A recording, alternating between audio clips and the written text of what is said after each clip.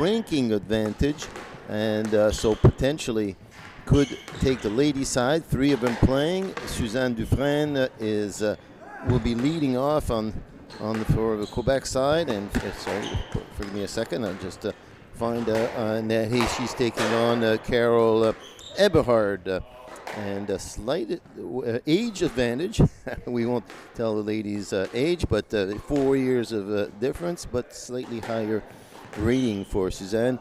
And right here, that actually potentially is the deciding overall match, just based on the rankings, how slow they're almost evenly ranked. Graham Brown, 55-year-old, taking on Viano Openergy from Montreal, plays at the Couliers Club, 52-year-old, and ratings is almost the same, so let you decide. I'm sure these two know exactly what's at stake here, and we'll have a fabulous first match, 9 o'clock here, going into the first, still playing out the first round of matches. Alors on est toujours dans la première ronde des matchs entre ces deux équipes, la Colombie-Britannique et le Québec.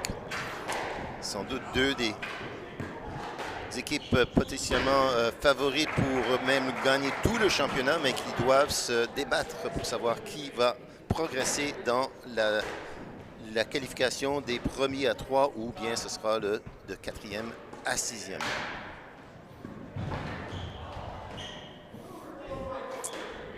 C'est déjà commencé chez les dames. Suzanne Dufresne.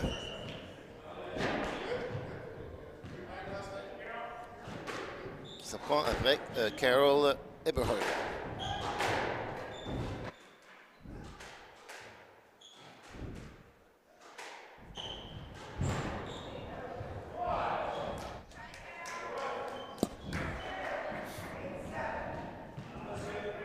Alors malheureusement, ce match-là est sur le terrain 6, donc il n'y a pas de caméra. Les caméras qu'on verra sera sur le 5 et ce sera le match justement entre Viano Openergy et Graham Brown.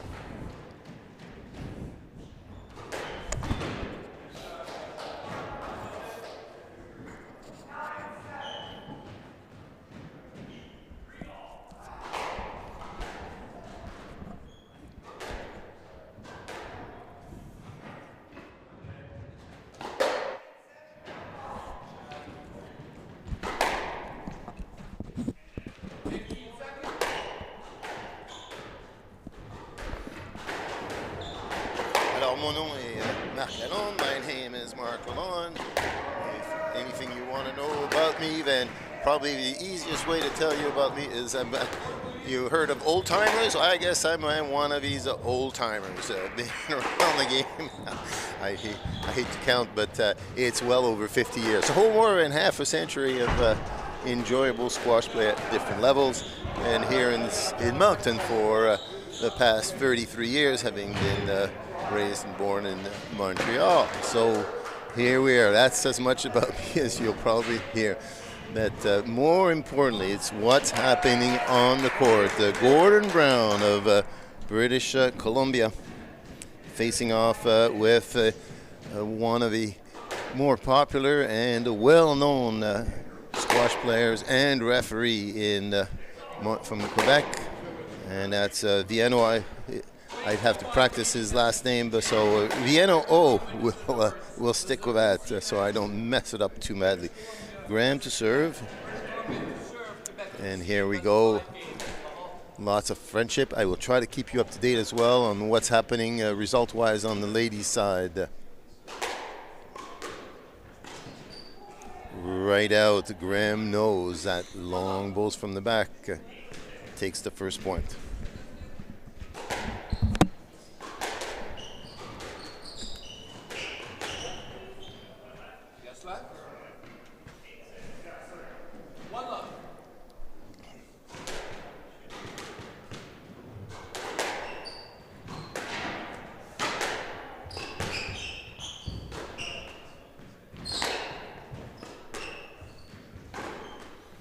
Nice long boast again on these courts, and really a master's play, as we've discussed a few times yesterday.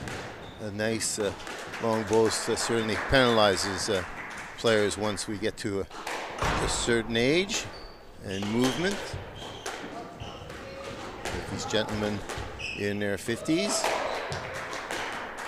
moving very well for, oh, a nice cross court. And the first game is over in the ladies' side.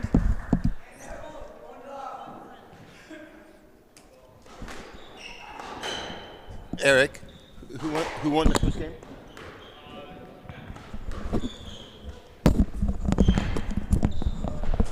Et c'était Suzanne Dufresne qui l'emporte sur la première partie, the first game on the ladies' side. That went Suzanne Dufresne.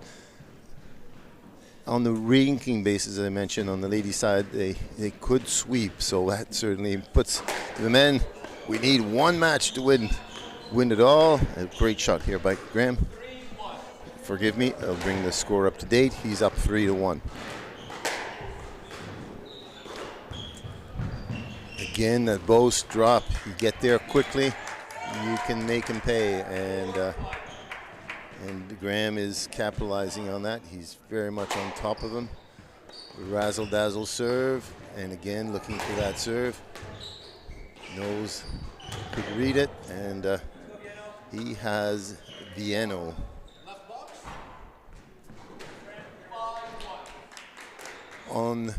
Early on ropes, trying to find his way through strategically. Came well prepared, very good game plan.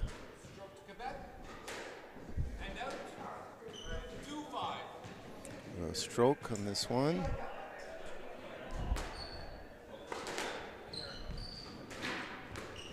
Nice drop, just a little tight on the wall, and Vieno now is working his way back into the score, into this first game.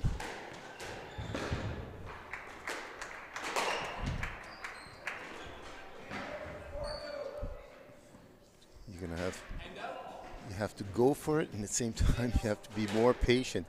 It's a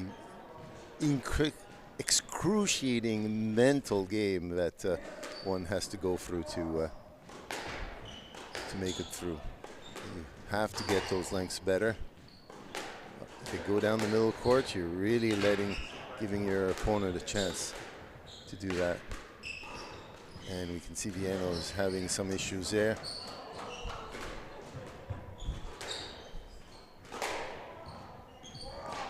Long rally here. Nice pick off the back. Oh, but didn't quite reach it.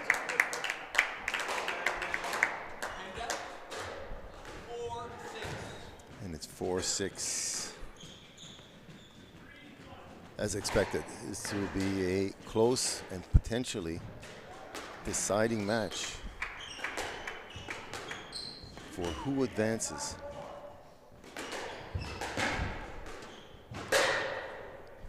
Vieno will, keeping his cool, missed hitting the tin.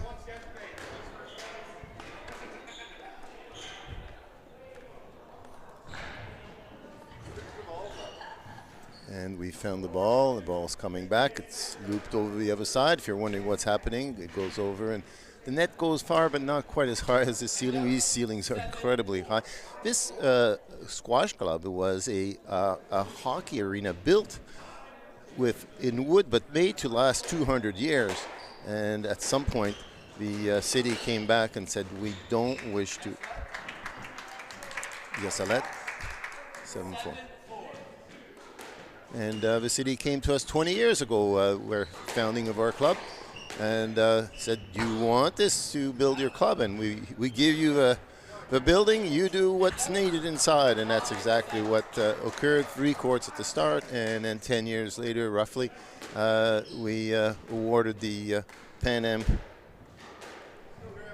courts, and now 6-court facility, which is really the hub of squash in the Atlantic provinces, and we're both very pleased, honored, and very proud.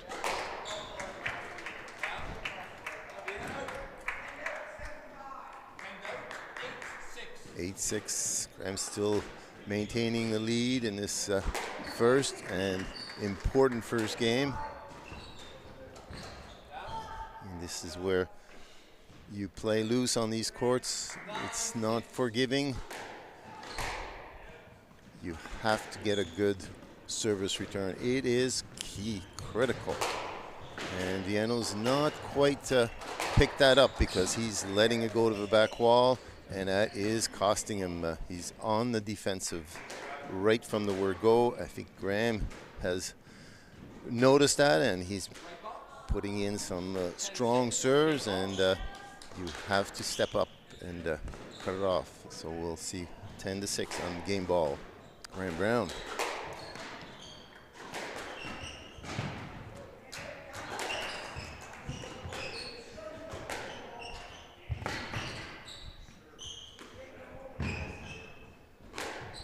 And plays it correctly. Viano, smart play. Had thought that Graham might try to second guess the next shot over the right, and showed it, but stayed down the line. Good choice.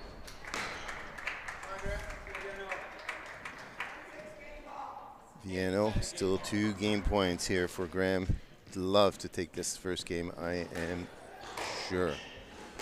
Loose serve down the middle, puts him in trouble right there, and asking for a let.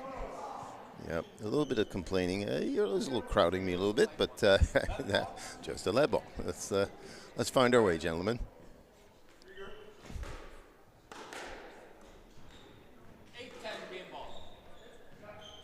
I think they're down in the second game here. Score on this one. 2-0. 2-0 for Suzanne Dufresne. Loose serve, and that will cost you the game. You'll have to hopefully get some thoughts and advice from your colleagues. Yes, he is. Stéphane Lucier sitting with him, Steve Wren, and I think they will give him some counsel here. Got to get that serve better. Yeah. All right. Anyways, it's the Masters. It's not the World Championships. We're all here having a wonderful, enjoyable time last evening.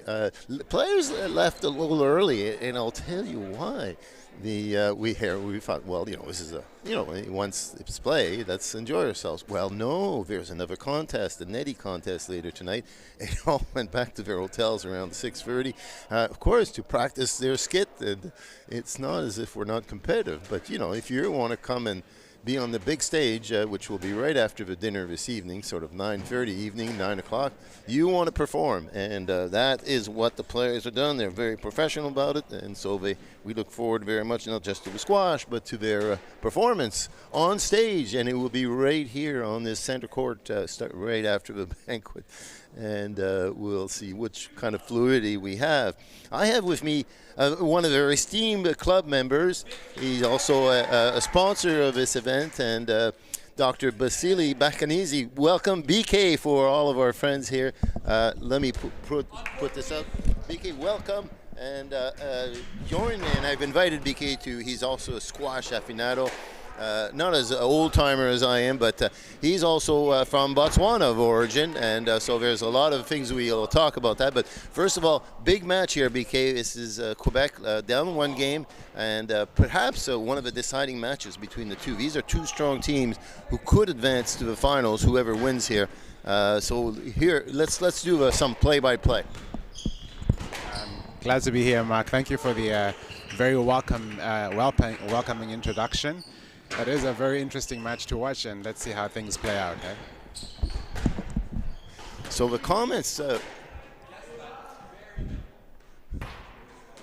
we were making in the first game was the serving by Viano. It was very loose and allowing Graham to step in and take advantage. So we were looking to see whether that chance. Gordon, by the other hand, is the opposite. He is putting a lot of efforts on that serve and takes the advantage right out.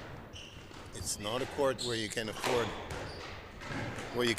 to stay on the defensive. You have to find a way to be on the offensive.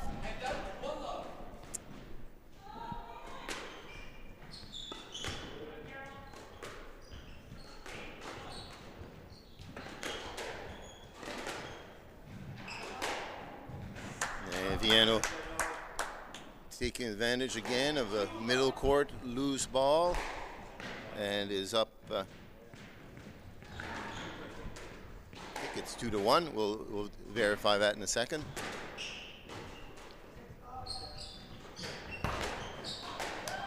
And he read that right, and sorry, that's a free love. So he jumps up ahead.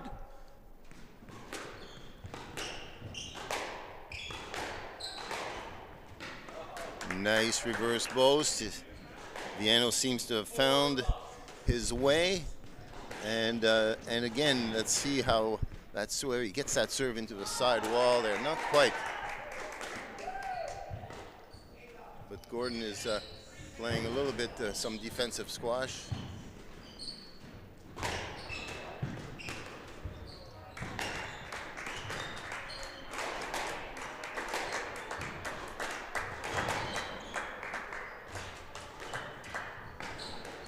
Viano still playing from behind, and Gordon takes advantage of that. Again, that short boast from the front, quite difficult to handle.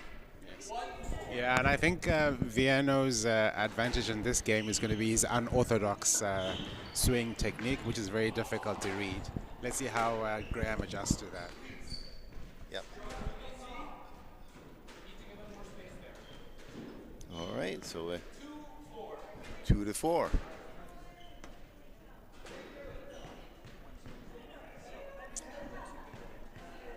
The unorthodoxness of that swing, and you're absolutely right, very cleanly hit, you're right, it's difficult to read.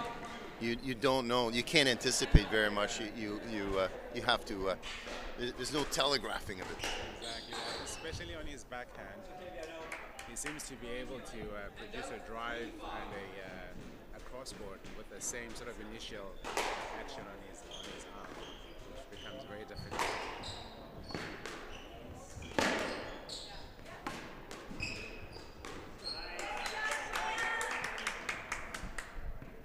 Graham seems to have regained what he had in the first game in the last couple points here. The control of the tee, critical. You need good lengths. Oh, loose ball in the front again. Oh, lucky he got away with it. That was feeding the ducks, I call it, Exactly. BK. Exactly, yes, you can say that again, yeah. Nice return. Oh, Viano pulls out one out of a hat, and nice long balls from the back. Certainly happy to get that 7-4 as opposed to 6-5. What a big difference. But that serve still needs to come over a lot more, and Graham capitalizes on that. It needs to hit that side wall and not give him a chance to get a clean hit on it. Nice return. And a beautiful long boast, and and Graham does sneak back into 6-7.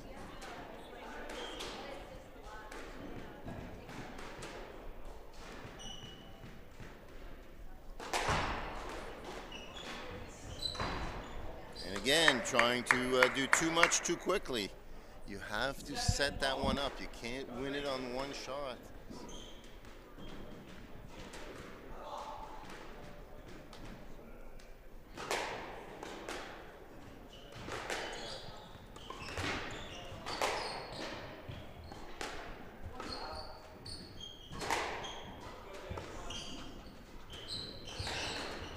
Oh, very good. The reverse. Yeah, some trick shots coming into play now. Yes. We're coming to some crucial points right now as we're getting close to the tail end of the game. So let's see how both players adjust to the pressure.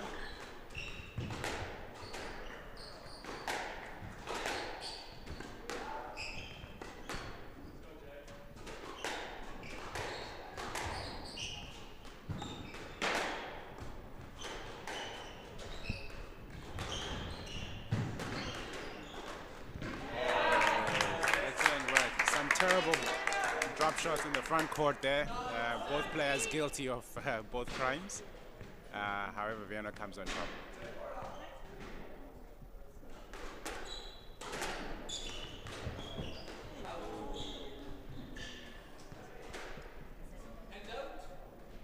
I call that unreadiness. You serve, but you're not really ready to what happens next. Exactly. Focus at all times, at all points of the game is important. Exactly. And again, letting the ball go back, puts himself on the defensive, gives essentially, hands it over. 9-all.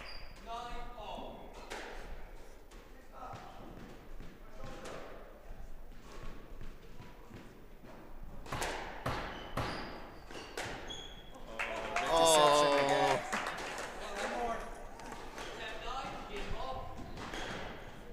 Gordon was hoping that I'd have a soft post here, and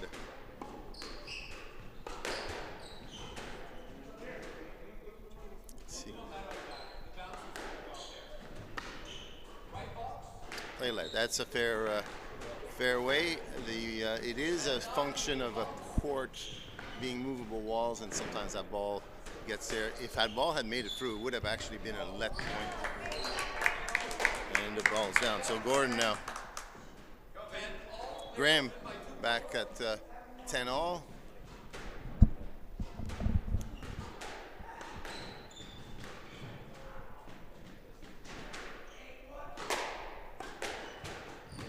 Oh, he was and talked about preparedness.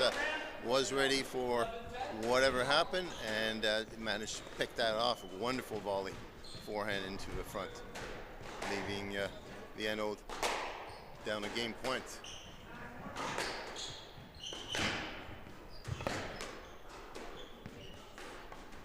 Too loose. Viano in trouble. And Graham will really kick himself for that one. He knows it. He knows that I had the game won on this rally. He for sure had a winner. It would have been 2-0. There. Oh, that it will. Hopefully, that will not. Out of a nice length there by Viano. He has some rhythm on this point and smart. Let's see that. Please. Again, right down to his forehand. Oh, he was quite fortunate and unfortunate here for him, but fortunate for Graham, who gets a good bounce for him on the backside. We're back at 11-all.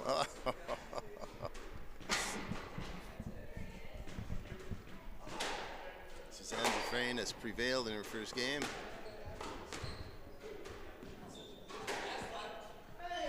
Yeah, had Viano, between you and me, if Viano had shown that he was ready to hit, that would have been a stroke. But he kept his racket down. Referee has no choice to say, yeah, but you weren't showing me you were ready to hit the ball. Yeah. I think it goes back to his technique, where his racket is always down. He keeps his racket very low down, and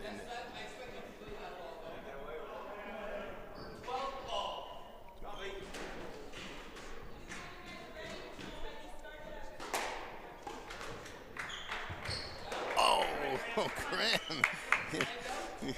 I think the pressure is now coming in. Yeah, uncharacteristic unforced errors are happening. Absolutely, because he hasn't missed very many. But he still is having that court advantage.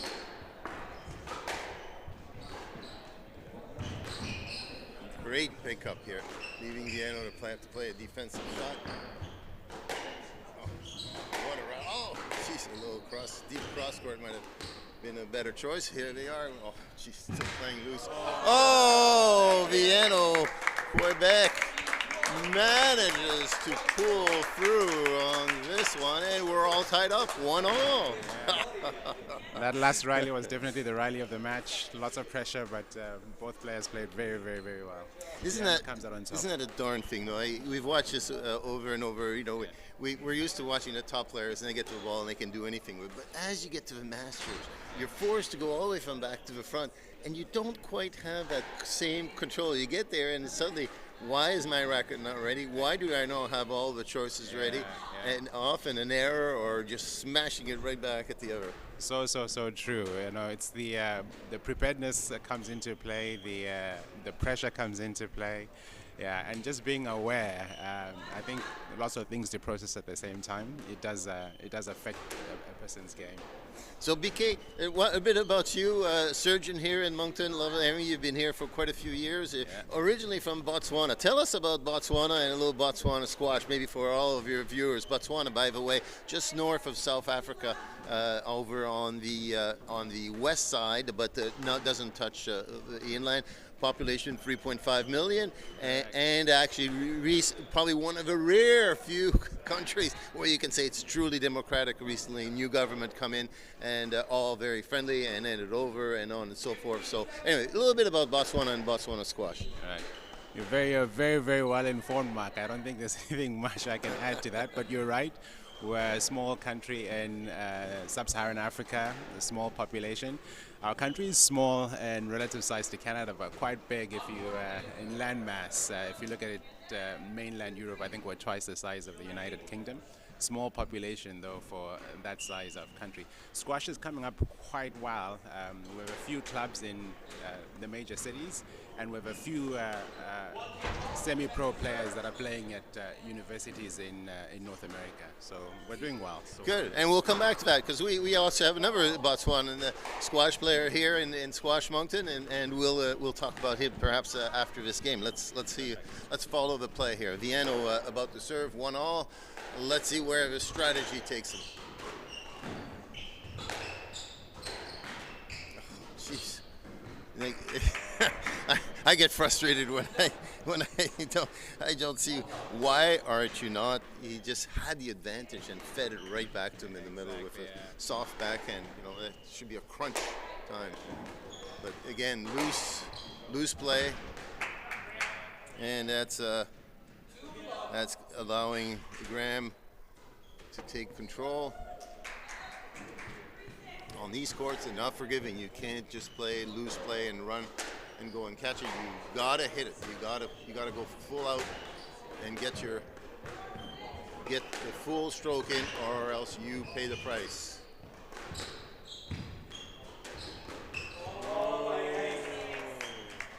So I call this a 20-year-old shot. Great agility to get around and play that reverse post. Not a shot we see very much in many of the Masters play. So that is certainly one of the advantages that Viano has. He has a great deal of flexibility and subtlety. And he manages to get back to 2-all.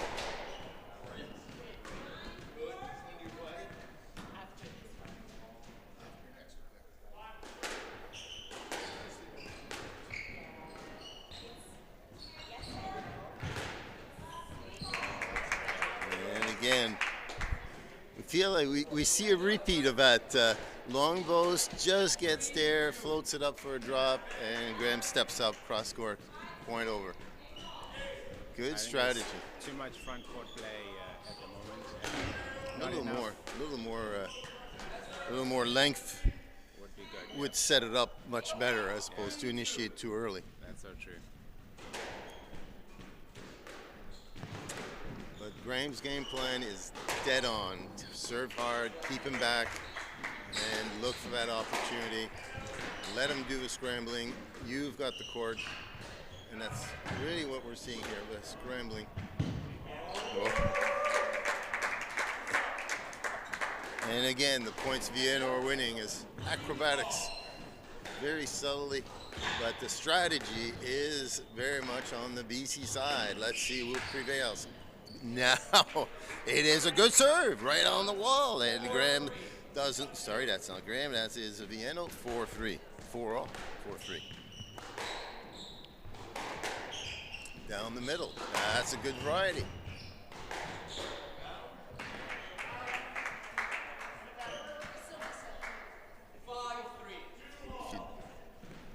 If you do that variety, that will keep him off. Let's see how Larry can get another good backhand serve. A little bit down the middle. Graham's able to step in. And again, takes full advantage. It's a good thing the Quebec team's not listening to me on the air. Otherwise, they'd probably go and tell. Yeah, all the secrets. Yeah. If the announcer's telling you what to do, you're not doing it. Right, yeah. I think Viano is BC too much to the front with the hope for a mistake, which is not working to his advantage. Very much so.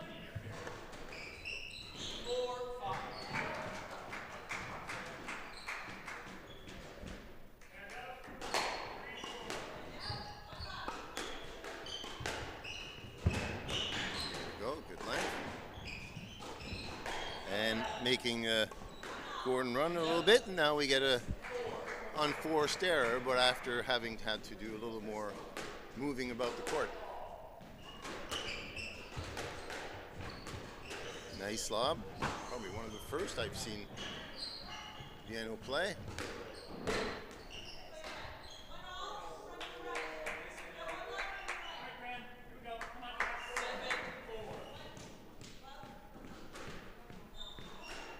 Graham's got a great preparation.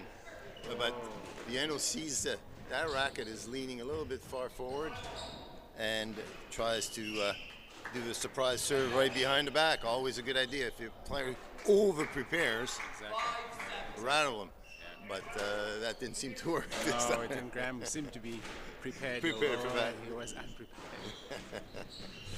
Let's see the thought he's giving to the serve. Another loose post. Graham now on the run. Nice deep left, opens up the court. And it'll be a stroke.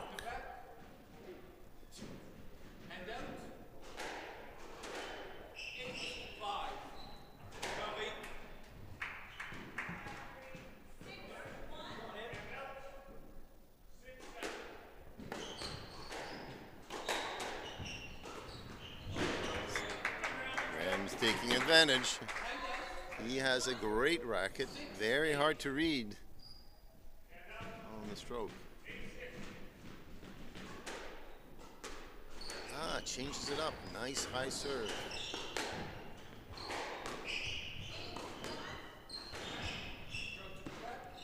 How to pull that left. They bring it real close. The players are in agreement. So.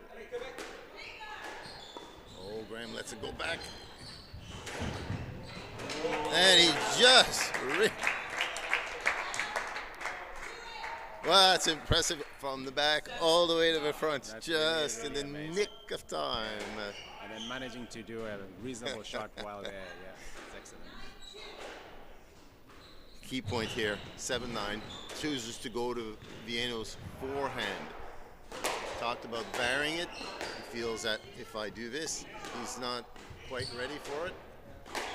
And a nice, nice going down the wall. That hasn't done many of those, and that fools Graham. 10-7, he's at game ball. Yeah, I think Graham needs to avoid the front court unless he's forced, because Viano seems to be very flexible at getting to the front. Having said that, Graham just proves me wrong. Yeah. Exactly. If they hear you, say, yeah, let me show you, buddy. Exactly. Great shot, 8-10 again. Volley, good. Nice in the wall.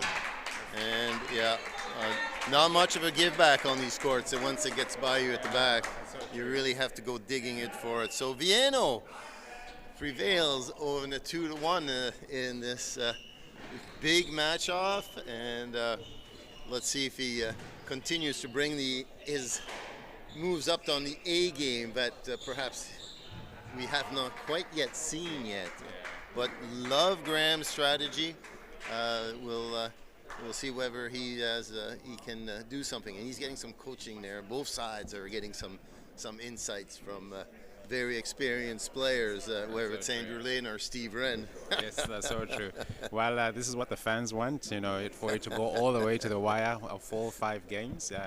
I wanted to comment on an interesting thing about Viano's strokes. Most of them don't seem to get to the back wall. I'm not so sure they've noticed that. Oh. His backhand seems to always drop into the middle and never gets to the glass. I'm not so sure whether that's a strategy that he's trying to employ, or he just doesn't want to get the ball to the back for some different other reason. 100%. Especially if he scores, so unforgiving.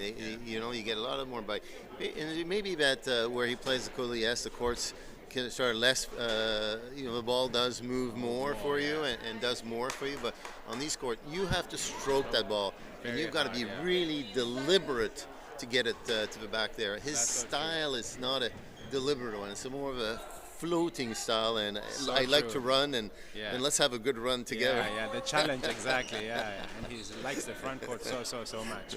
Anyway, let's see if Graham can bring something different to rattle the momentum that Vienno has right now. Game 5 starts. It'll all be at the start, won't it? The first 4 or 5 points will determine whether Graham is able to muster that. Settle the rhythm. Yeah. He needs to get off on a good start here for his team.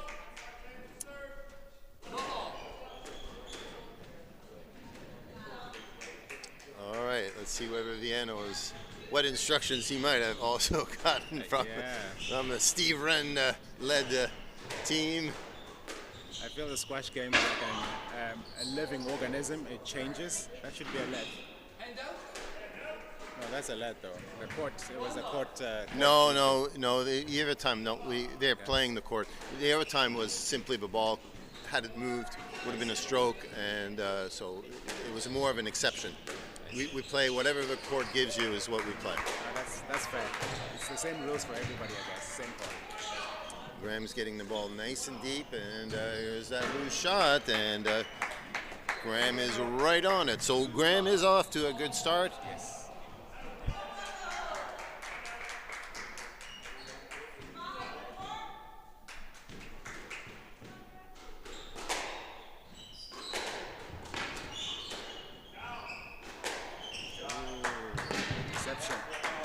Good deception, yes. The hold is very valuable if you've got an angle. And I think he's listened to us, because that was a much more hold, deliberate, crisp. This crispness in those shots, which we have not really seen. And an unforced error. 3-1.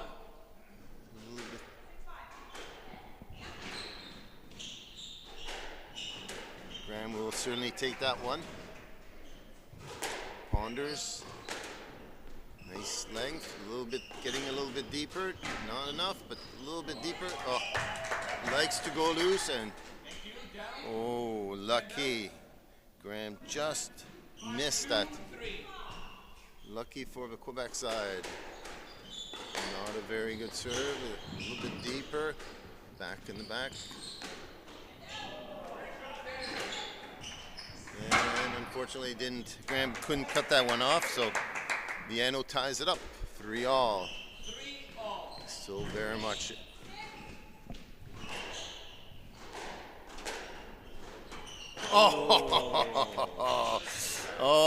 So serve behind the back. Graham knew how to handle it last time, but it just rolled Nick off the back. Pancake flat. And Vienno does not respond to a gift. It was a gift, and just literally sloppy into the tin. So it's been a bit of a drop in the standard of play at the moment. I'm not so sure whether it's pressure or the players are fatigued, but they're not giving us what they were giving us on the fourth game. Beautiful. Well done getting in via Graham. Graham seems to be a little injured. I think he got a knee to the calf. Yes. Let's hope definitely. Yeah. It was certainly not intentional, and he had to show that he could get it, because Graham's shot was really superb. Yeah. But that's a Charlie horse. It looks like, and that might take a little bit of time. Yeah.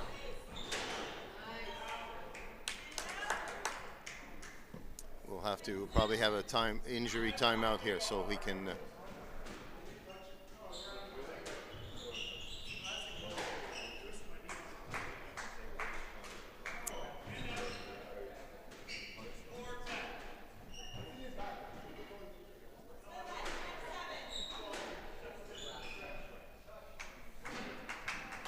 Uh-oh. Graham's, but if it's Charlie Horse, yeah, we'll see. It might be just the impact, and there may be no damage. I think he thinks he's going to be able to walk it off. So that, hopefully, that match will be able to continue. We sure don't want to see one of the critical matches end in such a way.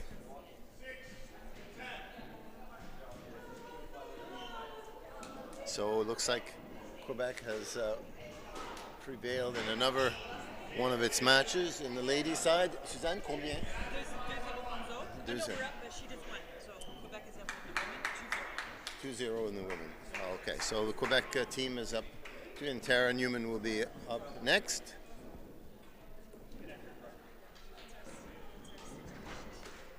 So here, Graham is being seen to be able to walk it off, and I think there was thankfully no injury, but just a bruise that will end up 5-4 for Viano serving, and here we go. Let's see what.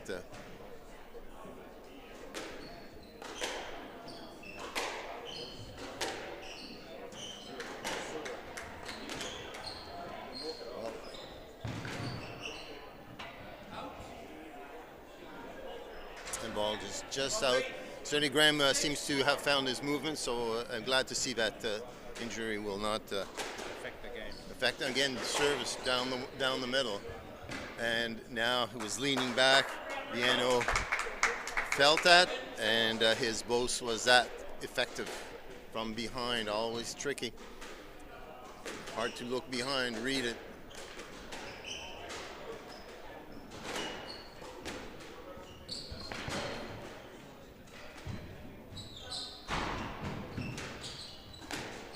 And Viano has the play, certainly is showing the mobility around the court, and that is working to his advantage. That's so true. Yeah, I think the front court is not a place to go for Graham against Viano. He has to just keep the ball to the back. Viano just wants it at the front. Oh, Viano is really showing his youthness, and that is putting him in a commanding lead here in this third game, 9-4.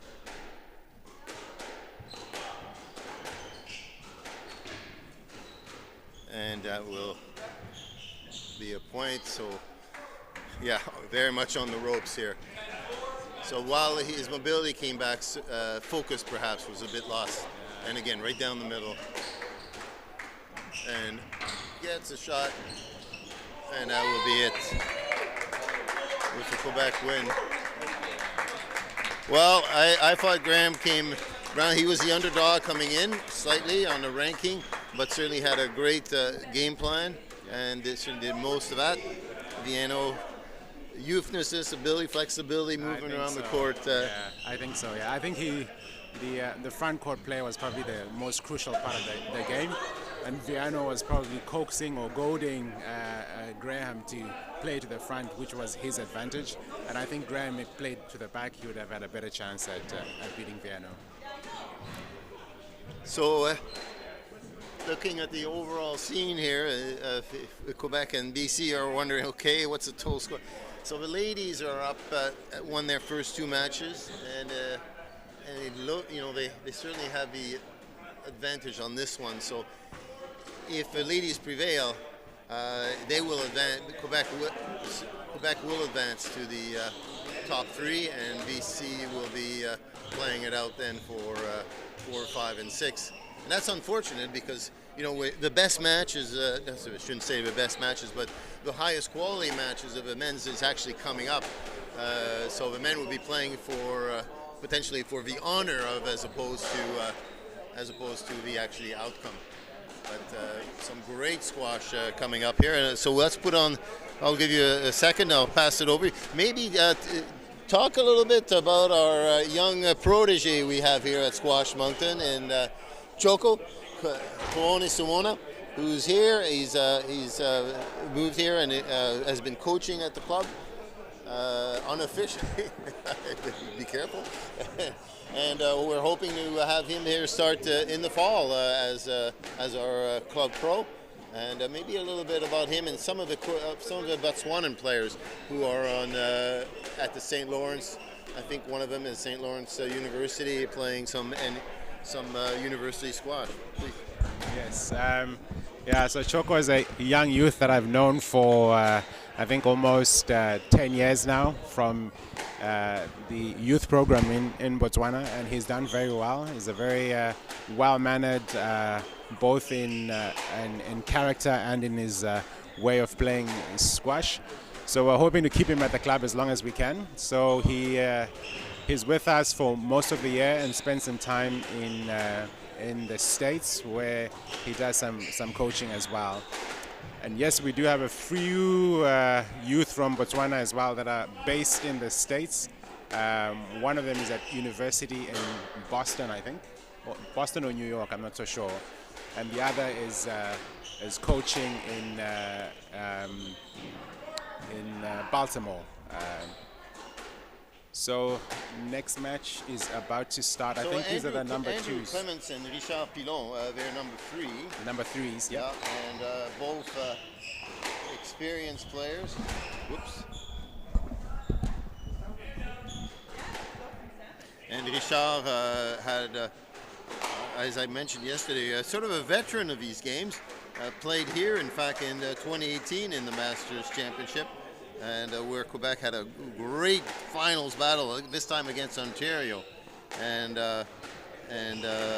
did not prevail. Ontario took that one, but it was a great finals. They went down to the final matches of the ladies, actually, in fact.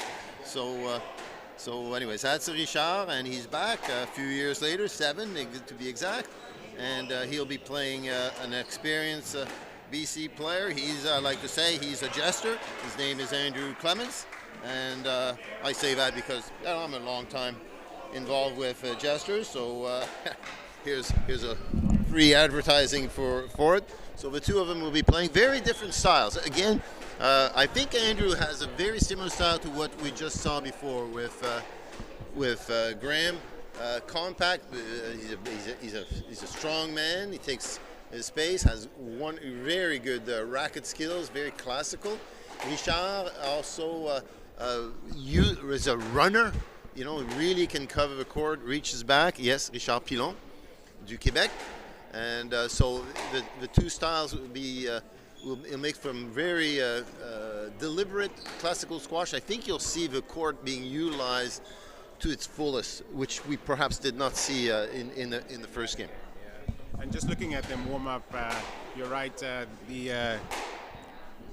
Richard seems to have a very classic, conventional squash style in terms of how he swings and how he prepares for his backhands and his forehands. And just as you commented, Graham has a very compact swing, and that might come to his advantage in terms of being difficult to read. Let's see how Richard adjusts to this.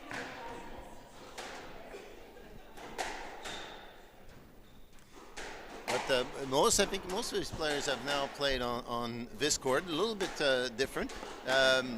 Players like the court, in fact, in most instances, because they call it a truer court. You hit the ball, you get rewarded if you have good shots, good length, good drops, but you get penalized if you float it in the middle. And so you can play on these courts. You can play on pretty well any court. Not necessarily always true to, every court has its own characteristics. That's so true. Yeah. In my younger days, we played on concrete wall courts, which were totally different feel. So I like the term truer courts. So. True courts. You remind me of the old story of I always said I'm a bit of an old timer, so my stories are the stories of before me of Hashim Khan in Pakistan. Well, they played. They didn't play on wood. They played on cement outside, and in the moonlight. There was no lighting. So, and of course, the white folks, the British officers, got to play first during the day, and the servants went at nighttime and played in the moonshine. In the moonshine, yeah. That must have worked well for their eyesight. Eh? It must have been sharp at picking up the Oh, ball. and by the way, no shoes. Oh my Yes, God. barefoot. They Oh were my playing God. barefoot. Oh my In fact, when Hashim first was invited, they were discovered him right after the war. They invited him to the British Open. He showed up to play a few pre-tournaments. They got on the court, and everybody had heard about him. They looked at him, and they go, "Oh my gee!" And they realized that he was actually coming to play barefoot. They gave him a pair of sneakers, and he said, "Oh, thank you very much. That much better." And the rest was history. Yeah. Oh my God. That's an interesting part of history that I didn't know. The great Hashim Khan after the war, and then the 7 or 8 British Open Championship, which we would then pass on to his brother Azam, and the Khan dynasty was started back in those days. They are legends. He lived way past. He passed 100 years old. Died only about last year, I think 6-7 years ago. Oh, that's amazing. He was an amazing individual. Now, we're not here to tell old stories to our viewers. They are here to see how Richard Pilon du Québec va se démontrer, lui qui pourra, avec cette victoire, s'il finit avant les dames, if he finishes before the ladies, if the ladies prevails, that's Tia Wilson taking on Tara Newman.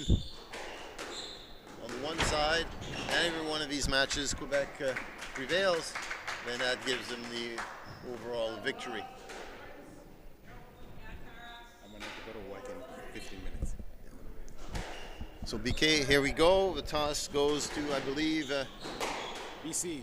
BC. So let's see how he serves compared to the. Yes, yeah. Well, certainly Graham's. Sorry, I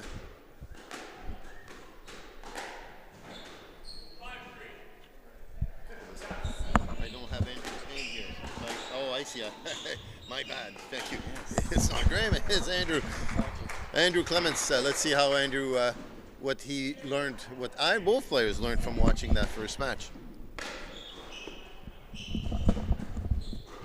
think we're still waiting for a referee, so players are a little bit of overtime warm-up.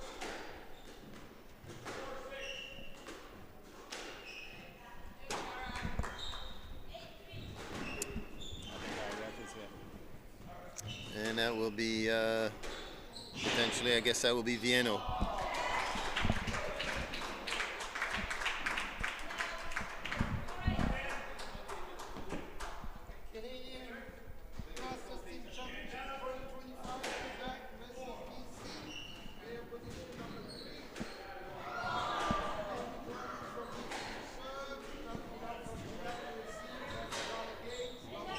All right, Andrew Clements, hard to hear the referee behind the side wall. Here we go.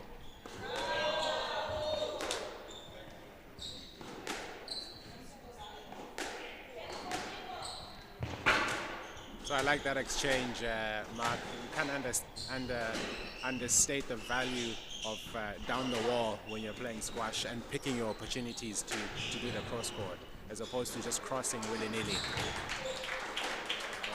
Oh no. Oh, good. Oh, when a big man goes down, you always worry because that's a lot of weight that hits on those legs, and so. Can you check the floor? Hello? Wondering why there was slippage. Those courts should not have much slippage. We've just sanded them, a little bit of sweat maybe, but I think this one was, it wasn't the floor. It was just a little bit of an overreach, trying to get in there. And yeah, as you can see, Richard certainly making quick work of that loose return.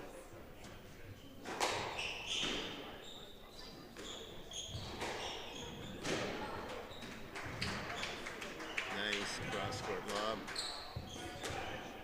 Neutralizing it very well, Richard Pilon. Andrew really moving it up. Nice drop, very well played. And that's what we did see Gordon do as well. Once he had read it, moved to the front, showed all the shots, but played a straight drop. No time for the other player to get to. Value of the hold as well before the drop is crucial. keep the opponent guessing all the way. Correct. Here was a little different. Showed a big backswing and just rolled it around for a quick drop. Nice cut off at the front, and we're back at 3-all.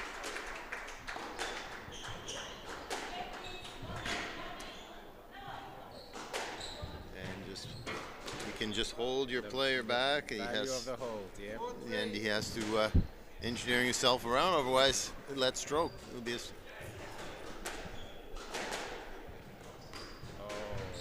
beautifully played. A bit of old man squash now. Well, I wouldn't call Richard an old man, no, but no. no. Nice lob, very nicely played. Oh, nice pick off the back. Sharp pilon.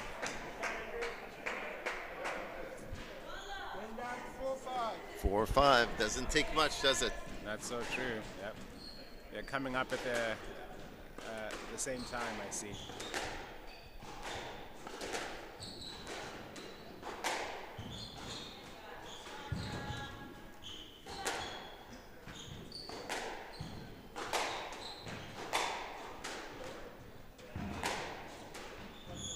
Being a little too aggressive by moving up on that and pays the price. Andrew Clements ties it up. Whoops. Shaw thinks maybe a little bit of slipperiness. Too much time sometimes, and Andrew takes the lead. Another unforced error.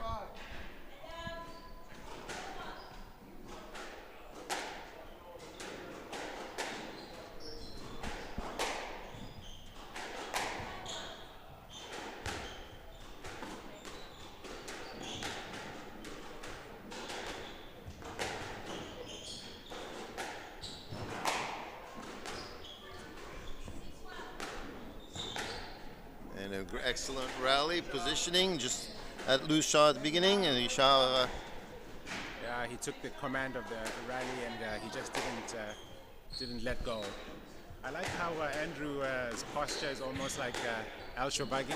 He's always almost crouched under the ball to make sure that he gets under the ball at all times. Not as a tall guy, you know, if you keep upright all the time, you might be hitting over the ball as opposed to under the ball, which is really good. That's a stroke to Quebec. Yeah, I think he'll appreciate you being compared to El Shobagi. Yeah.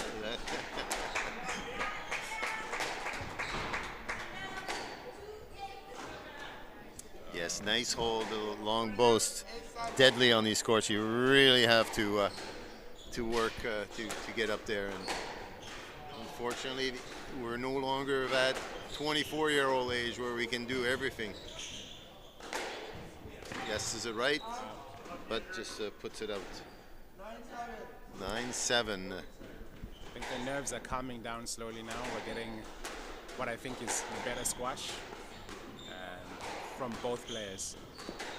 Yes, they're settling into pleasant rallies. Now they're short and quick, you know, which is really mental there. The lengths are there, going to the back, and again, very cleverly done. That puts Michel on the defensive, and Andrew stays in that game. It's not over till it's over.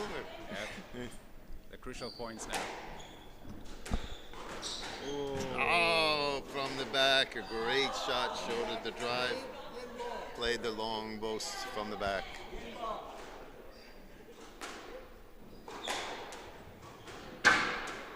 Picks it up. Oh, that is unfortunate. Yeah, I have to go. yeah. BK, thank you for joining us. Yeah. Maybe we'll see you a little bit later, but thanks for coming and joining us here. Thank you for the pleasure. It's the first time doing this, and it's an honor. Thank you so much, Mark. The honors are. All right, cheers, BK. Dr. Basili Bakanisi here in joining us, a big supporter of squash here in Moncton, and he was telling you also the mentor of some of the Boss 20s players, and young Kuwani Sawanas Choko, who's here with us. It's been here since late September, and will be with us till the end of April, at which time he will return to Botswana only to voluntarily run a squash camp for youth, and they are certainly keen and waiting for him down under, if we wish, and certainly a giver back to the game. So we're very fortunate to have this young man with us, and maybe we'll have a chance to introduce him a little later over this announcing booth. But meanwhile,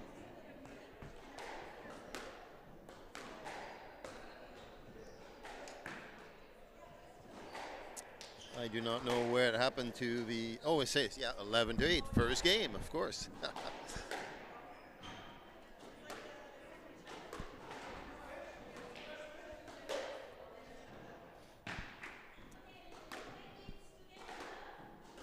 So Tara Newman is up 2-0 on the other court. So 1 game away for the Quebec victory.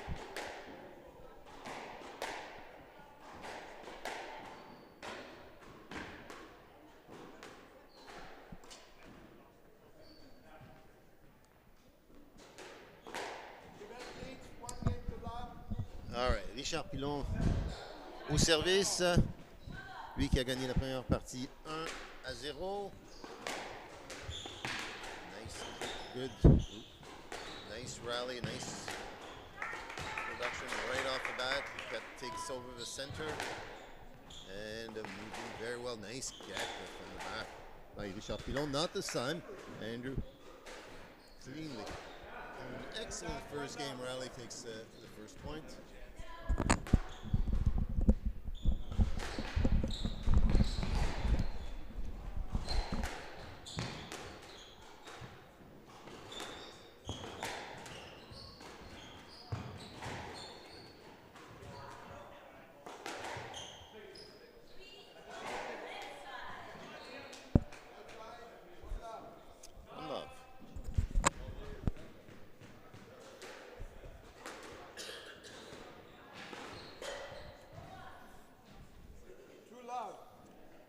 Love.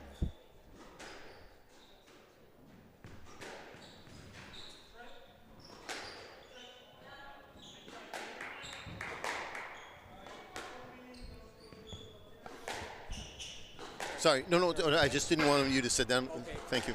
No problem.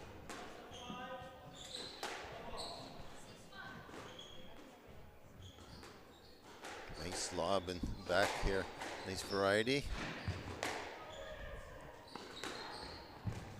Players settling into some fine, deliberate.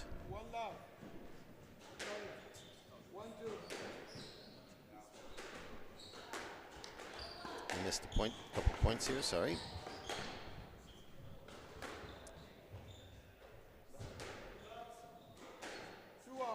And we're back at 2-all. My apologies. Here we go. No, here we go.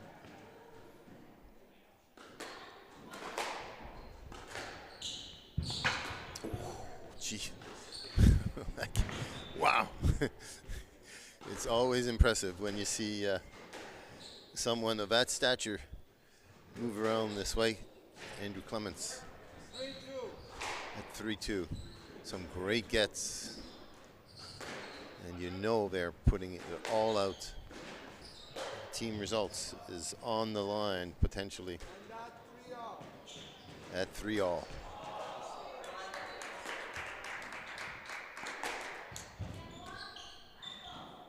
Unfortunately, that's Richard's point.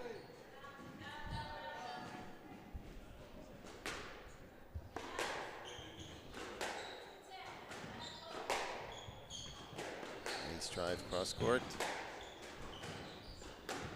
Now we're getting into a little more of a driving game. Nice cut off here to really force the play.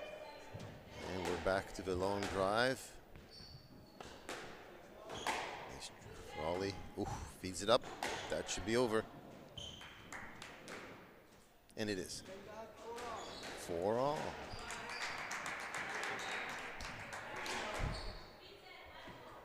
Nice serve by Andrew Clements. Catches a right good bounce for him at the back, and he's up 5-4.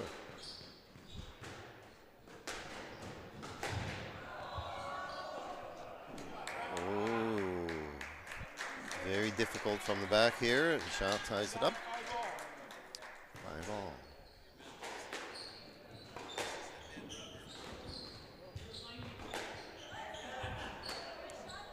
Nice reach to get it to the back.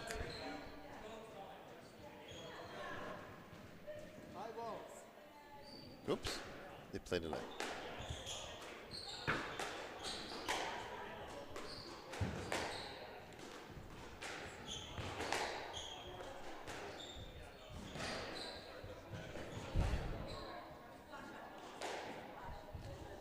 And that's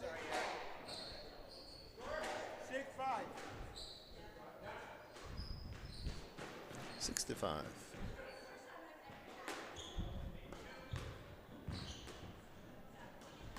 Nice, very lovely drop. And Andrew able to pick that off. Wow. A winner off a winner. Now that was very, very impressive. Great coverage. Andrew Cummins very much in this game. Playing a very deliberate, strategic squash. His lengths are all going to the back, and that is forcing unforced errors. And, well, unforced errors, sorry. Trying to dig it out of the back. That ball goes outside on the sideline, a cut line. Andrew Clements has now some control in this second game. Love to win this point. Take some pressure off it. It's a double hit. No. This one was not good. Stop. That was a transfer. What was it? No, it's different from the other one. Oops. Okay, you want to give the point? I said not out. Okay, play like that. No, this one was clearly a transfer. They'll play like. 8-5. Yes. All right. Very gentlemanly Richard Pilon, referee called it. The ball was down, and a fast, hard serve, and that's the point that Andrew was hoping for. He has now the 9-5. And Andrew does the long boast. Sorry, Richard is hanging on, but 3 points behind. Great lob, great lob. Now has that advantage and shows all the shots. Oh, difficult to get. Is now has 4 game points. And that will be perfect. Oh, he had it. Oh, and the tin. When the forced error, Andrew takes this one. He will be very, very pleased with that taking that second game, and we're all tied up, 1-all.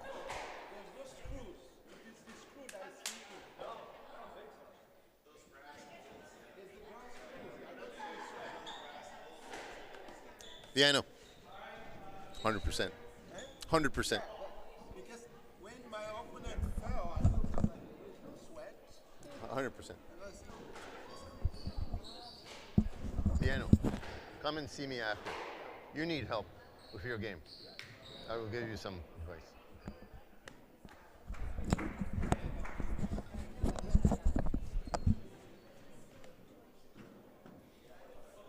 All right.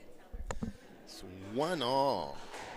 Well, bonne nouvelle, mauvaise nouvelle. Good news, bad news. Good news, one of the key matches here, 1-all. Andrew's doing very well, Richard Pilon. La mauvaise nouvelle for BC, bad news. Good news for Quebec is the Tara Newman has prevailed, and with a commanding 4 matches win, all the ladies taking it, and the win by Viano, that means that la belle province, Quebec moves into the top 3, and that certainly is a relief to some of their top players, as they will play, but they don't need to necessarily go to the wall because their teammates have given them that opportunity. So this game is now for the pride of the outcome in this one match. Ball stays in.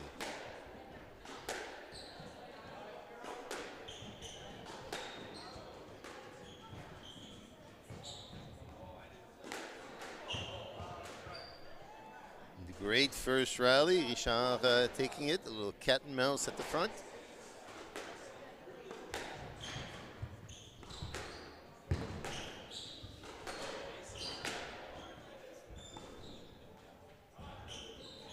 Clements taking full advantage of his reach, his style, and the front.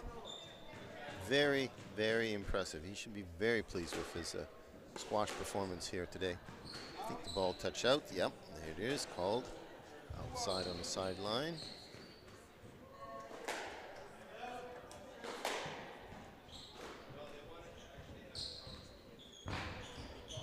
And a little trying to reach.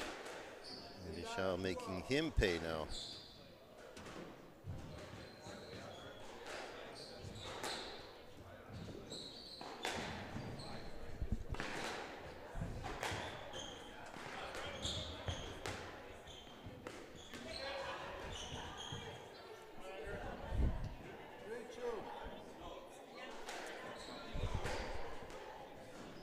A bit of unforced error.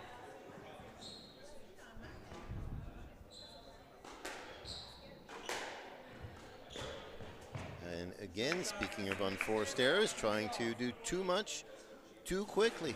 Patience can be a virtue. And sometimes not. Sometimes it's better to step it up. Oh, trying to pick it off the back wall.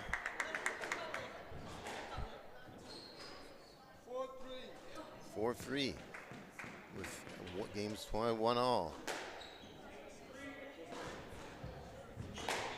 Nice stroke. Just reaches. Now, see how we can capitalize on that. Trying to establish length, making his opponent work as much as possible. And plays a beautiful drop. Shows all the shots. We're tied at 4-all. 4-4. And again, a little bit of a loose serve, and Andrew capitalizes. Hard return. Michel can't handle it. Sends it out.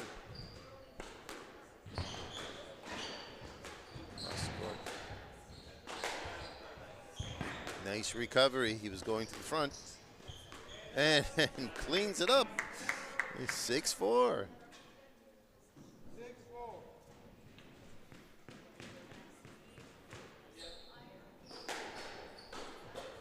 7-4, trying to claw their way back too quickly, sort of cheating yourself in by going for a quick winner. There's no such thing. You got to work it.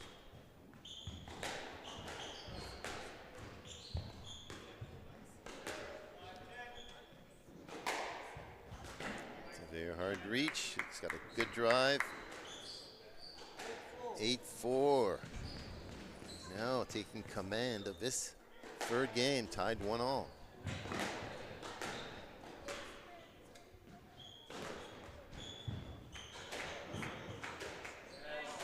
And Richard reads that one, comes across.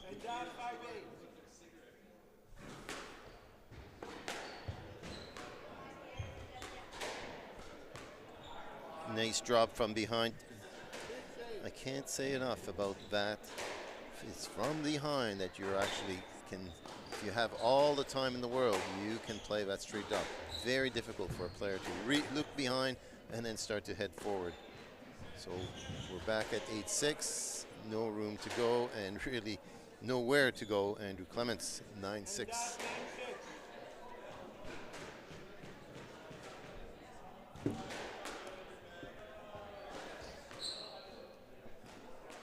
And we're back at 7-9.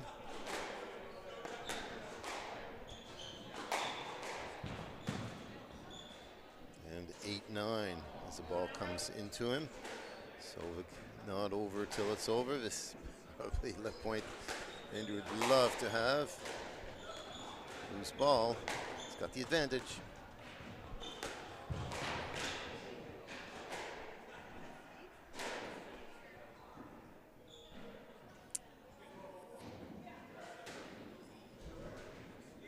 So contact, trying to reach in. And both BC players are getting knocked around a little bit this morning, and he needs a little time here to readjust. Again, same as we saw before with Graham. Mr. Clemens, sir, Let's invite Tara Newman over here. Let's have invite Tara. Tara, come and join me over here.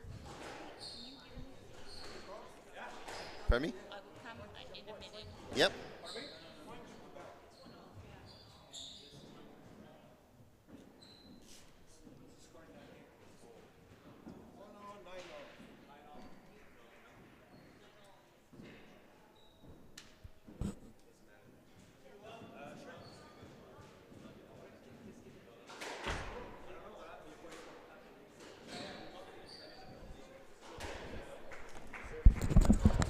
You gave a point to Quebec on that? he's not a striker. He's clear. Quebec is ready to play. He's in the way. Okay. I saw it differently. I saw him.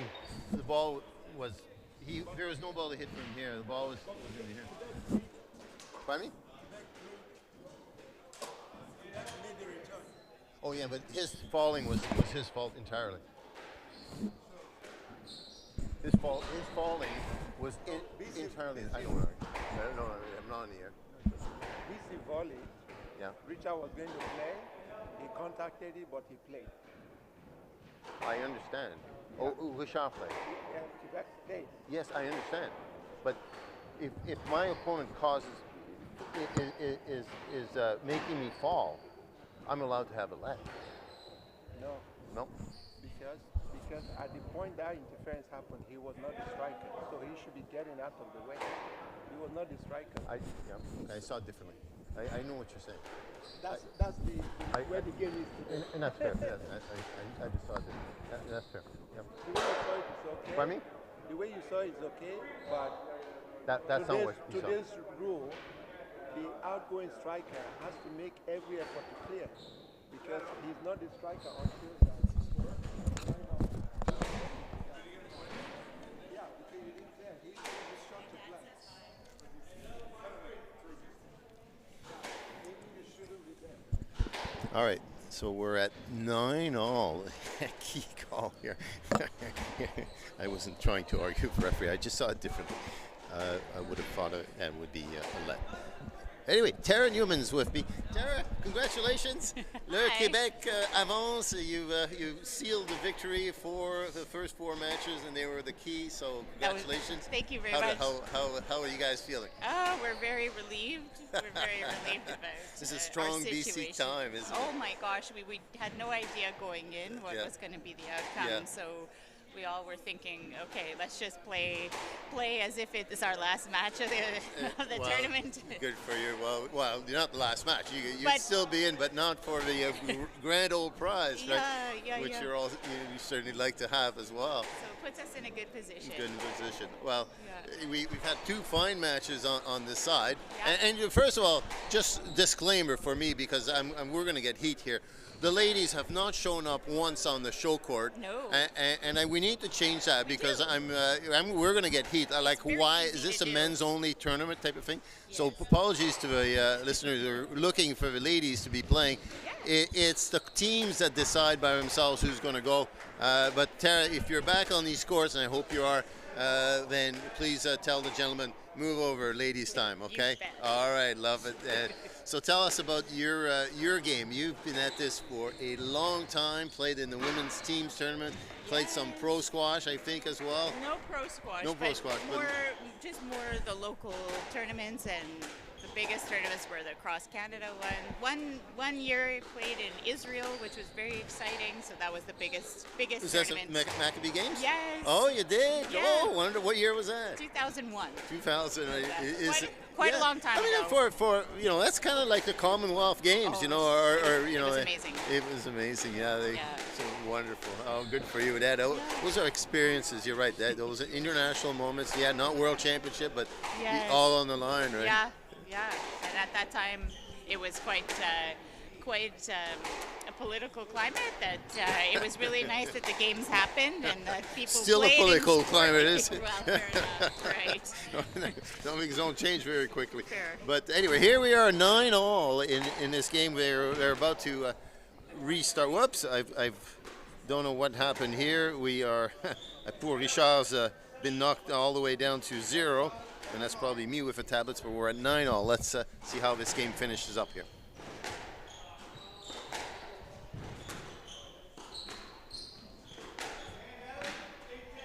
10-9. Well, game ball for Andrew. That's nice length. Let's go back. Cross court. Oof. Didn't get the length, so got the surprise, but ball came up. The ball's really livened up. And a stroke to Quebec. Richard knows it. Players there, don't worry about hitting it. You've got this on the, you'll get it on the call. Why take the chance? You can see that they're not going for shots necessarily. Playing a little bit safe, but not this one. No, long reverse from the back, and that puts him at him turn to have a game ball that they both so seek.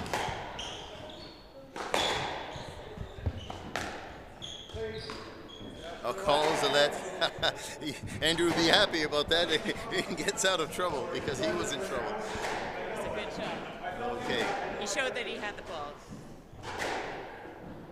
Left side, yeah. 11-10.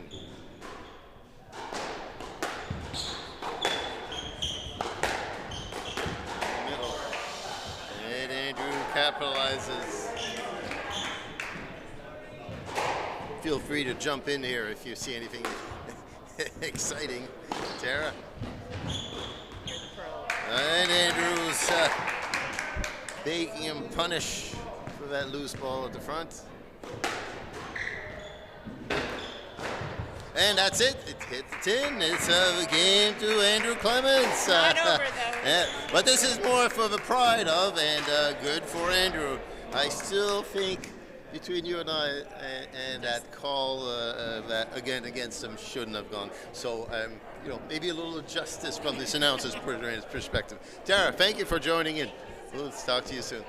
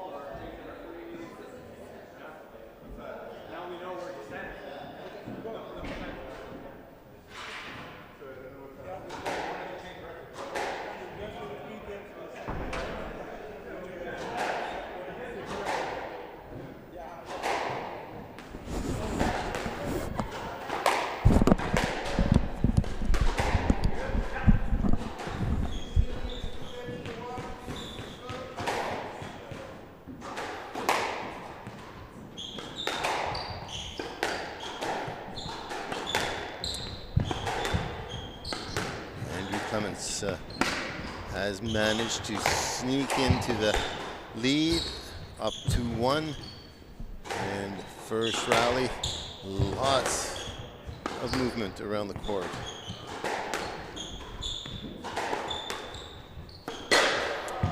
And looking for a way out of that rally, hits it in, 1-0 for the champion.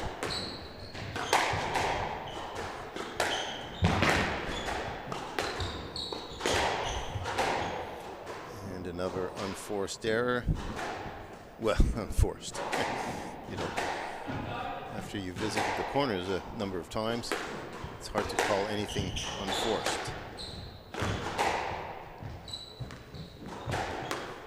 Nice Nice lob to the back. That was the right call, otherwise he would be in trouble. But now he's in trouble having to reach. Gee whiz. A very nice. Whoops. My bad. I've given the awarding points to Andrew, and it's in fact Richard that's been racking up the points here. He's up 3-love.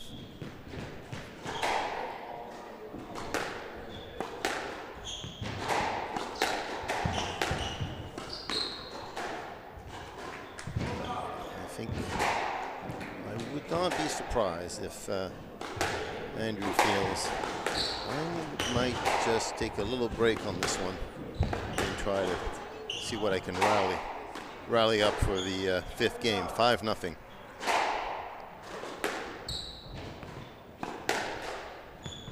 He was very successful, but he needs all of his energy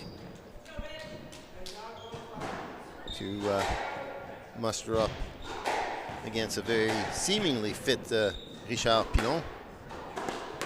Lui qui contrôle très bien le terrain, se déplace très bien, semble en excellente condition physique. Alors des échanges qui sont un peu trop longs peuvent nous ralentir éventuellement. It can slow us down eventually. Got the whole court, holds it back, nicely done. Oh, just comes off a little bit, enough for Richard to actually be able to sneak for a drop, and player has to lean back, and that's the winner.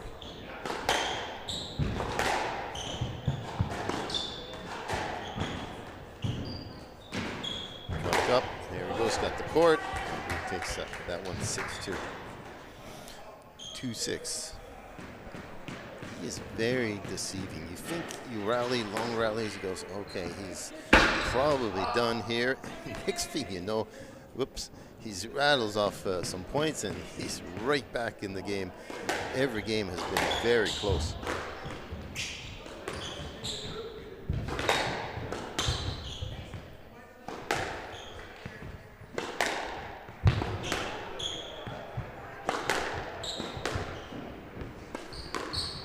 Nice from the back, beautiful drop.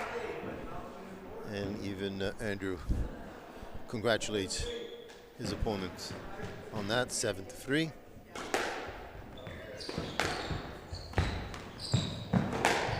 Oh, reached it well, but goes back cross court. Down the line would have been a little more effective. A long boast, that is hard work. Oh, not this one. That sets it up. Potential winner. Thought he might come across, and he wasn't actually. It goes in the tin. 4-7.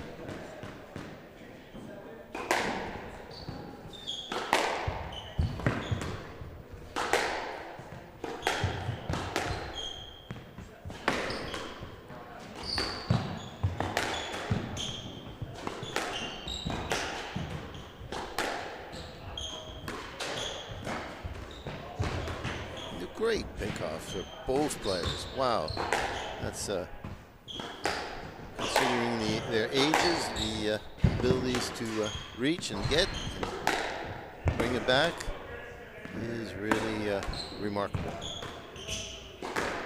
Nice reverse boast. Steve Wren would certainly agree with that one. He's actually on the court with Eric Zaremba over on the next court, so we'll miss that one, but we'll have Andrew Lynn coming on with Sébastien Lucier on this court. The number 2 matches. Number 1 is underway. They want to get going because long day still ahead. That court was free, so let's capitalize.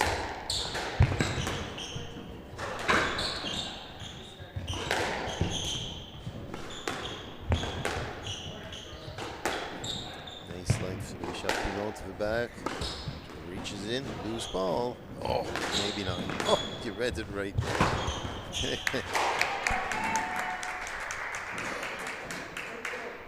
6-8 again. Like here, I'm saying, oh, maybe he'll throw that game away and come back 6. No, sir, not him. He is definitely still very much in this game. 6-8. And he's got to be thinking, I'm at 7-8. I am 4 points away from the match. I will do everything to finish it up here. And Richard's now wondering what he needs to do to. Oh, and he lets it go to the back, pays the price. It nicks.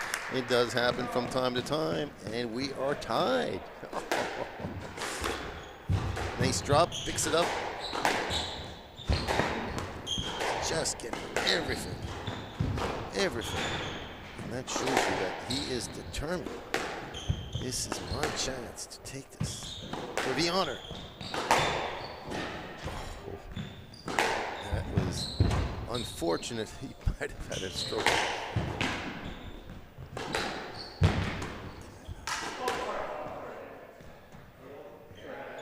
And that is a stroke a little too close to the hitter, Richard Pilon. So 9-8.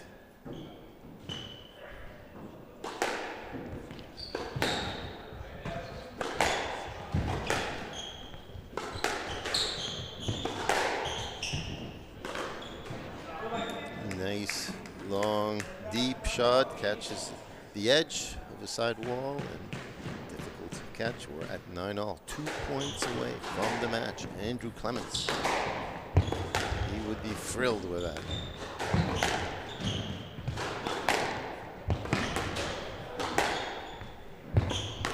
Oh, beautiful from the back, just loose. Sense it. Richard is playing safe, trying to play safe squash, and it works for him. Safe squash can sometimes not be the safest, but it was on this one. Good length to the back. Nice cross court. Surprise cross court. Oh, look for the easy way out. Long bows, it hits a 10. We're going to 5. Oh boy. Wow, 11-8 for Richard first game. Andrew took the second, 11-6. And then prevailed in the third at a 13-11, and now a 9-11 or 11-9 for Richard Pilon. So we're tied 2-all, 2-2.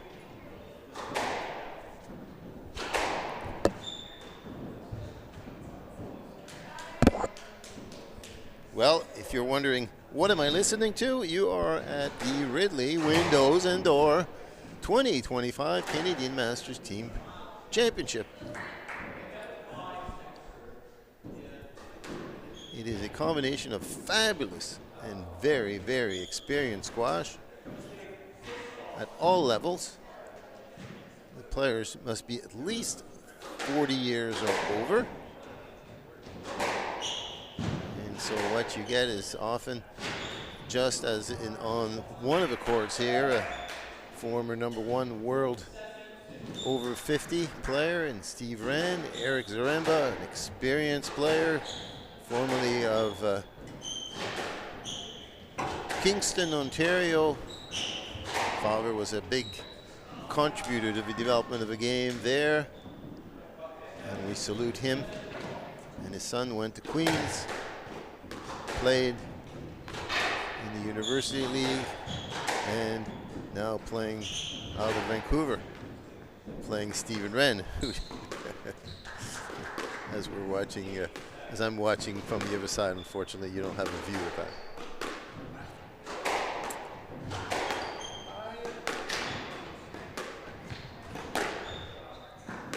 All right, going to 5. Richard Pilon, Andrew Clements. The betting is on. There must be a betting pool somewhere. Maybe that's what we should do, have a Masters betting pool. Make a little extra money. Just kidding. Oops. Sort of just had a swallowed something wrong. Anyway, here we go. Beautiful first length right out of the gate. Andrew's showing that he is going to be relentless right to the end.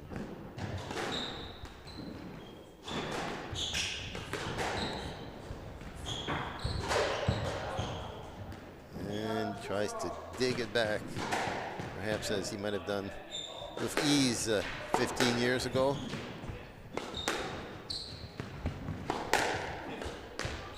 And Richard tries to step in, volley, quick volley, doesn't quite find the reach. Oh, read that well. Nice cross-court length for Andrew Clements. He is on fire. He's on fire. That is great pickoff from the back. Oh, Giant brings this player up. Fakes a one. He is in the lead for the 5th game. Andrew Clements, wonderful squash player.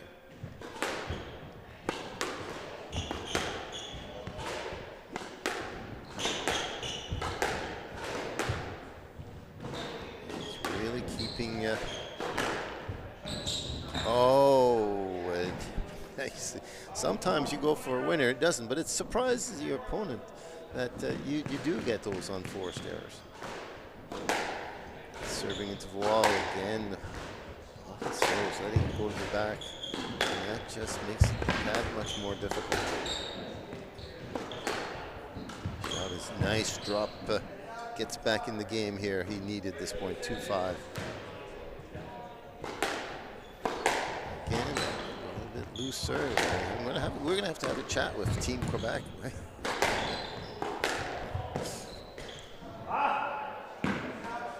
And Clements has a nice lead.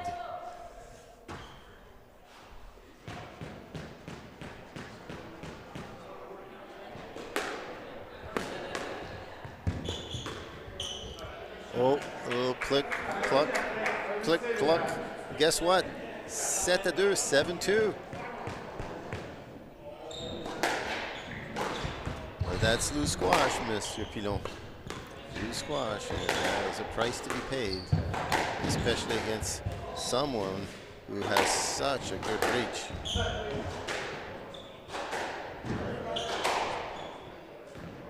Yes, let's 7-2.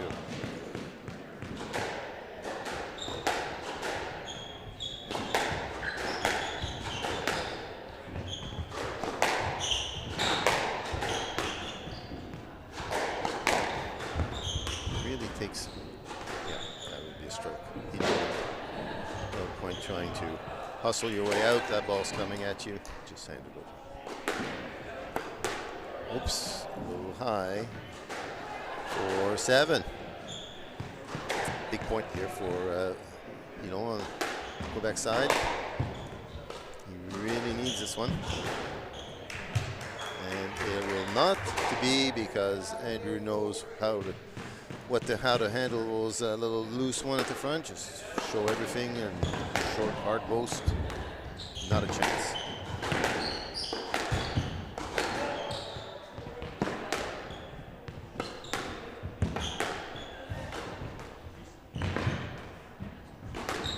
Almost had it. Now he's got it. Well done, 9-4.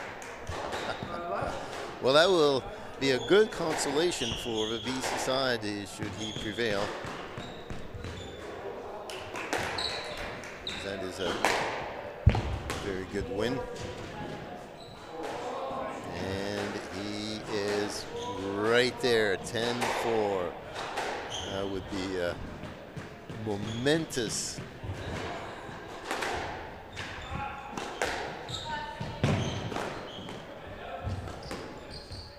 Just makes it in, he's got the whole court. Really has command of the court. Nice drop. Read it well.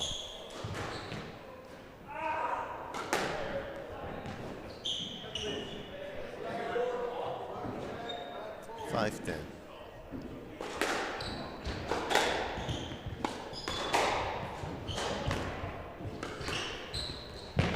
Champignon just hanging on for dear life.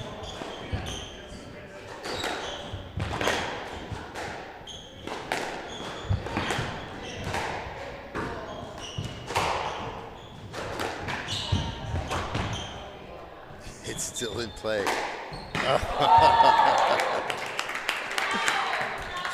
Now, this is where, if I was Andrew, I'd wipe my hands 10 times around, but no, he goes right back in there. That shows a really good stamina on his part. Oh, he's got the whole court here. Oh, no, didn't quite get, just reaches. Oh, a little drop. What's going to happen here? Oh, gee whiz. He's just reaching back for it. Oh, yeah. Here it is. Oh. No! So close, and yet so far. 7-10. Richard Pilot still in it. Oh boy. Let's go to the back, but gets a very good return from back there. Now, there it is. Stroke to BC, and we are done. Andrew Clemens pulls off a fabulous, fabulous win. A great squash of both of these players, and certainly one for the pride and joy, personal pride and joy. So Andrew getting, and that was a gutsy performance by our BC player. But it is Richard and his teammates who will now advance to the finals. But we still have some great squash up ahead, and not to be missed. Andrew Lynn is going to take on Sébastien Lucier on the center court. So let's stay tuned for that. On the far side, their number one are playing. That's Eric Zaremba and Steve Wren. I don't have an update on that, but I will try and get one between games here and get back to you.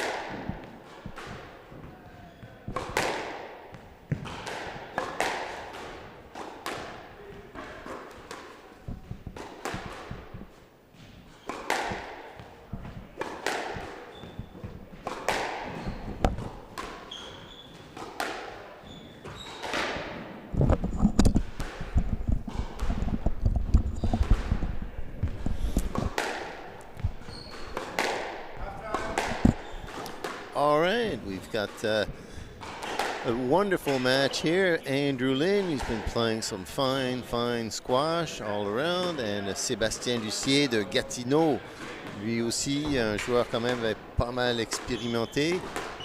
L'avantage est du côté de Andrew Lynn, je dirais, en termes de son record personnel, un ranking qui est légèrement plus élevé, mais ça devrait être un excellent match, bien sûr. Le résultat final est déjà décidé, donc vraiment c'est pour la gloire personnelle, mais c'est ça le squash. On joue pour l'équipe, mais on joue aussi pour nos propres résultats. Alors, je m'attends à un match qui va être fluid. This should be a very fluid squash. Both players bring very similar styles, like to strike the ball, like to play length, like to move it around. So we should have some very nice, pleasant rally controlling the tee, but at the same time not afraid to go back. Lynn has quite quick release power, and if there's one difference you'll see is if you look at just in the warm-up on the back, he can really crunch it. And on these court, that is an advantage. That is something you want to do. And yes, we've also seen him rack up the cross court in the nick a number of times in other matches. So he is deadly. You feed it down the middle, and he can say goodbye sometimes. All right, great to see these 50. Well, I think he's not yet 50 yet. Sébastien, I believe, is over 50, but. He's 55, so there's an age advantage here for a young, quote-unquote, Andrew Lynn. And let's enjoy the squash that they will bring to us here.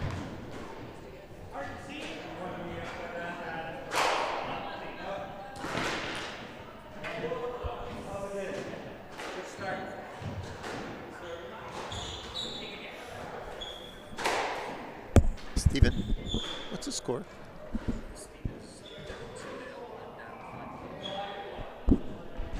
So over on the far side, Eric Zaremba, with a little age advantage, I must say, is up 2-0 on Steve Wren, who's is I believe 59 years old. So, but again, certainly the most experienced of his age player, international squash of anyone here at this Canadian Masters Championship. So don't ever underestimate Mr. Wren. And here's one, you didn't see it, but from the back. On the center court, here we got Andrew Lynn, Sébastien Lucier du Québec, et c'est le départ. Tout de suite, juste se fait prendre avec un service sur le mur, is taken with the service on the wall, and that is immediately, Andrew Lynn has taken control. A little cross court, that the ball, so you understand, if the racket hits the wall at the same time as you hit the ball, it's like a double sound, and that freezes up the other player. That's exactly what happened there. Low cross court, and no movement from Sébastien as he sees where the ball actually went. Nice roll around for that. So Sébastien, Andrew Lynn is at 2. And Sébastien qui maintenant a son premier point. And again, low, hard cross court, knows it. Hard to get to. Very much capitalizing on the courts.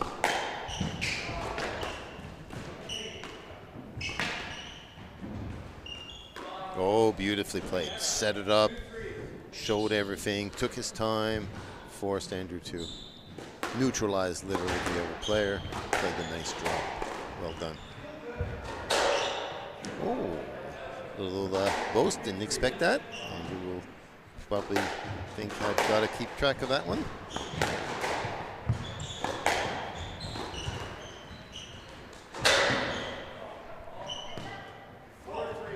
Nice drop, showing the cross-court drive. Oops, what do we got here? After I won the rally, the ball joined our court.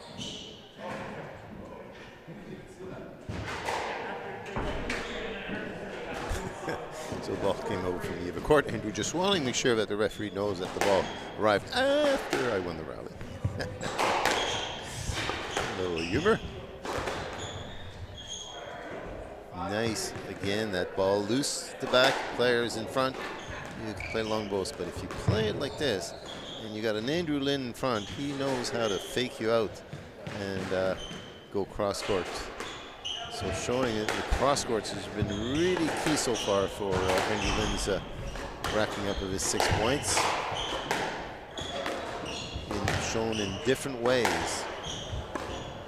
Oh, almost had that one. That was a good choice, but hit the tin. Lucien 4-6. Nails it right in there. You can't. You got to be deliberate on those serves. You got to get it to the back. You can't let the player have free reins at that first hit, unless you pay the price. 8-4, 8-4.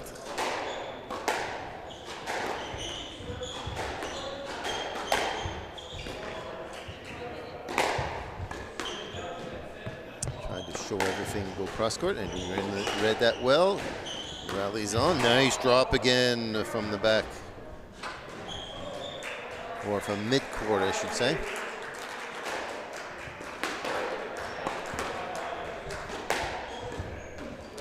Quick volley, putting pressure on, giving him very little time, and if you get a good length, not quite. There it is, hold him up, making Lucien pay. Sorry, not Lucien. Sébastien pay. And we're now at 9-5.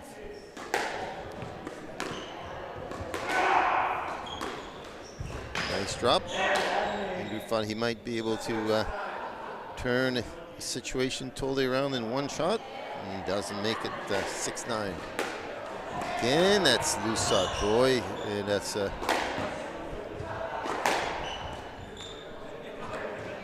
7-9. Those serves. Rebecca is so nice with her serves. You're going to be tired of hearing me say that. I did have a chat with Viano. I expect he'll come out with much more crispiness in his next match. In the spirit of, playing as best squash as you can. They're not trying to help one versus the other. Just between the legs. Well, that's the game. So 11-8.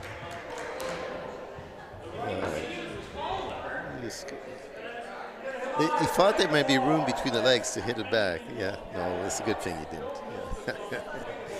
Yeah, no, if you're not sure, you've got to hold back. The referee will give you a severe warning, and the warning has consequences if you get a few too many of them. So wise of him to just simply ask for a let and get a stroke.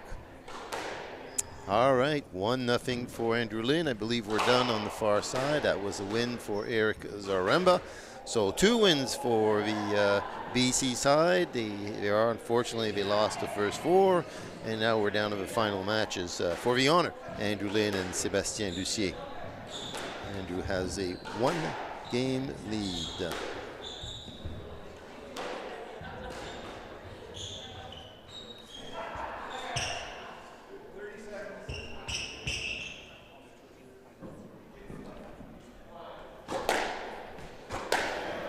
Of course, the Quebec side now knows that since they're going into the finals, likely Alberta and Ontario, I suspect, they also, energy conservation might be a good idea.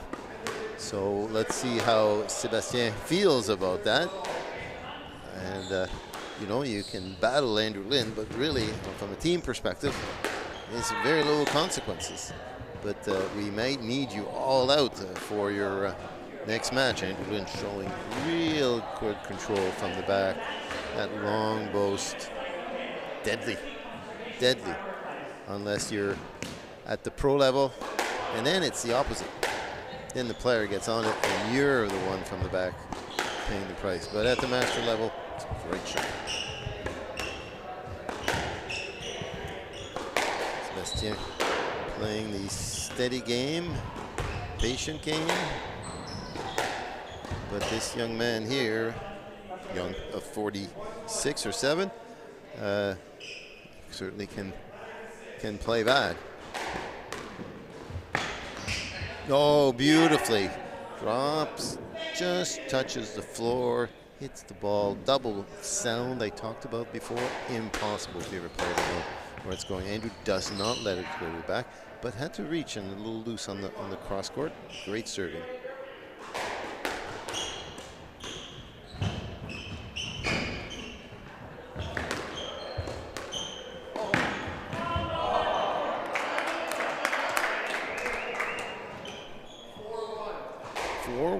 Sébastien Lucier is really back, certainly in this game.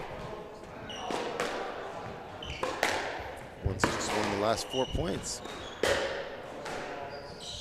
And he's got his opponent a little bit off on the concentration side, so he takes advantage of that. 5-1.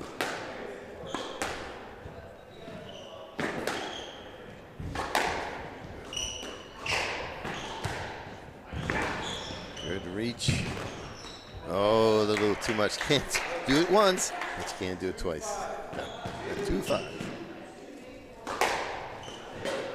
Oops. Looking for a quick way out, and that wasn't to be. Nice choice, Andrew Lin, thinking he's going to have to go cross-court or something, and nope, that was a straight drop. Well done. Good control, good choice. Free wall, nice lob again, pushes him back. We're going to do it again, and we're going to do it again. This time has a little bit of racket to put on, but you're going to have to go fetch it. Oh, yes. Great effort. Love to see it. A lot of running to get to it, but has complete control of that racket. The mind has made up its choice early, and therefore you're able to play that boast even after having had to move 4, 5, 6 steps to it. And Andrew Lin now taking a re-control, if you wish, of the rallies. 5-6. And again, Sébastien looking for a quick way out. Doesn't work. Serve it right at him.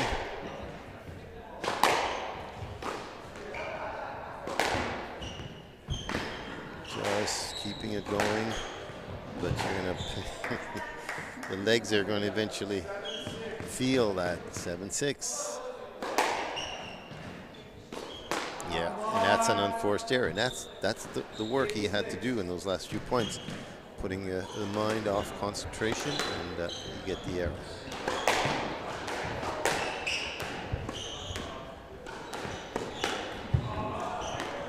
Here we go. Remember, it was 6.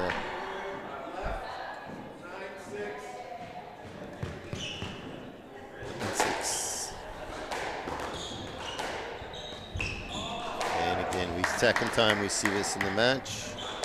Just holds it, lean, steps back, 1 step back. Player finisher going long and just flips it cross court low, no chance. Andrew Lin has got Sébastien totally on the full court run. As I say, full court press. Oh, free wall right in the nick. Great touch to seal the fate on the second game. And great effort by the Quebec. Sébastien Lucier de Gatineau, bel effort. Mais bien sûr sans conséquence en termes de résultats de match. Le Québec a déjà remporté la session, donc c'est eux qui auront l'opportunité d'avancer dans les 3 premiers. Un tournoi qui verra sans doute avec l'Alberta et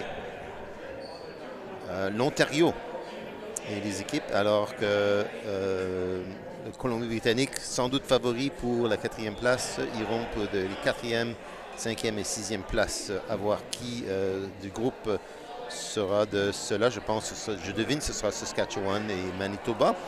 Mais voyons voir. J'ai pas les résultats devant moi, donc je me prononce sans être certain.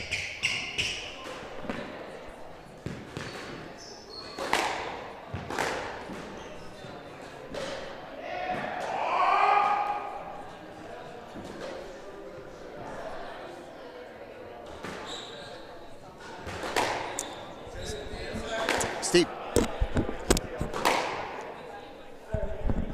Steve.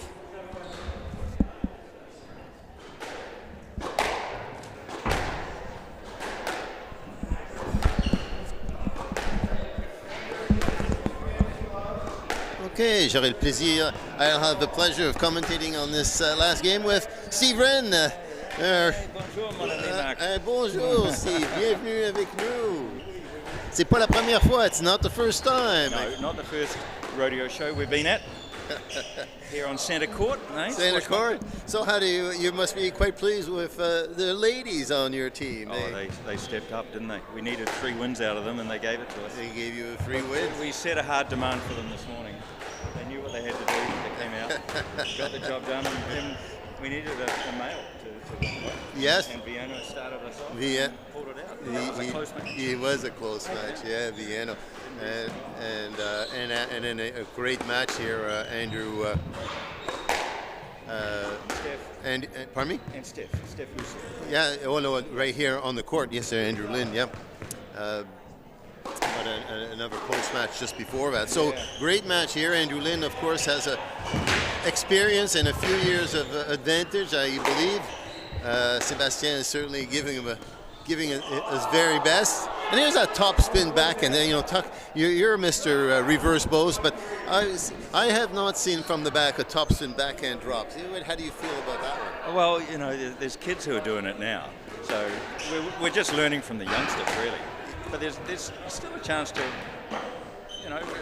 pick up a new shot and throw it in there. It's never too old for us, aging. A bit of deft wrist, Deft wrist.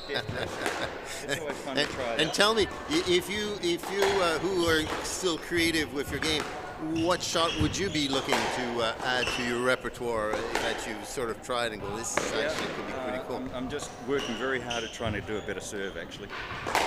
A bit of serve. Better serve, yep. Better serve. Better yeah. serve. Yeah. And I'm serious at a lob serve and master squash. Master squash. Lob serve is a hell of a serve. If you do it well. Yeah. Well, I mean, a little bit of a joke, but it's not very funny. But it is true that the lob has become something. There's a renaissance in there of the lob. It's coming back to top-level squash. And the Good. pros are doing it frequently. yes, absolutely. We're seeing, really working. The other lob being both a way to get back in the game, but being an offensive player. If the moment the player lets it go, then they're in trouble. Yeah. And as for the lob serve, well, the pros don't play that so much. But in master squash, our eyes aren't so good. You get a bit tight to the side wall. Our judgment's not so accurate, and so there's always 2 or 3 from a good lob serve. There's always 2 or 3 points to be had from it that took really no effort if you played it well. Yeah, and certainly one comment or advice to your team is, and we had a chat with Vienno, while your team has prevailed, and I didn't see the ladies serve, but the gentlemen, they need a little help on the serving on these courts because they haven't quite figured out that it's totally unforgiving.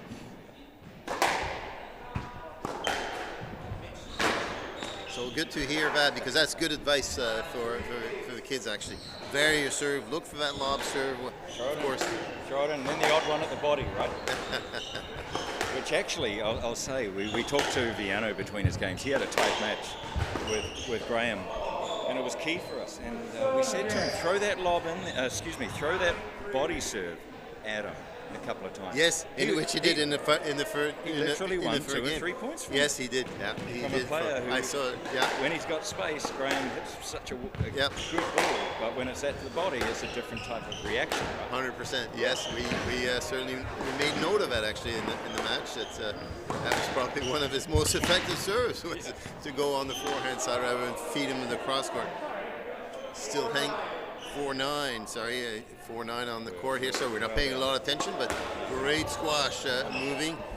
But I think Sepp is probably thinking, maybe I'll preserve a little bit of myself for the next series of matches, because that's really where you're going to need me and my very best. There's still a lot of weekend left. A lot of weekend. But I'm sure he's having fun playing the talented Andrew Lynn. Well, Andrew's had a hell of a year. I mean, he played World Masters, finished, I think, 5th place. He had an incredible round of, what did he do? I think it was quarterfinals, knocked out the top seed And that's it for Andrew Lee. Yep. Hey, while you're on that, actually, how many of the players you were there at the World Masters? I was. And so was, but not your easy age group, probably. No. 55 plus, if I'm not mistaken. Yeah, top end. And when does the 60 plus come back for you? Next one. Next year. Next one, So yeah. that's a big one. 50 plus was a year Yep. of great success. If we go back, look back 9 years. Thank you. And we hoping that world, Canadian champion, U.S. champion.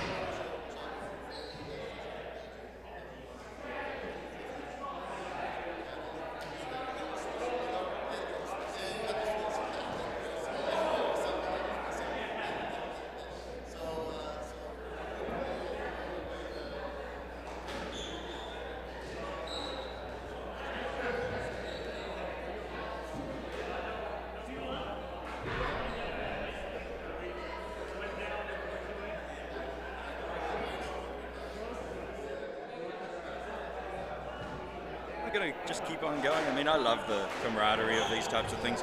We're on the court. Of course, the competition's important, but the spirit that's going on here at Moncton Squash Club, everyone's come in. It's such a family. All right, We love it. you almost meant it to be the biggest competition, of course, of the most prideful.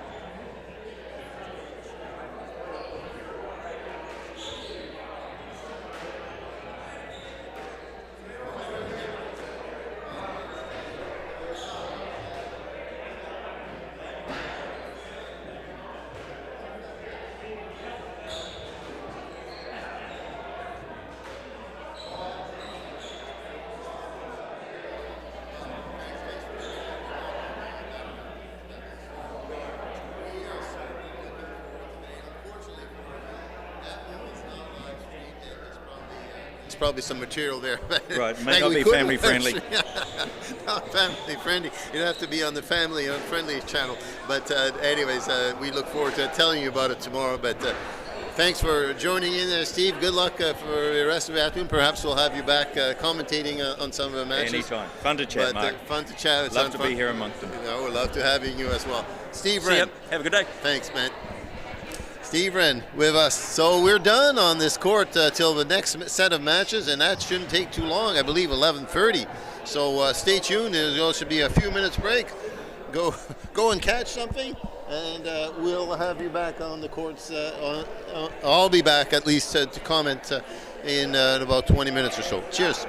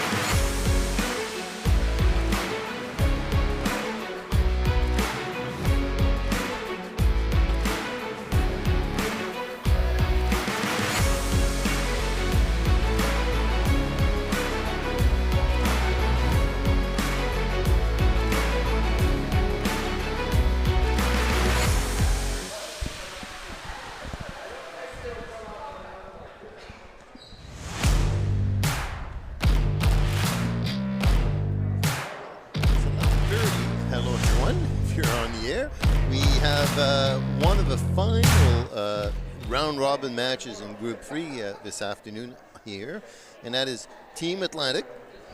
And that's Janet McLeod playing one for the ladies, Pam Williams and Catherine Dale, along with Dominique Laroche, Barry Williams, Darren Kerr, and Fred Hitu.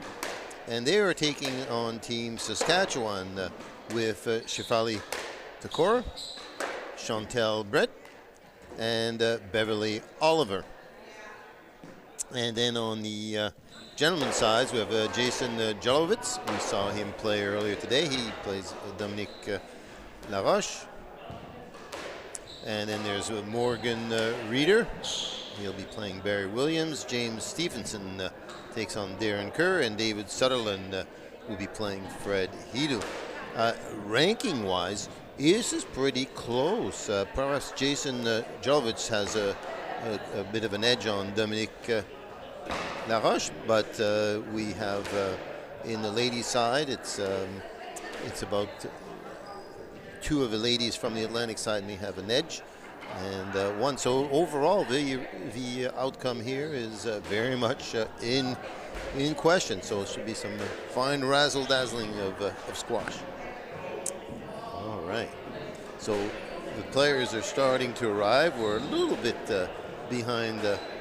Perhaps a scheduling start, but we're going to be right here and monitoring developments when they get on the court. And of course, this is, if you're wondering, where am I? This is the Ridley Indoor Windows, and Doors 2025 Canadian Team Provincial Championships with provinces from every part of the country, or players from every part of the country in terms of provinces, and 10 teams. One of them is an Atlantic team, which is one we're going to see today, which is a combination of New Brunswick, Nova Scotia, PEI, and Newfoundland, Labrador players joining into the game.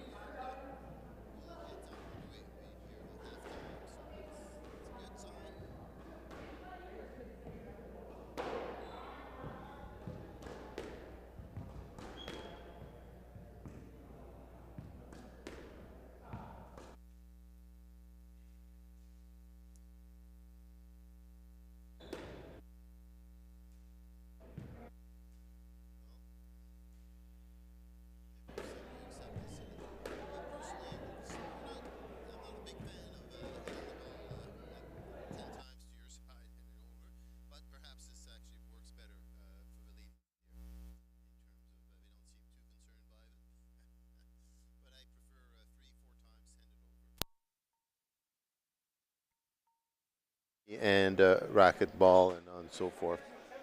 But sometimes that doesn't work all that well. So perhaps best to do it as they're doing right here.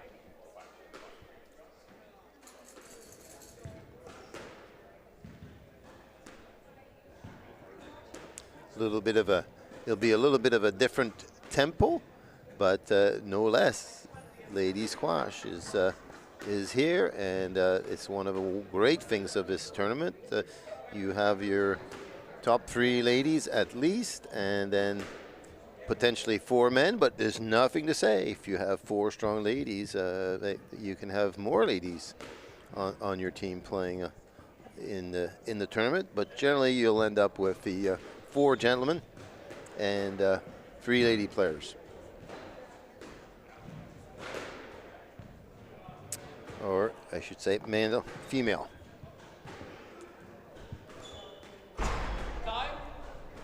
All right, here we go.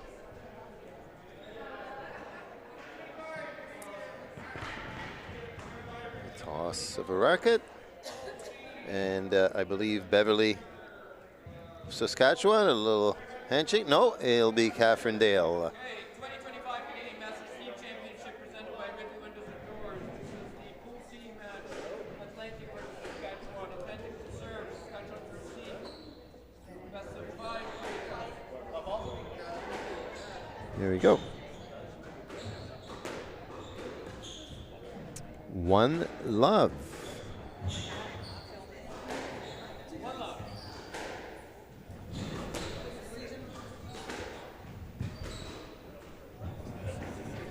And quickly off, 2 love.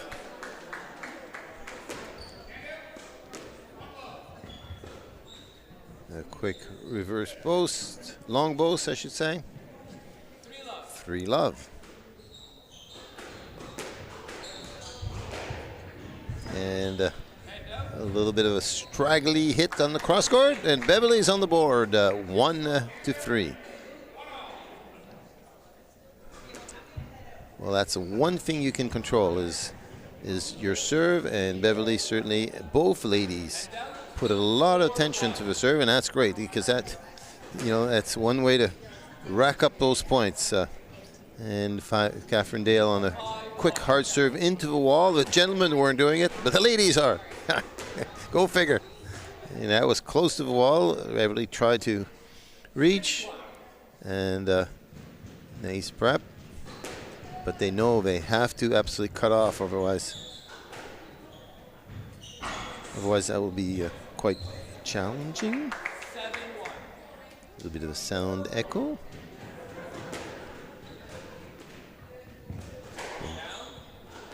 And out. 2-7. 2-7. I'm getting a little bit of an extra sound echo.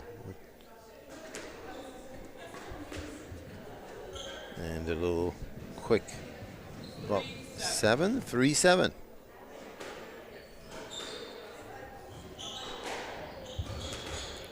Oh, perfect serve, beautiful. There we go. Steve Wren was actually just here with us talking about saying, you know what, we need to actually improve on the lob, and actually the top players in the world are experimenting far more with the lob. And starting perhaps sometimes with that lob serve. Doesn't really bother the top players, but it certainly does. A little all around. 9-4.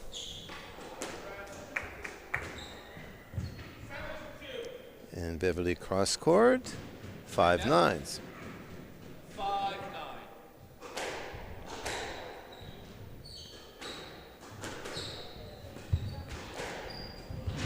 Yes, right back. If you hit it back to me, I can handle that. Another nice fine serve. A little too much.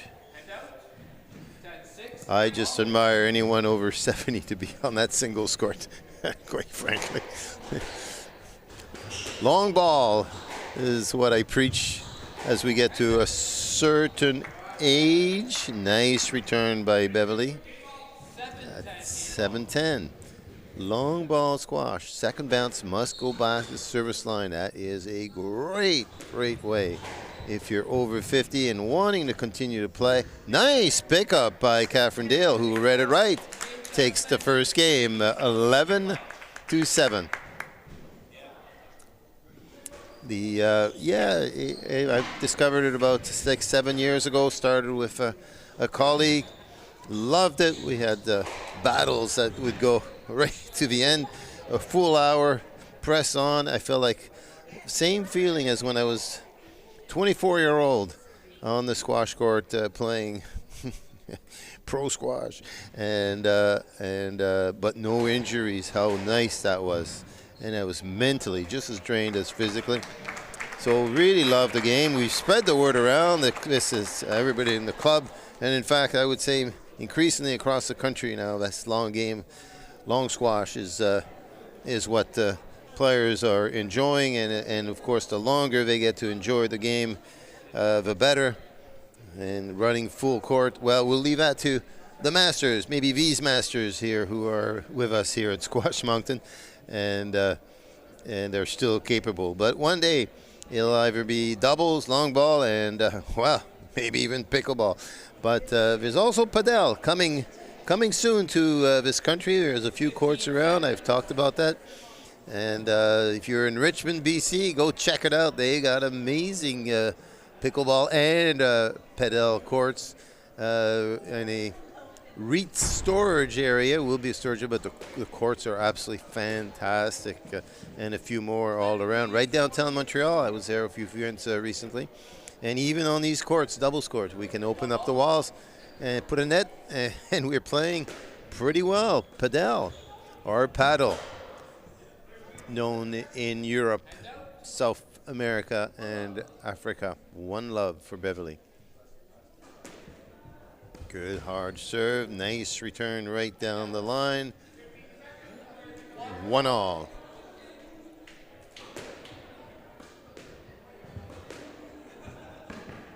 Tight to the wall.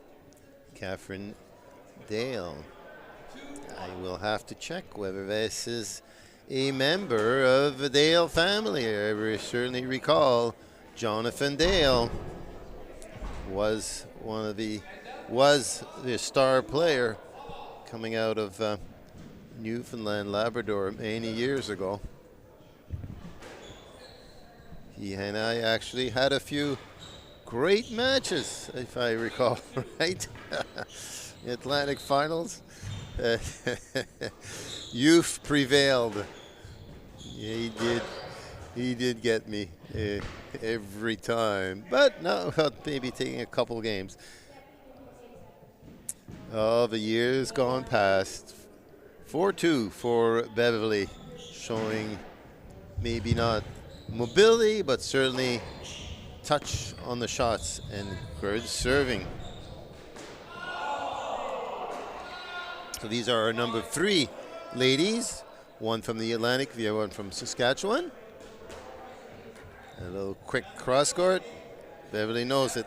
I can't do this.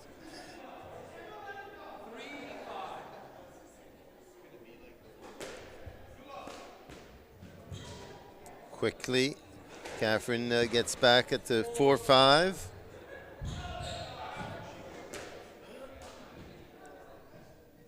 And now we're back at 5-all.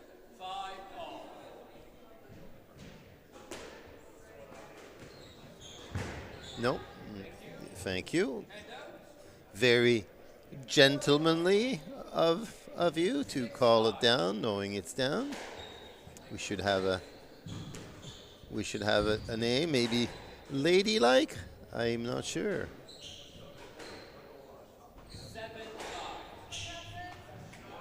7-5.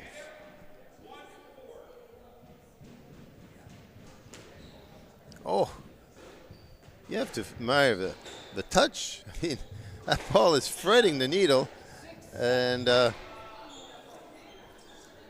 but never going out. Playing it back, and you play it back to me. There's a price to be paid, and that's the price. Beverly Oliver serving 8-6.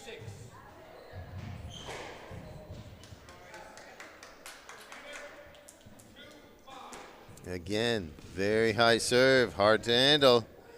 Beverly has a 9-6 win. This might not be one of the matches Saskatchewan is hoping to take, but hey, check it out. Again, bingo. But the hips and body, unfortunately, don't allow that rapid rotation that would be necessary. 7-9. Now Catherine putting a little more oomph on her serve, trying to force Beverly back. You see that? Blocks it off and gets it to the front. We're at 9-all.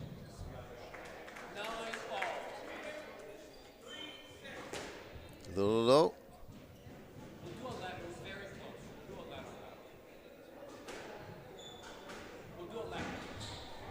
We'll play let. It was a close call. We didn't quite see it. I wasn't sure. So it's a fair goal. That one is good. And reaches the back. 10-9 for Catherine Dale. Another good serve. Darn it. Thinks Beverly. I was close. But we'll try again the next game. 11-9. And the Atlantic, Catherine Dale, is up 2 games to love.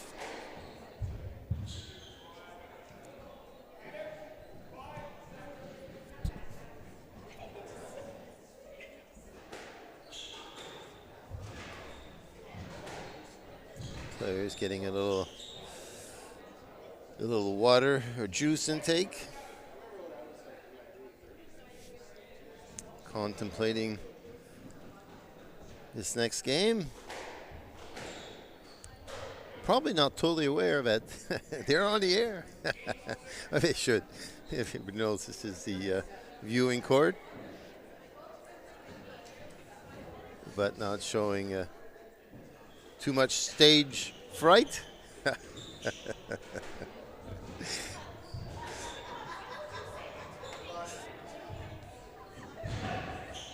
All right. Here we go. A little joking around. They remind us, everyone, this is for celebration of a game amongst all of these players who are here from across the country, all the way from Newfoundland to Labrador, missing the territories. Really would have been incredible if we'd had teams from the territories. I know it's a long ways and it's not inexpensive.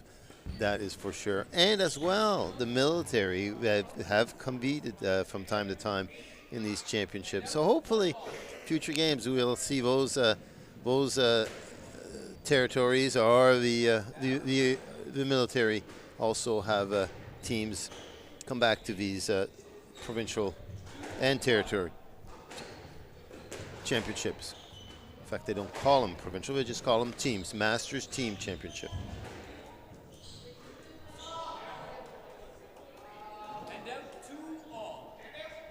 We're at 2-all. A little loose, but right back to her. And you can see there's no issues with her touch. Certainly for Beverly, it would be more of a mobility. And Catherine just trying to keep it away from Beverly. If it can do that, that would work. But a hard, perfect serve, my gosh. 4-2. Anybody would love to be able to serve that ball so close to the line on the forehand side. That is the most difficult. The backhand is the easiest. But from the forehand to the forehand, and Beverly has not missed one. We're back at 4-all.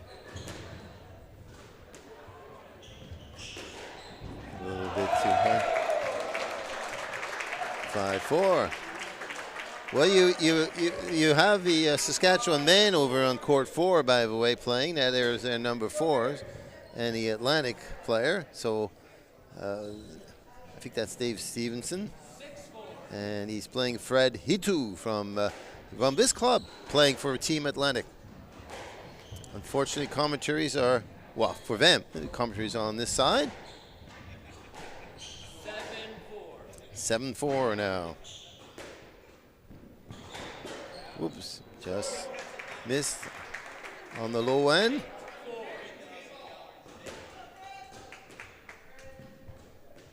Nice, hard, crisp, low. 9-4. Nice touch. That's all you need to do. Catherine has kind of figured it out. No point going back. Oh, nice volley. Stays in the game. 5-10. And it is match ball. Nice high backhand. Here we go. Yes, knows what to do. That's where it is. I just you hit in the corner here, roll around, and there's nothing that anybody can do. And there's that forehand. Oh, but goes loose. Bingo. Another point. 7-10 match ball. 7-10. We're still at match ball. Beautifully nice and oh, couldn't quite get that. And that is it. Catherine Dale with a few years, on Beverly, like over 25. Yeah, probably almost 30 actually. Well, that's a win. So well done, and we'll see who comes up next on the show court.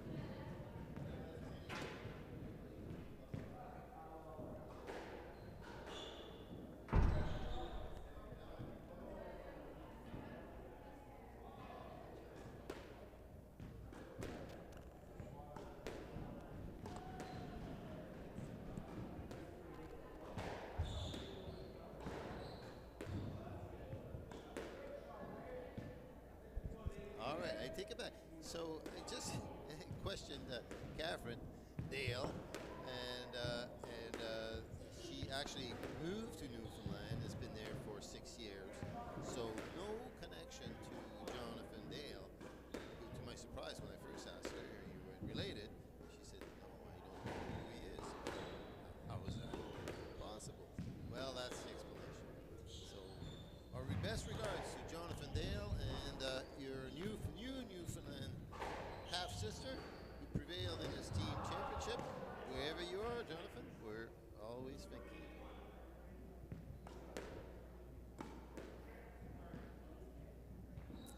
So let's change that up, and now we have Pam Williams playing for Team Atlantic.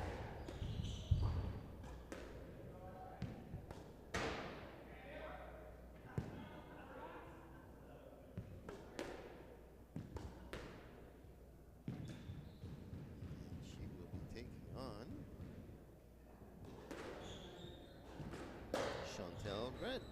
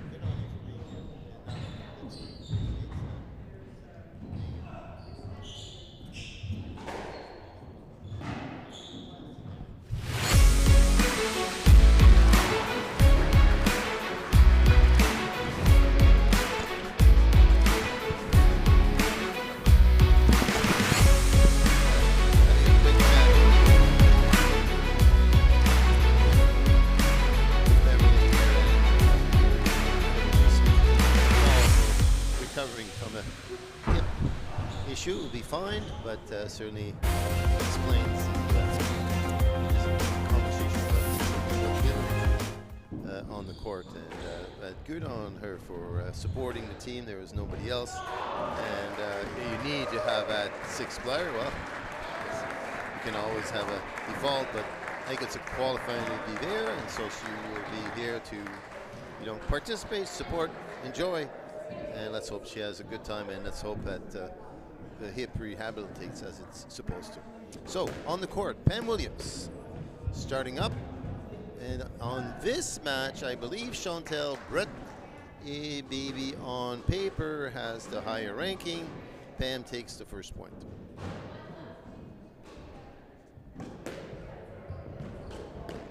Nice and low. Chantal puts it away.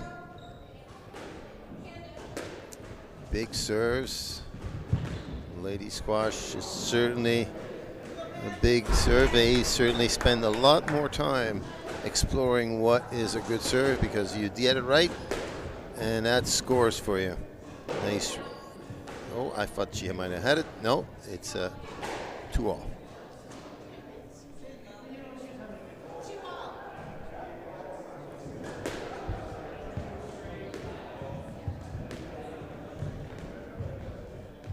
Nice quick drop by Pam Williams. Team Atlantic is energized, having won the first game, and I think the gentlemen are now into their second match over on the far side. Let's find out what.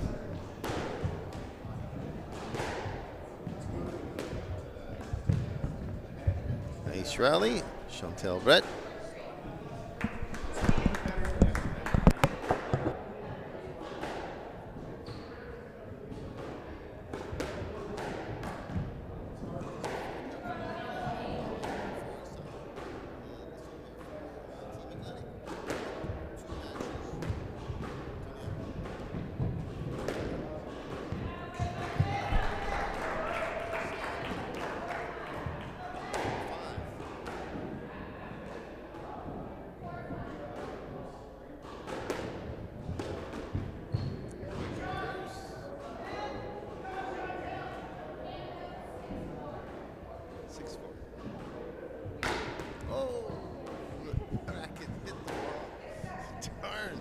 Concentration on that serve. Oh, so key. It's a little sloppy with her throw. It got close to the wall. She hit it, and bam. Oh, almost there. Chantal Brett now. She will stay away from that side wall. She sort of has a serve that to get momentum. She walks towards the side wall. That, of course, fortunately, it's a high serve, and that is helpful. But what is not helpful is that she's actually, in serving, she's putting herself away from the tee. So if a player returns quickly, she'll be a little bit out of play. She won't be back in the center to control where the outcome might be. And so there's a bit of a razzle-dazzle hit here. Not sure where it was going, neither did Chantal. So nice drop, good choice of shot. Pam Williams, a couple points away from the win. A bit of a loose serve. And plays that drop.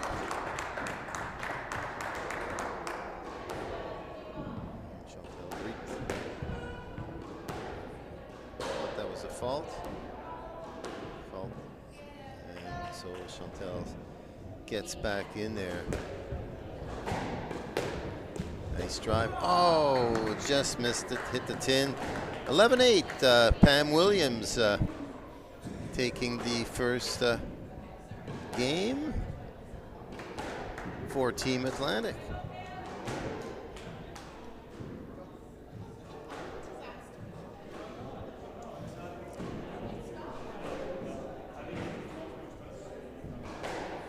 Chantal Brett getting a little advice from her colleagues.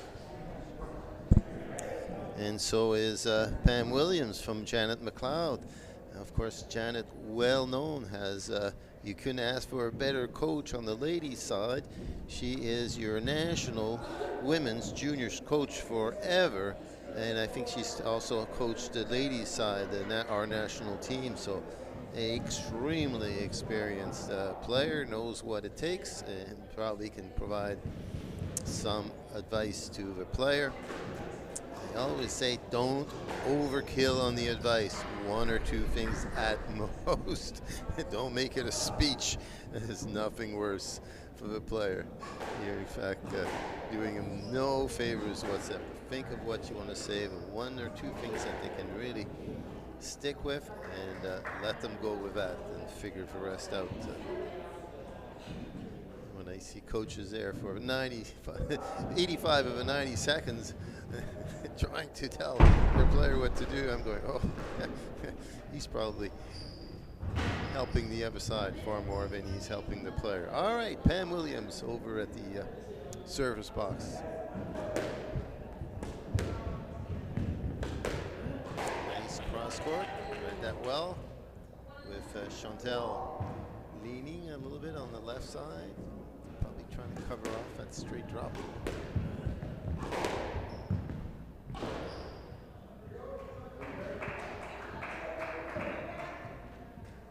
Okay, Chantel felt she was going the wrong way, so we play on 2-0. Serve, but needs to get a better return. Otherwise, too much of an advantage is left for Pam Williams to capitalize. That's a weak serve, and you pay the price. Here's the nice reverse by Chantal Brie. Good return.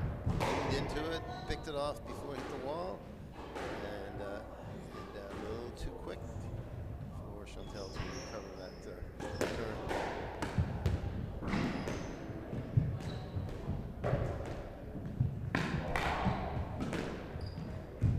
Nice try.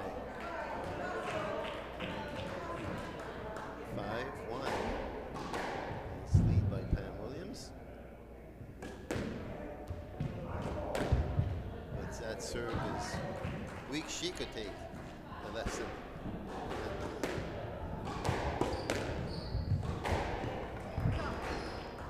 From Beverly, who we saw had her most effective weapon, in spite of the troubled hips from her fall recently, is served to a forehand side. Brilliant, always within an inch. 3-6. So forgive me. Move up to points. Nice deep serve. Let's go. Oh! Manages to scramble that one to a long post, and that's the winner. 7-3. Serving low, maybe a little bit too low. A little bit of razzle dazzle. Oh! Good play. Good play. Good pickup. That was great racket work at the front to pick up that drop. It was in the nick and almost rolled, but not quite. And Pam was able to pick it off, and then now gone to the front, having played a number of drops, and then that draws Chantel up and opens up the cross court, which she did. Quick volley again. Putting her very close to taking that second game.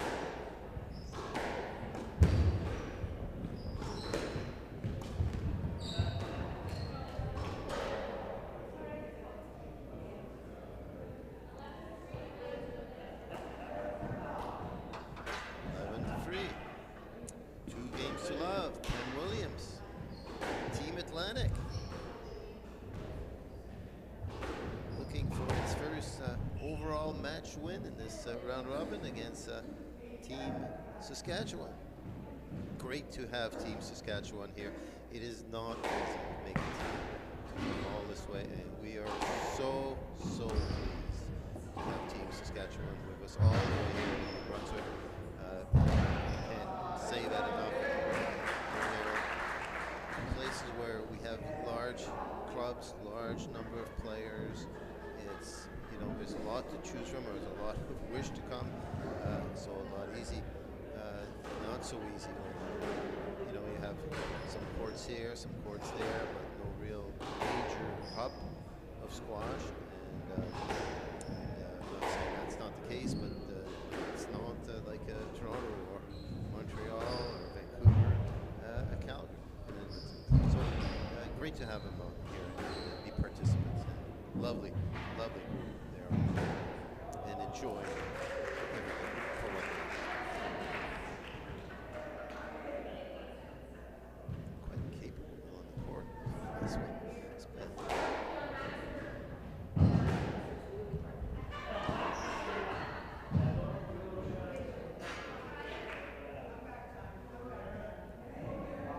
Pam Williams asking the team who's calling the score, referee, to step it up in the voice.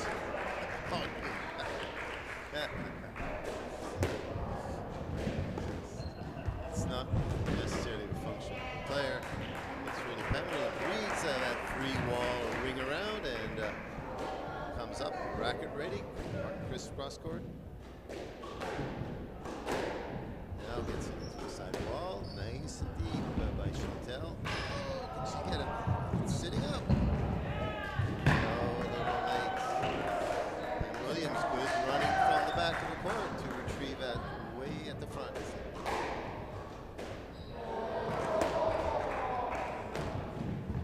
She seems to have good control of his game. That's going to be a hard one to get. Chantel gets it overhead and is now has the first point in this game. He's both 2-all.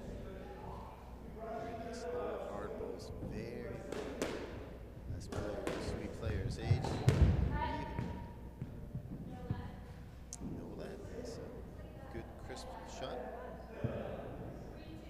Player might have been there, but the ball was definitely more difficult than Pam fought. Good call. Plays it low, nice crisp. 3-all. Certainly the play goes to that left front corner regularly. Players look for that. And Chantel, just as Chantel does, initiates a return right to the left front corner. It's like there's a little magnet there. It attracts the play. Here we go, down to the backside. Just mix it up. Bam, man. Thank you, ma'am. Here we go, 4-all.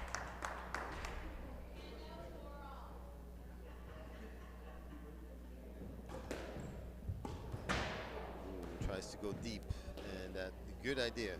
Just out of court. 5-4. Goes, reads it. Too quick.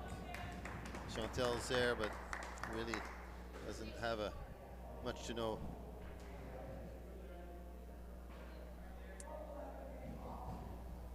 And maybe, I think it's 6-4, but maybe he's a little behind on that score. So, hard and crisp.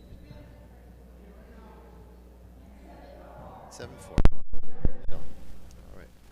The scoring here is I need to duplicate what's happening, so it's not the official scoring. It's the scoring of this announcer's hand. Nice quick reflex by Chantel. Saw it and put a racket there. Played a return winner. Well done. All right, this is it for Saskatchewan. Really needs to mount that return. Oh, gee, that was supposed to go hard and fast, just right on the ring. Just a little spin was within reach. 8-5. Unpredictable. Lady squash.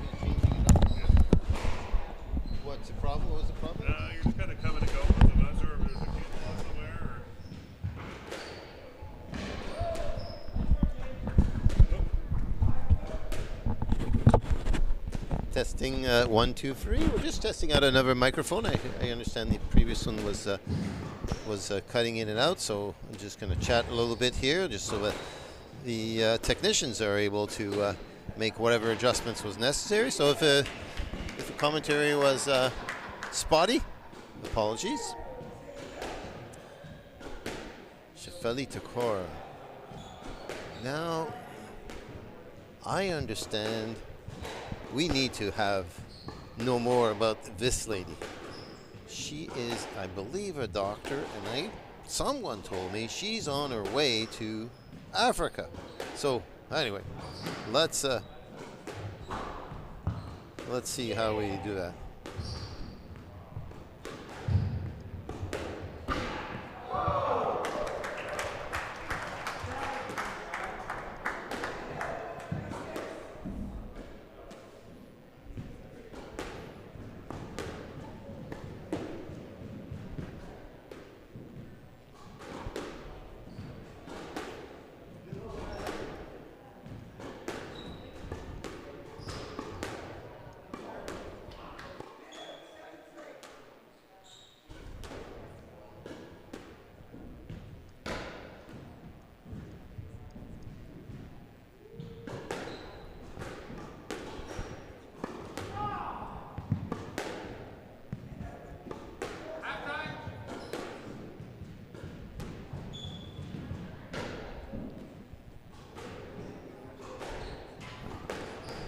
So Darren Kerr is still on the court, taking on James Stevenson on the far side. That match is not over.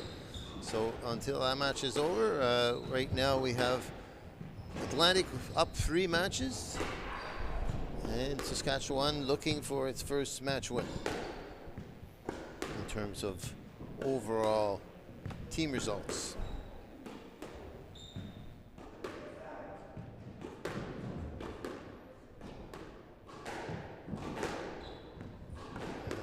Shefali Takor will have her hands full.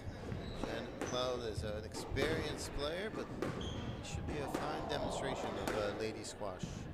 Very beautiful stroking technique by this lady I mentioned. Is also doubles up as a national team coach with the junior girls for many years, and also a level 5, of course, instructor, and I believe is also coached, led the women's team in one occasion. And she is from Nova Scotia.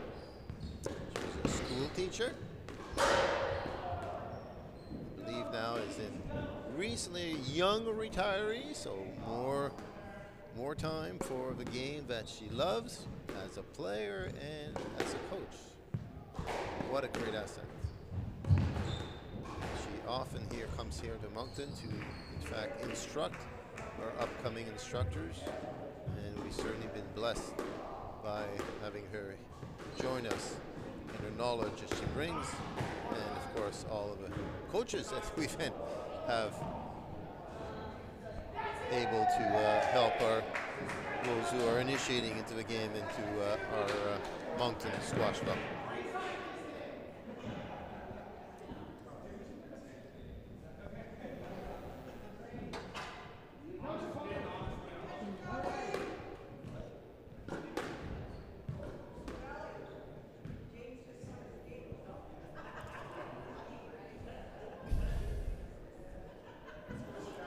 Shefali Takor.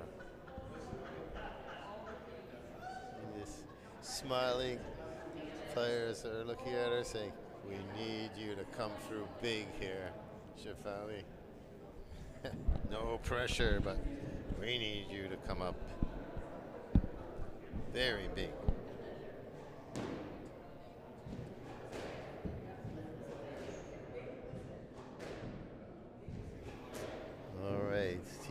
Everyone focus on the 2 matches on court 4. That's also on live broadcasting and on this court. And yes, hi Andrew. What's that? Do both? Sure, you want to?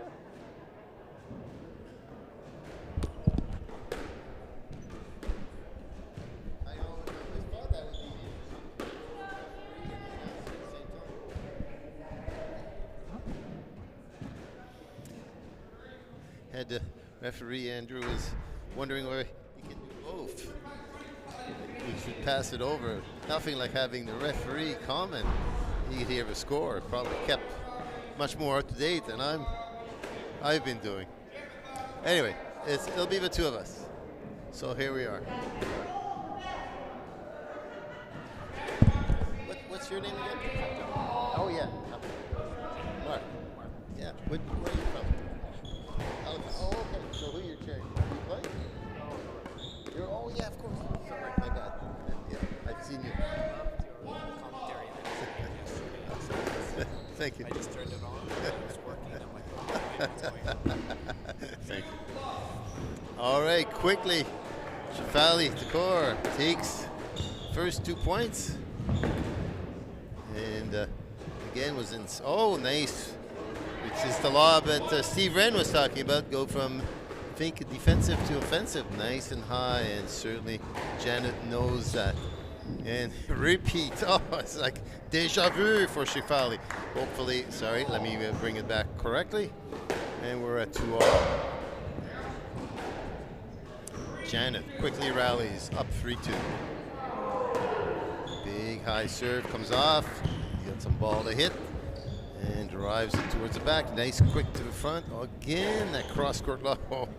I think we're trying to pick on the little ones. Would be how I would interpret it. Shefali is of smaller stature, so those lobs are going to have that much more effect. And that certainly has her a little bit rattled here. As I said, Janet, very experienced player, will know what to do, the lobs, the choice of shots, the movements. Nice, crisp to the back. It's back there. Oh, too bad. Had that shot, but required a little gymnastic to be able to get that racket and score of a drop. 6-2. Full court press, and Shefali knows what to do. Gets up there, and if you want to leave it anything loose, I'm going hard, low, cross court. No chance. Nice drop. Oof. All right.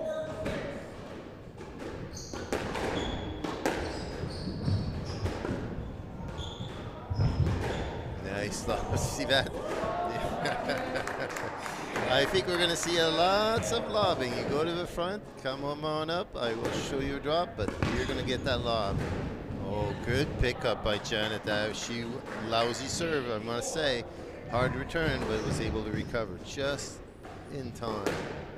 That's better. And that's forcing Shefali to look for a little more than perhaps she should do. 9-4.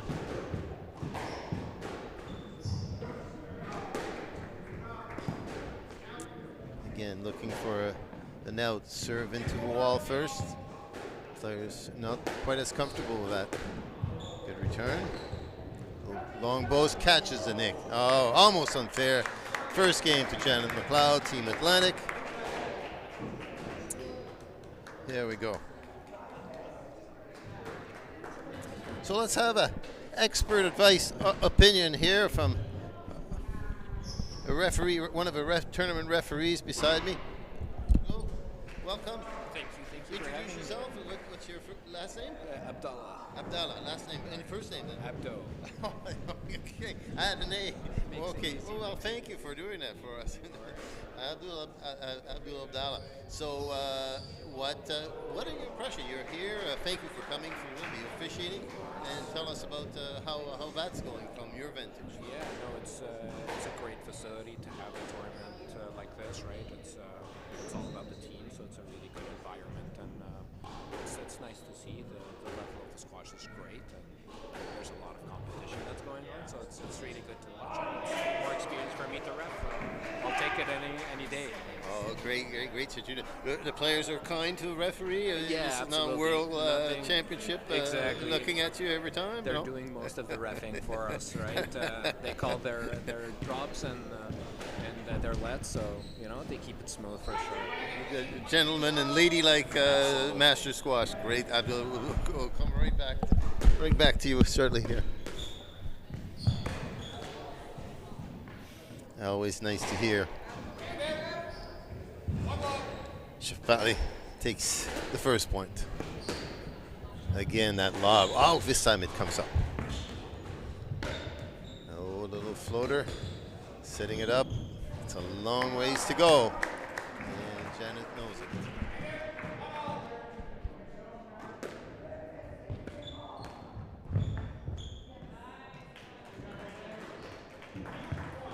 Great to see officiating support to do that. Dual pointing for him perspective. Great way to get some experience. And certainly for the players and us, great to have dedicated refereeing. Players do a good job for themselves. Many of the matches are read by the teammates, but certainly great to have outside referees come and be there with us. So very grateful.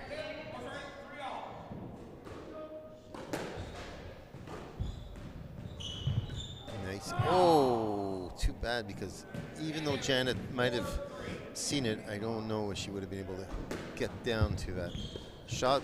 So 4-3, game a little closer. And maybe Janet's feeling a little bit of that heat because it's 4-all on forced error. Looking to do more perhaps, and should be trying. And now a good high serve by Shifali allows her, and a return outside allows her to take the lead. Janet steps it up. Nice drop. Just has a bit of a bite to it, and she can't quite reach it. 6-4.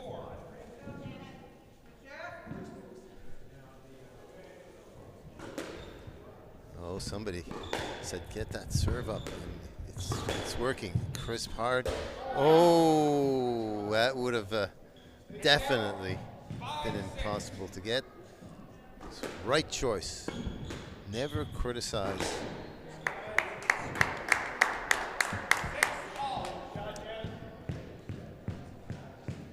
The quality of a shot.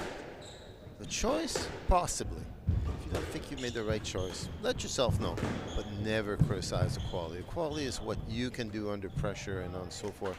The moment you start criticizing, the worse everything is going to get for you. So keep your cool.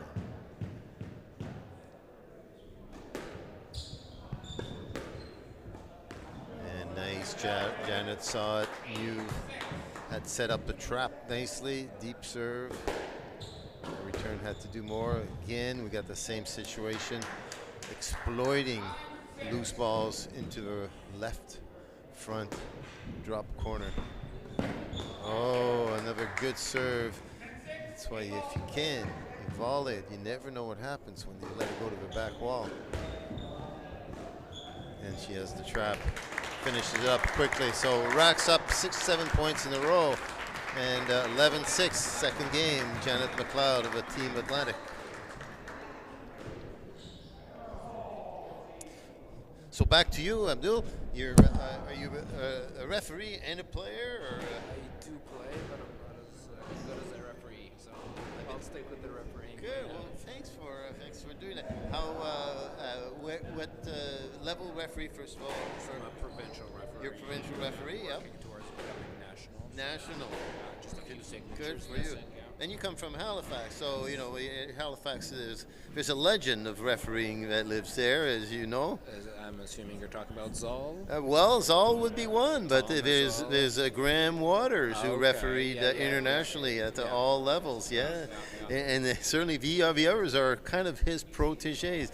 But Graham Waters, you don't see him unfortunately anymore. I think his eyesight was at the point where he I have to stop this. But he was a lifetime referee. You don't know this, but he used to be 22. This is how refereeing in him was so natural. In Montreal, they had Davis Cup tennis players at a Mount Royal tennis club. I remember I was just a kid junior, and inevitably when it was the finals, there was only one person that they were going to ask to come to the stand and do the head referee, and that was Graham Waters. He was only 22 years old, and you listen, and he commanded respect by these Davis Cup players.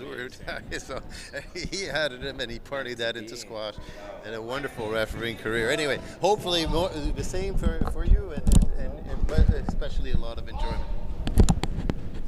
All right. Quick chat with Abdul.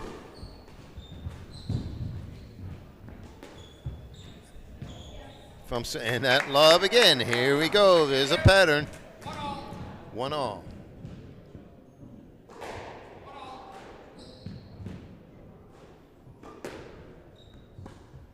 Good serve. This time, Shefali was new to expect it, and she has the advantage. And she says, payback. I am going to give you a little of your payback money. Here's that lob. You chase it for once. And an error, 2-1. Oh, the cross court.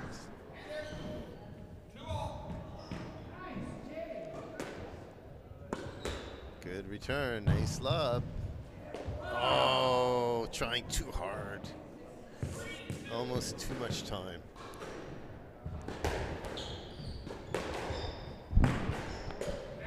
Looking for that point, not quite. And that's all right. That is a 3-all, in fact.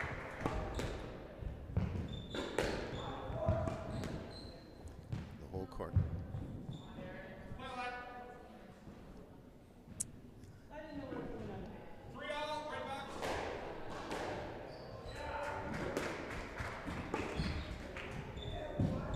Almost picked that up.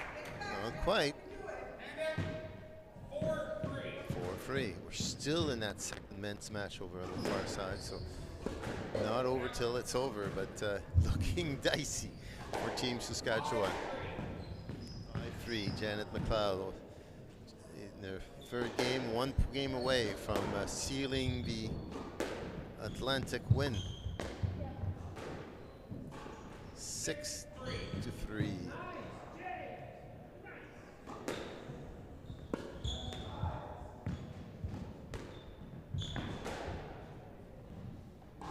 They are at 7-3.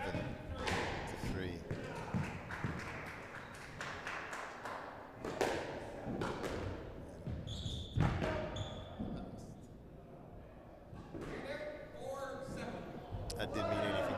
Just rhymed.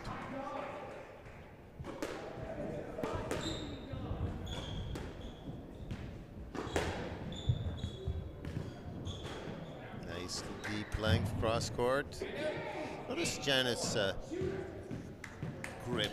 Wide open, very open for the slice forehand, very traditional.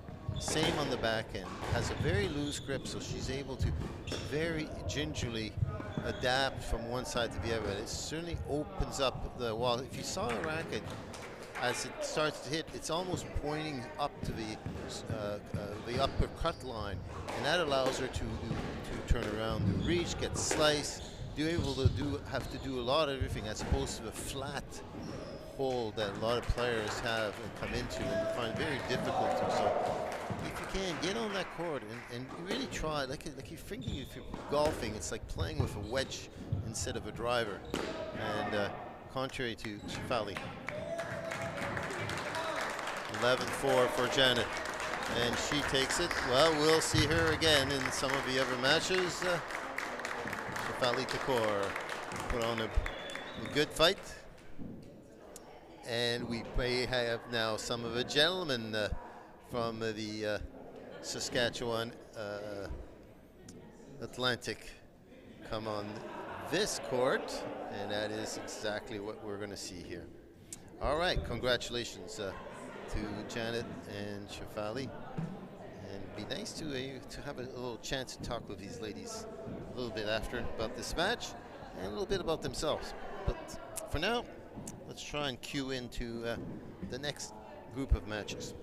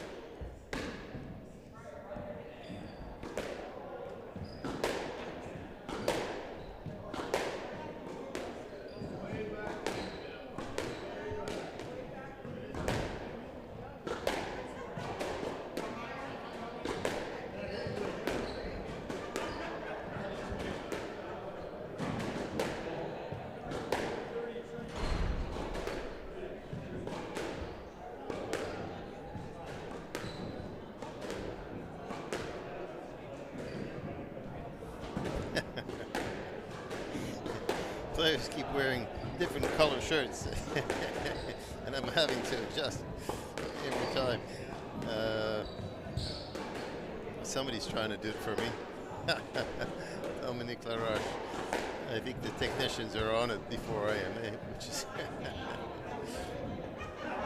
helpful. All right, let's change his background. Well, I think they're on it. Both doing the same thing. So Jason is there. Dom is kind of a little more black, perhaps. Let's see if we can't fix that up.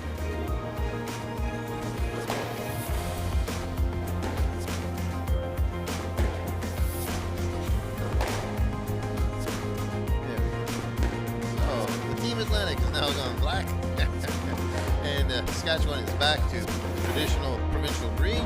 Jason Jolovitz, and he has definitely racket flair. He has shown that in the match we saw earlier. He's both playing on the number 1 position. I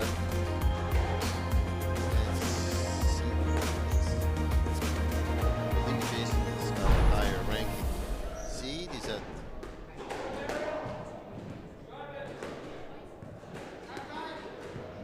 I actually don't have his seat time. I thought I might have that. I don't have that.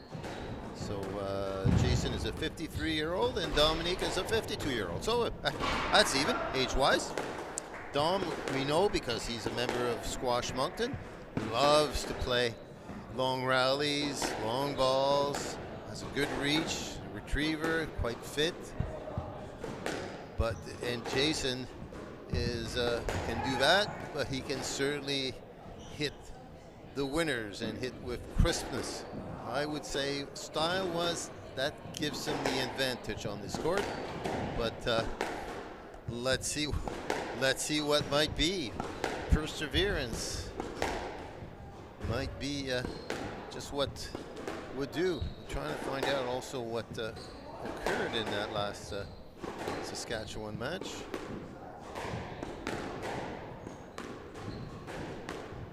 They're still on. There must be in the 5th game.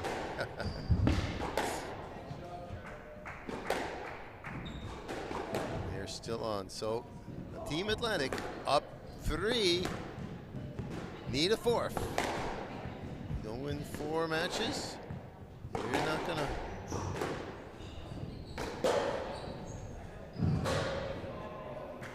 You don't advance, or you get relegated.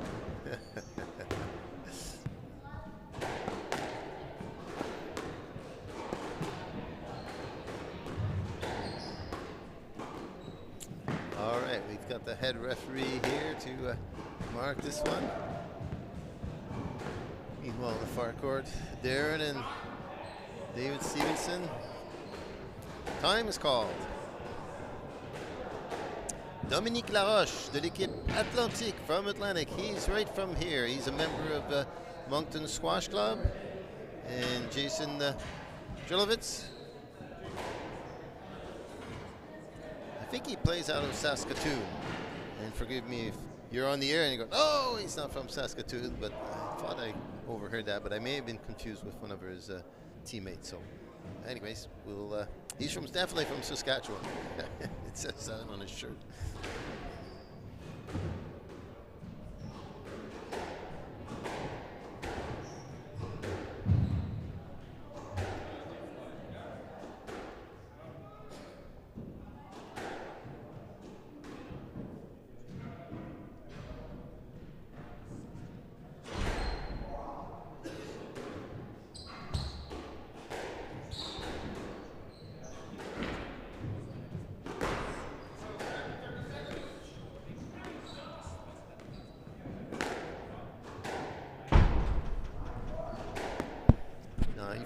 I think in the 5th Saskatchewan, so the win there keeps their hopes alive.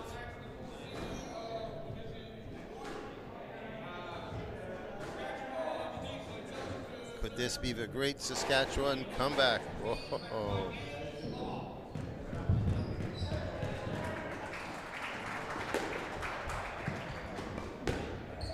Here we go, we're off on this first court. Dominique Laroche. And here's that touch I talked about. Dominique will have to do a lot of court coverage, as you can see. Jason knows how to move that ball around on these courts.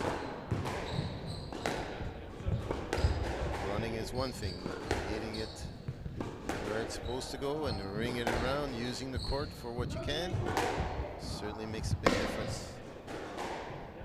It's immediately up 2-love. Nice drop. It's there.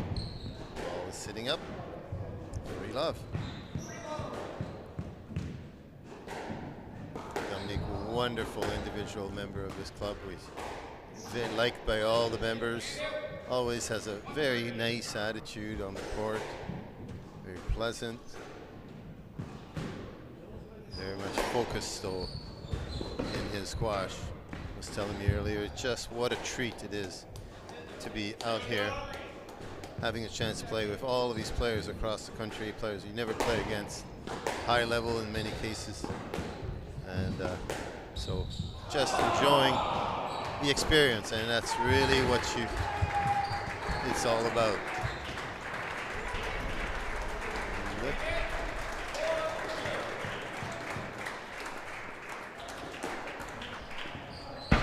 4-2.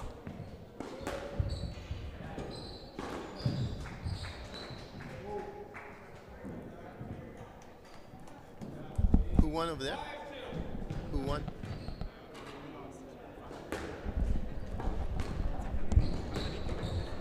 Yep.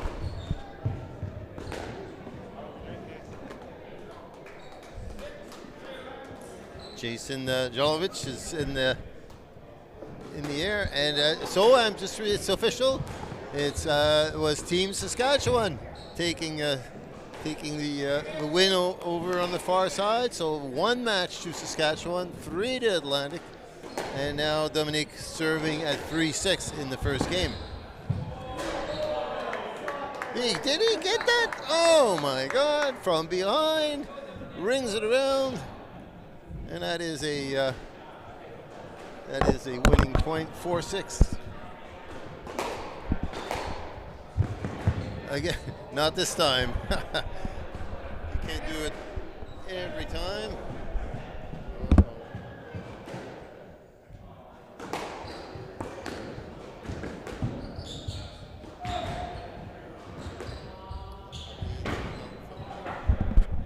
I'll need some help from our technician here. I am off screen, looking at an alarm system. Sorry about that.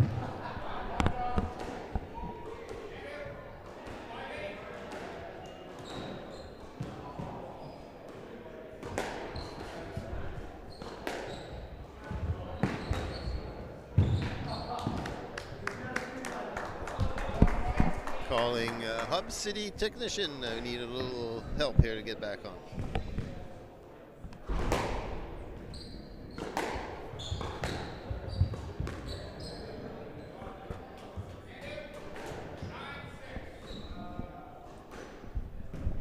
You probably can't see it.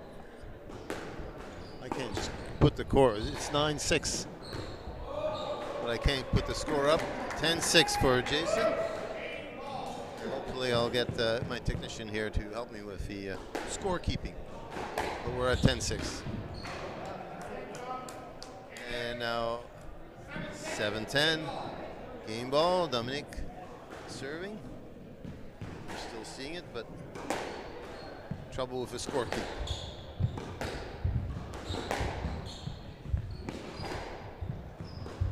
Nice drop. It's a nick, and that's enough for 11-6 first game to Saskatchewan. Let me see if I can find a technician here to bring my scorekeeping up to date.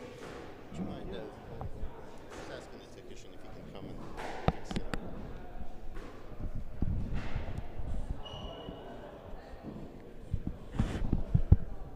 Thank you. Okay, BK? If that ever happens again, just press that and open door. Oh, wait. Okay, thank you. I think it's, yeah. Okay, thank you.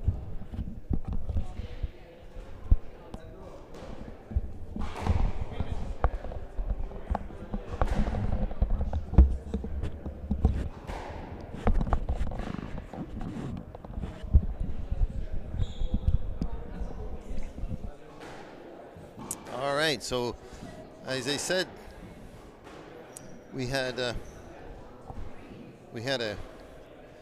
win by Saskatchewan just by the over on the court 4, which you may have, some of you are maybe watching on the live stream, and that puts Saskatchewan still in play, very much so for the outcome between Team Atlantic and Team Saskatchewan.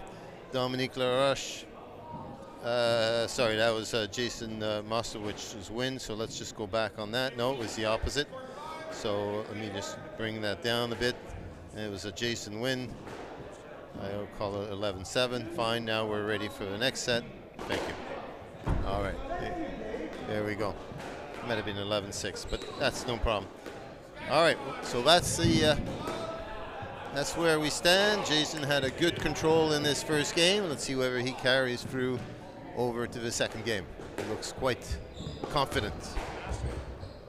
And reverse post. He played down the middle.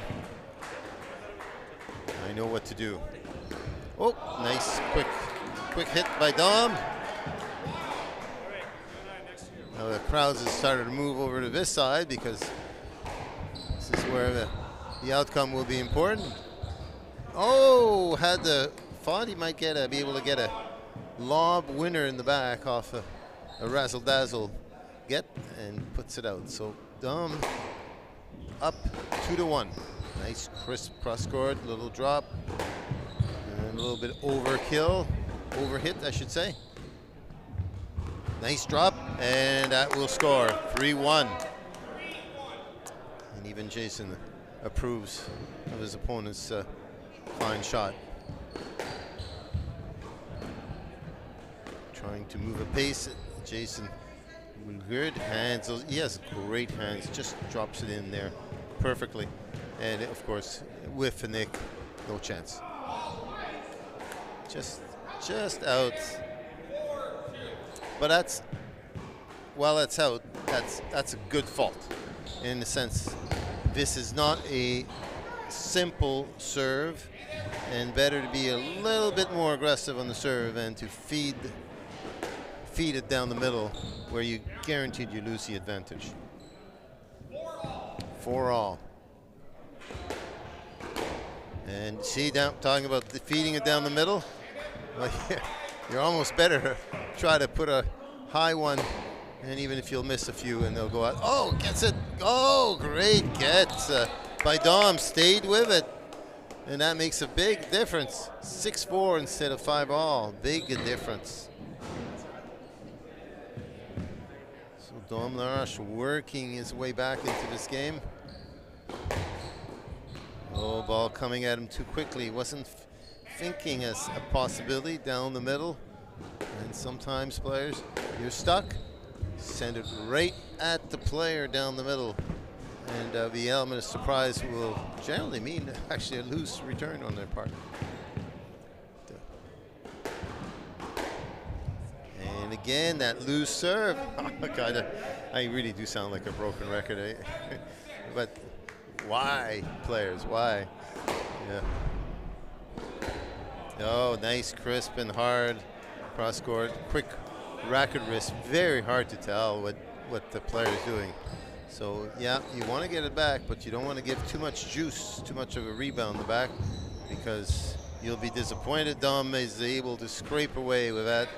Jason had the cross court run, thinking I should have had that.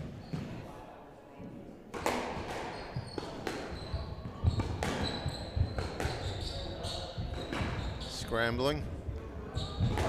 Oh yeah, you read it right. Stayed with it. That's what you gotta do.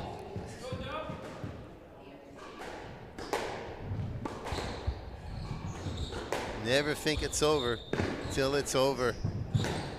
Oh, payback! Well, Jason appreciates that.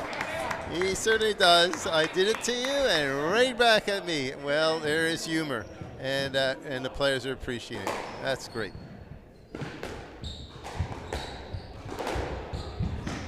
Scrambling. Oh, that might get a point. Oh, he gets away with it. He gets away with it. Jason thought that could have been a stroke.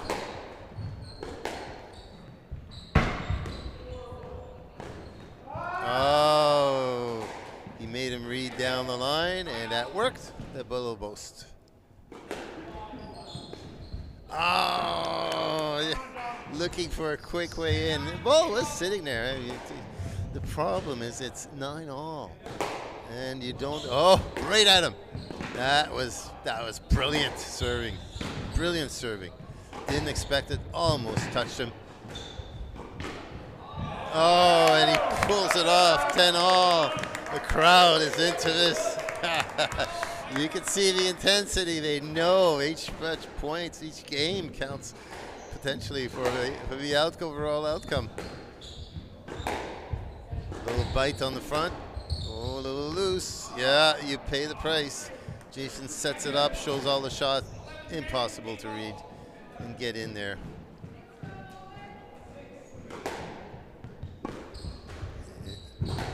Oh, yes, the extra effort pays off for Jason Jolovich. Reaches around, gets it down, looks at the ankle. I think he'll be all right. And 2 games to love. That was a good game. Dom really put it out there. He came out hitting with more pace, and that really allowed him to get into the game a little more.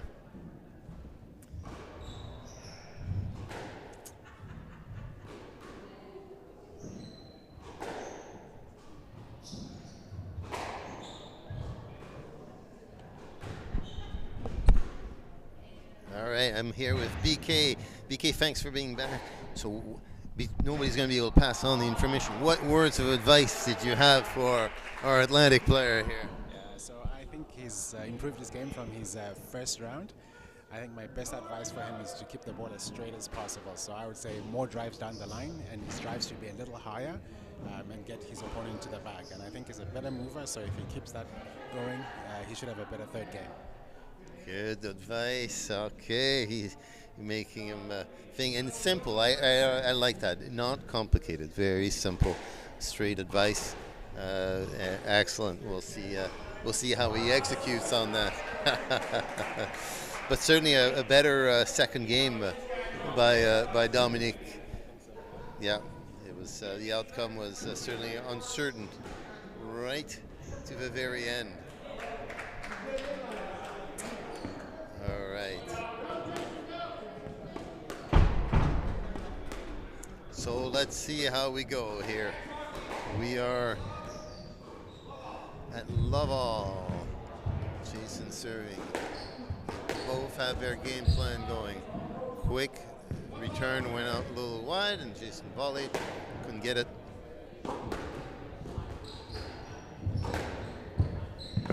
Reaches back. He's got a great reach. Oh, and he razzle-dazzled it into a post, and no chance for Dominique Laroche on this one. There's a determined look on the Saskatchewan player, but a very smart cutoff by Dom Laroche. Quick drop, no time, and that's the point win. And a little tight to the wall, Jason. 3-1.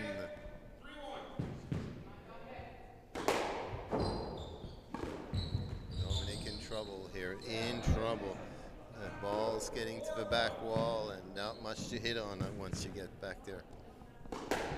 Now gets the volley away. Should have the advantage. He does. Capitulates on it. Loose. Ouch. Here we go. Those hands. Hey, once you feed it to Jason at the front, those hands are just great hands, isn't it? He's quite a shot maker, so anything loose he's really, really punishing, which is really nice part. Yeah, Dom looks in the trouble land. 6-2. Oh, managed to get down, but Jason is all over it. He feels like he's got his number at this point. Just a little out of reach. Well done. 3-7. Couple points here would help him bring it back in. Nice serve. Down the line. That's what you were asking him to do, wasn't it? Hey, down the line, good length. 4-7. All right. Really the first time he's had a chance to take on BK's advice.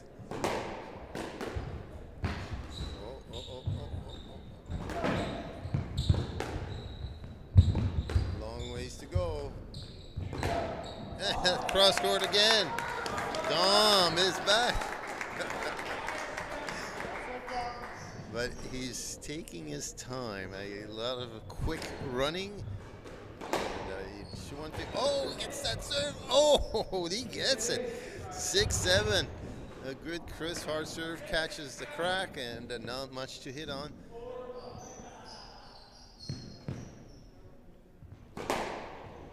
Again. Oh, yeah.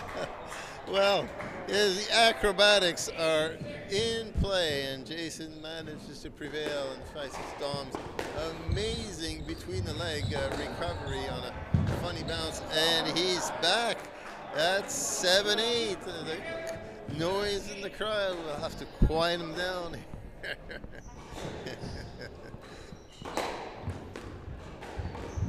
Yes, he nails it, gets it. Oh,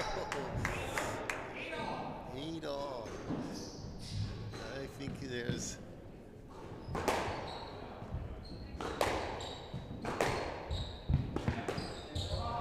Oh yes, that cross court sat up a little too much.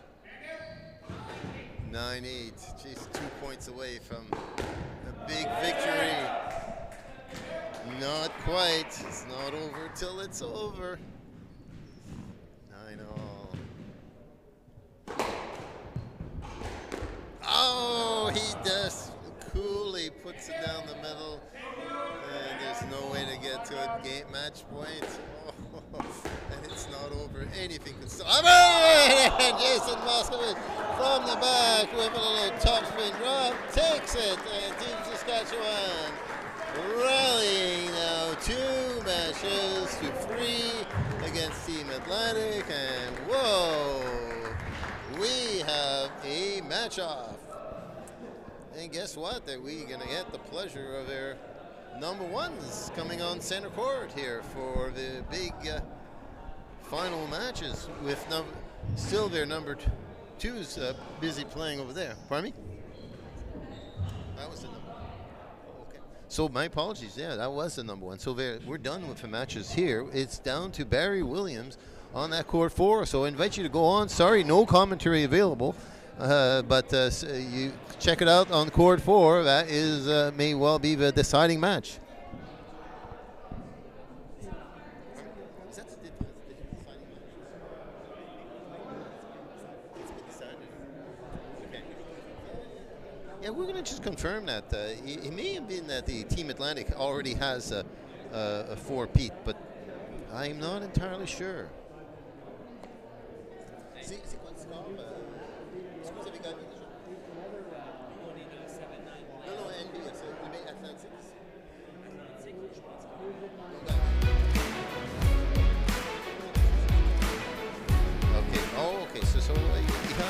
No, sorry to keep you in suspense. Just to finish off, it looks like Team Atlantic did have 4 match wins already. So that last match is just with the honor. So Team Atlantic advancing into the 6-9 finals, and Team Saskatchewan, well, they'll get to party with us. So that's all the girls won, and Fred won as well. 4 wins. So there we go. That's a win for Atlantic. Thank you, DK, for confirming that. All right, well, that's it for me for now. We'll be back, I believe. Check your schedule. I believe it's maybe 1:30, 2 p.m., 3 p.m. 3 p.m. So a little bit of a break. Yeah, do something. Get out there. Do active. Go get a game of squash or padel or even pickleball. But get active and come back and see us for the what will be fabulous matches, because now we're into the heat of the sections. We're now going into the final top 3 and top 4 to 6 and a 7 to 9. Team Atlantic and New Brunswick locally advancing to the 7 to 9. So congratulations to them. And I believe it'll be Team Ontario, Quebec, and Alberta advancing in the top 3. All right, that's it over for here, and catch up with everyone at 3 o'clock. Thank you. Signing off.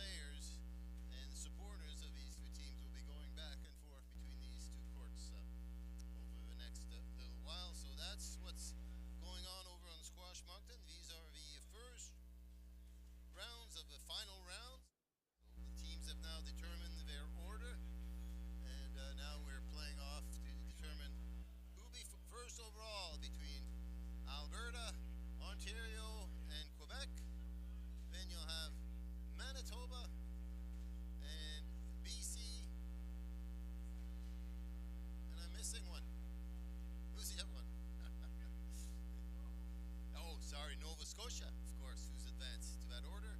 And here is PI, Atlantic, and New Brunswick. All right, spin of a racket. And we're about to get off shortly between Chris Mills and Hugh McKay.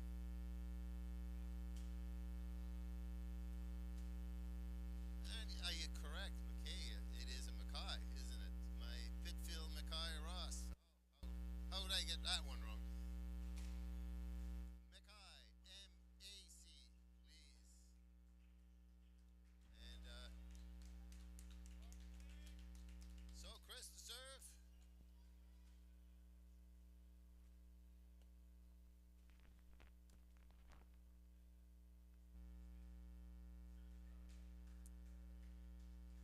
Chris Mills looking good in late, but good fitness looking.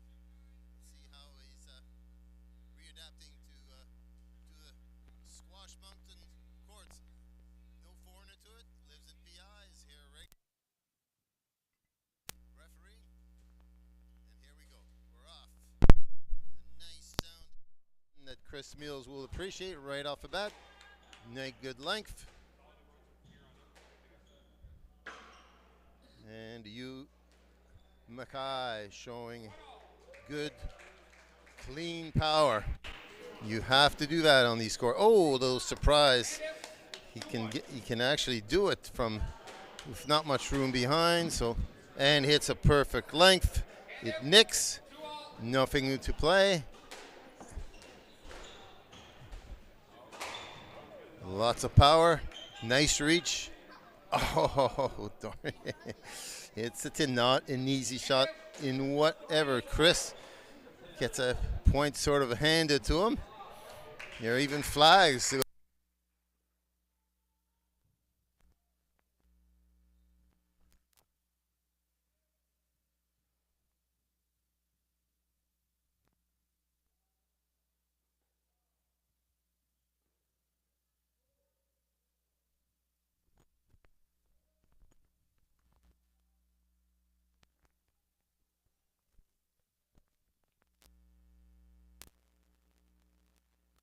Sorry, let me reset that. 5-3. And a funny hit on the racket. That sort of freezes Hugh Mackay on the spot. We're at 4-5. Oh, gee. I must I repeat though, better to do something a little more on the aggressive side than just to float up. And Chris Mills responds immediately. Outright cross court. Rinner Nick. That tells me this man has been on the court. He can recognize the opportunity very early. And gets good length, good control. You never hit a reverse cross Nick unless you've been on the court, and it feels totally natural to do that. Ball right at the body. That's where you have to pay double attention, double focus. It's not a normal shot, so softly put up there, but it also hits the next 7-all. 7-all. Let's see what he does. So, and we know he served one out. He's going to go a little bit lower, safer, but on the other hand, doesn't want to repeat that fault mistake. Oh, and it's Hugh Mackay's turn to surprise his opponent with the ability to go down the line from way.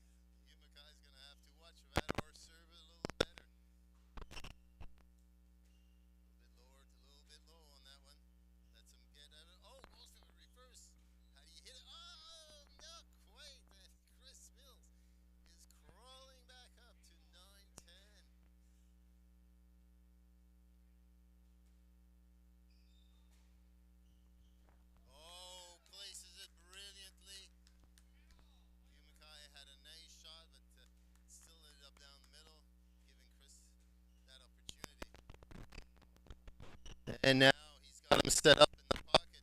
You got to decide which way to go. Plays a long post. And he's in the lead.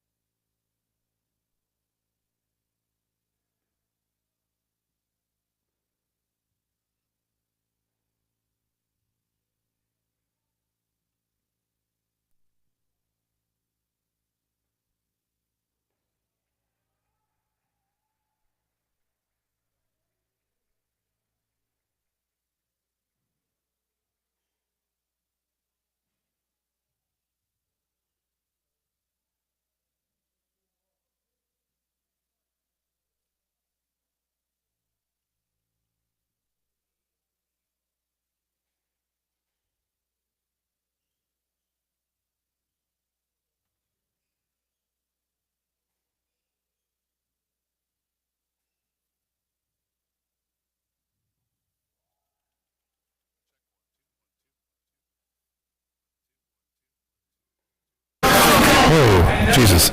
Check 1 2 1 2. Check 1 2 1 2.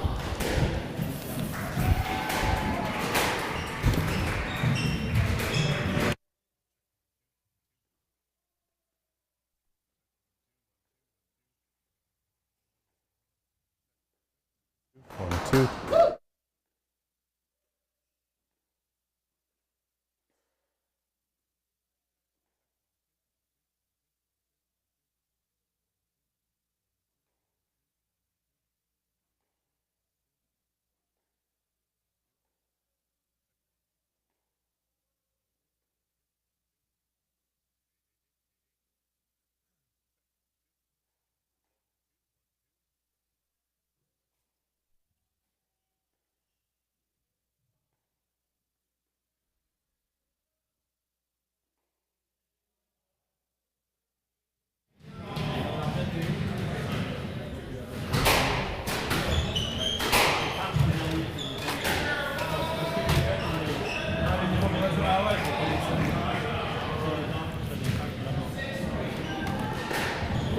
Good.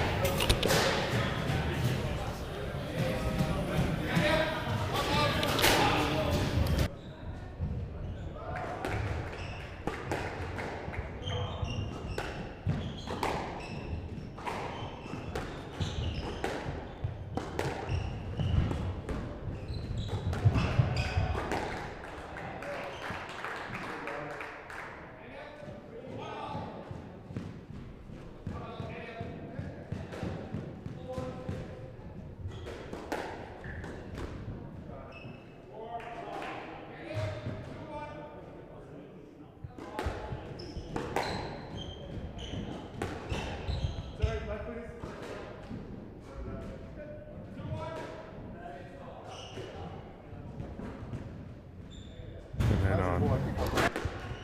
Okay, put it on. You're on. Sit right there if you want. Okay. Thank you. So where am I talking to? Oh, right here. Yep, you're good. Okay. Where's the mic? Okay. Hopefully you're all hearing me. I've got a new mic on. It's like we're at 3-2. Chris Mills. Great to have the technicians here. They problem solve just as quickly as you want to. A little cross court. Having to dig it and come back, not enough. Chris Mills doubles up at 4-2.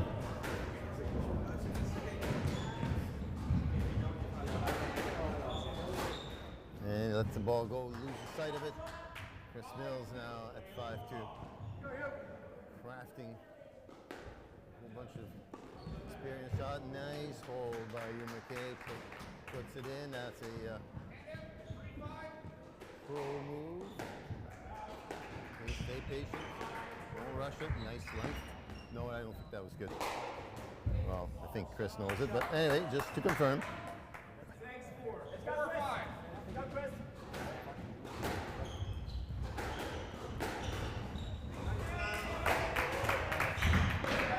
Getting some very good lengths from the back, from the middle. Umakai back at even. 5-all. Drop. Nice down the wall. It really catches him because he's been going cross court, and that sets up for an easy drop.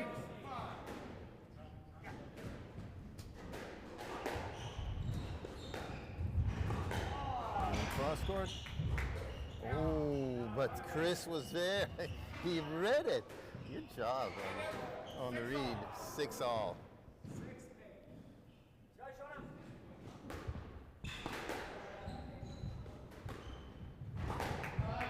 Oh, that's a good idea. If you're going to go cross court, you always go as wider than you think, because if the player is cutting it off, then it's really not be possible for him to do it. But go very wide. Better to give him a chance to pick it up off the back than have him. The Chris should know that once you come around, there's no stroke.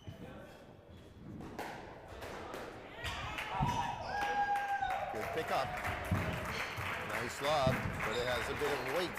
There's too much on it. Nice reach. Oh, yes, well done. Good read.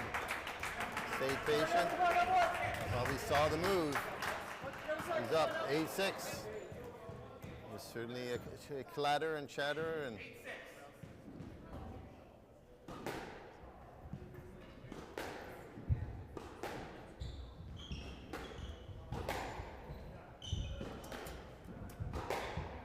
good length. High. Oh, he's hanging in there.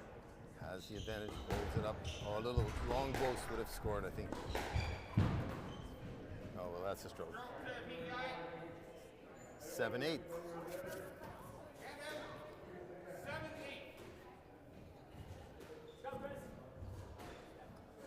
7-8. It is close. This game is so key, and I know you, Mackay, would love to have this. Both players would love to have this. There's no doubt. Cross court, nice and deep, gets posted. What can he do? Oh, great lob. That's a great lob. Not much to get. Good try. Whoops, no, back up. 8-9. Just going back and forth. And that certainly adds to the tension. The tension in the crowd. A lot of naturally keen New Brunswick supporters here, as you can imagine. And that's a tight shot. Chris Mills, my bad. He pulls up to even just in the nick of time, pun intended. Oh, lets it loose. That's a better length. Yes, he pulls it off and he really power it down. And that power has got speed, and that's enough to get the length. Game ball. Good concentration, good drop, yes, nice control, stay with it, and that's good for the game. You and Mackay, it's up 2-1. Good squash by these two players. Ready. Very good squash. Put on his hat.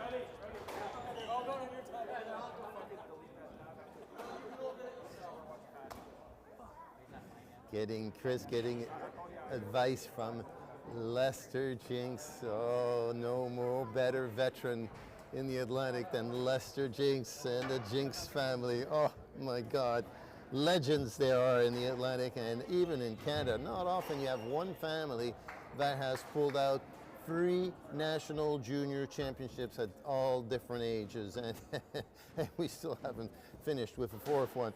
Anyway, it's been a formidable and quite extraordinary, really, success by the Jinks family all around. And actually, it was the I would argue it was the kids coming on that actually pushed Leicester back into a far more serious game than when we first met. So Leicester will be playing on the order as well, but for now, providing advice to Chris Smith. And meanwhile, Hugh McKay getting probably Pat Tardif advice down there. 15 seconds, players please make way to court. And now he'll be looking to put a lot of pressure right in. And if he can do that, carry the momentum that he's picked up here during the 1st, 2nd, and 3rd game into the 4th game.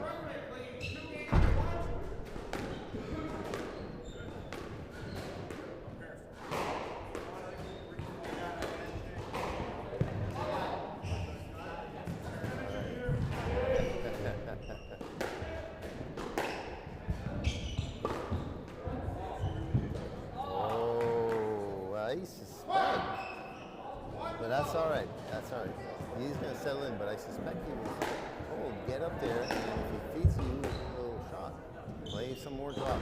And that's it looks like that's what the plan. Taking the ball up, the drop, nice drop. The reason why that's a nice drop is because the racket does go through, but in limited swing.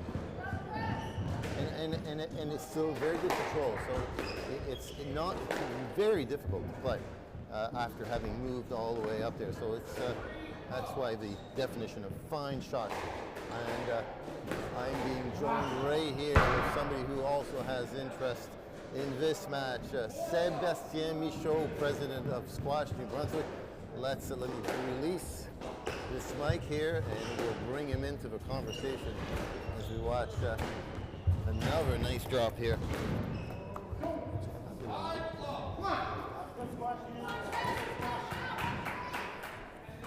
So Seb, welcome. Hey, how are you, Mike?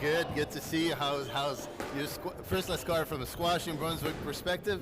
How is squash in Brunswick pleased with all of this here on your home territory? Well, the event's fantastic, and the amount of participation is through the roof. So we couldn't be happier about that. Wish we could play a little better, but that's going to come with time, with more coaching, with more squash pros in the area, and develop the game, which has been my mission since the last 4 years since I've joined Squash New Brunswick. So expect to see a lot more junior programs and a lot more community squash programs coming up. Oops, none. Sorry, just a second. I'm going to try. Here, you keep going. All right, so I'll keep going. I'll try to find my scoreboard. So it looks like Hugh's dominating this pretty hard. Oh, nice counter drop by PEI. Great counter drop. So he's finally on the scoreboard now. He has quite a comeback to mount if he wants to do this, and yes. Certainly Hugh Mackay is not looking like he's wants to give an inch. No, exactly. He's really pushing hard right now. I think he wants to get off that court. Close on that one and give his team the victory. He'll be really happy with his squash. He should be, yeah. I thought he played a very good strategy. Yes, He really hit the ball. Actually, probably the nicest. I'm not taking any away from all of the other plays we did, but I really like that. With a little compact swing, of course, he's got a lot of strength.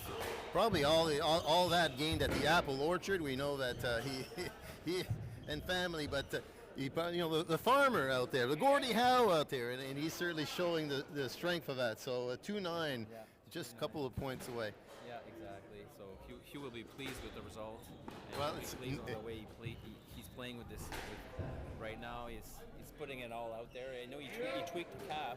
He did, yes. Couple weeks ago. I'm not noticing anything. It certainly ain't showing right now, Mark. Yeah, we'll have to tease him because here it is, 11-2 for you, Mackay. And of course, big age difference. But actually, I think I like this idea. He is a farmer. Let's call him the Gordie Howe of our. He's a little young boy to be a Gordie Howe, isn't he? Oh, we can call him that. I'm sure he wouldn't mind. Bobby Hall was also a farmer, I think. That's true. That's true. All right, the Gordie Howe. He'll like that. We'll share that. So your Team Atlantic. Team New Brunswick. So you're up. My bad. Sorry, Seb. My apologies. So you're going to be on here as well. Yeah, I'm going to need to go warm up very soon. So it'll be close. This is a big match, PI and New Brunswick. This is a big battle. It always is. Very tight between our two provinces. So I'm looking forward to see if I can get a result. Sorry, remind me who you're playing. Lester Jinks. Lester Jinks. Oh, there's no more experience out there than Lester Jinks. Wily old fox. The old fox. All right, Seb, you go get ready. Thank you for dropping in, and we look forward to watching you on your match with the fox. Thank you, Mark. The Jinx fox. Ok, merci. Ok, merci. Je te le remets. Oui, merci. Oui, bien, merci de nous dire. Oui, Je suis pas habitué de tenir celui-là tout ça, c'est des mini-micros. Ça pogne pas mal. Okay, merci. A little tip here from Seb. All right, well, next up, Patrick Tardif.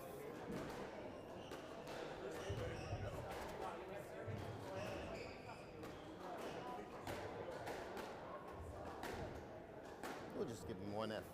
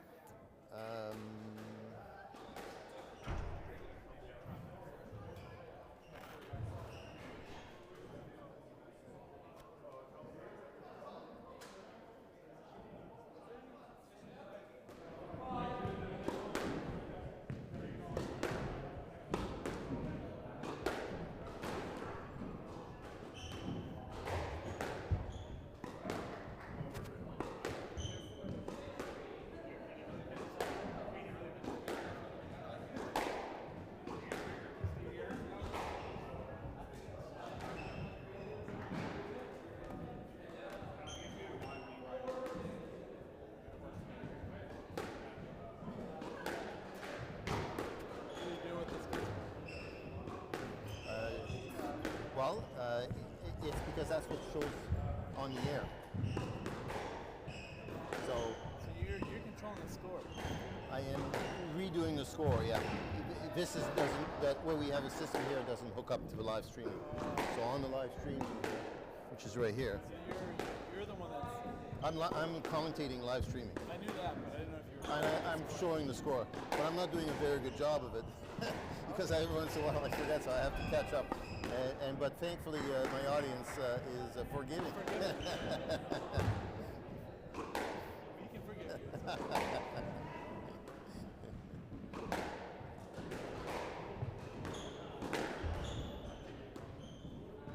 It's hard to match the right colors. They keep changing. The BJ McLean now has gone to actually more of a Pat Tardif color, and Pat Tardif, God knows what he's got under that shirt. All right, let's see what BJ's got. Let's give it to him. Yeah, that's about right. Okay, and now we got Pat. Well, we'll have to wait to see what shows up. But BJ McLean, I think that's a pretty good match color for him. You recognize that. Those who were there yesterday, you heard me chuckle and laugh. The banana. And I asked Pat about it. I said, Pat, I got to tell you, I laughed as you ate that half banana just before going on. And he goes, oh, actually, I've been doing that all my life. It's what I do just before, before I play. I like to have a little something. And so we'll just have to see whether there's a half a banana that gets regurgitated just prior to, or perhaps he's already decided that enough is enough. I'll have it a little bit before the warm-up. So the banana to look for on Pat Tardif, the number 3 players for New Brunswick, BJ McLean, the same for PEI. Pat is also, I want to say, the Squash Moncton Club president, so he serves many roles in this squash journey. Great racket. He is the defending club doubles champion. Oh, and we won't name who was his partner, but he was of a certain age. Two of them combined, over 60. And that's as much bragging as we'll do today. All right, BJ McLean. It's on live TV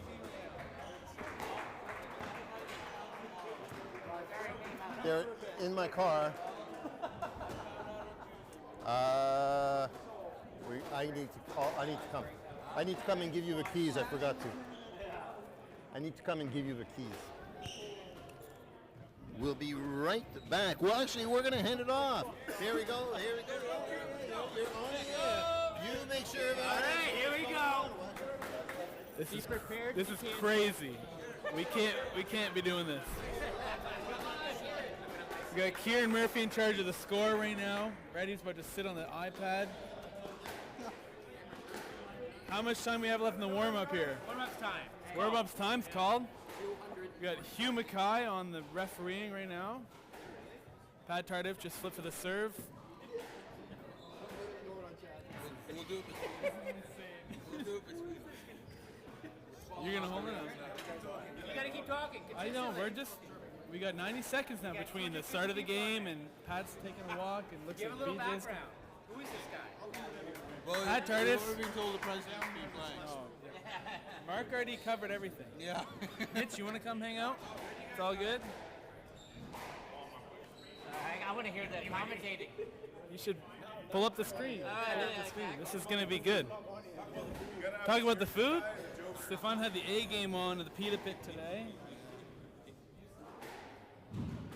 Andrew's got a couple Mott's crustaceans there. So this is going to be a big game between New Brunswick and PEI. New Brunswick currently leads 2 matches to 0. Biggest Wins game from of the evening, second only to Seb and Lesser Jinx. Well, that's to come, but for now, we're about to start. Pat Tardif versus BJ McLean. The folks are happy. Pat did get a haircut this morning. He is looking sharp. Love all, folks. It's a good serve to start. Tight play and ooh. Brady's got much more of a squash commentator. Oh, that's a fine shot. Tight to the wall. Pat leads 1-0. BJ's racket's got some issues at all. It looks like BJ is struggling early on. Oh, ball's out. Ball's out, ref. Ref, is it out? Yep. 2-0. 2-0, Pat leads 2-0. Nice night, high lob serve. Taking advantage there. Pat does seem slow to clear, but it's working in his favor right now. Oh, fine play there from Pat. Doesn't want to involve the ref, plays the ball. Street ball, 3-0. Beautiful change of pace. 7 from left, 3-0.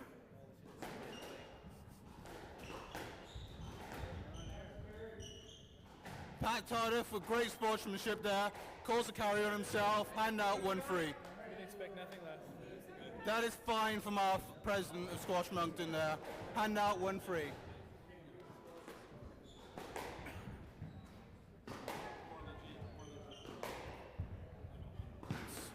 Oh, the ball's being hit very hard here, but BJ's just hit it out of play. Pat leads 4-1 in game 1.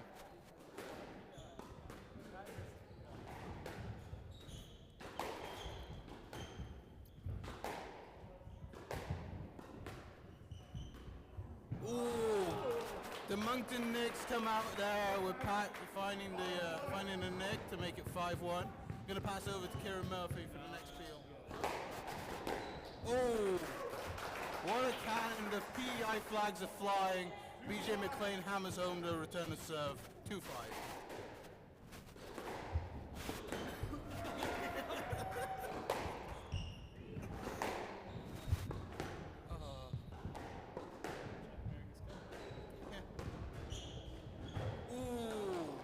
That's a costly mistake. BJ McLean looks up. 60. Shout out Liquid Acid J29 race. To the point that she goes. Yeah, bonus on new shoe. Mark's back. Thank you to the... No. We're going to stay with it. Oh, shit. We haven't been to school. 3-6?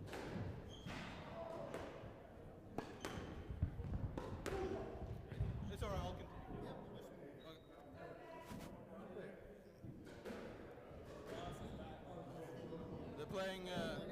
They're playing a let there. It's 3-6. BJ to serve.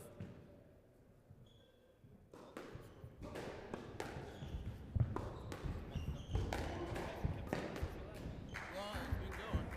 Ooh. Pat doesn't want to involve the ref once again. Plays through a stroke. 7-3. Oh, the serve finds the back neck. Just bounces along the back glass. No chance for BJ. 7-3. Pat leads. Sorry, apologies. 8-3. 8-3.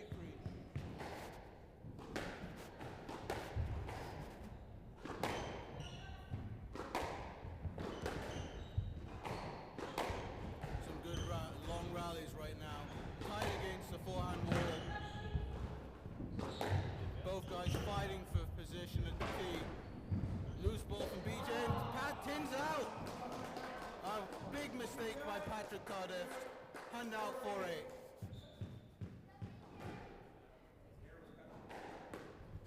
There's comments that Pat's hair was a bit too short today, and you know what? That might be true. We'll cut to a comment from Pat later, but for now, tight to the wall. Pat takes the point, hand out 9-4.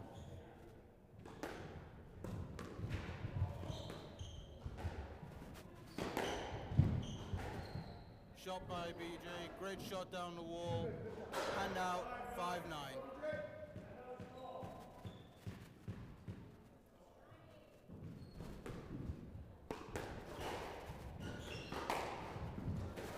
Another great shot by BJ, the crowd goes wild. Serving from the left, 6-9.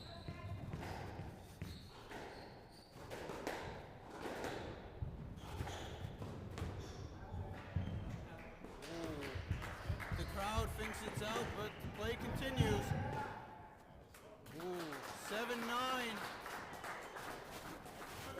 7-9 from the right. There's a strong PEI contingent here.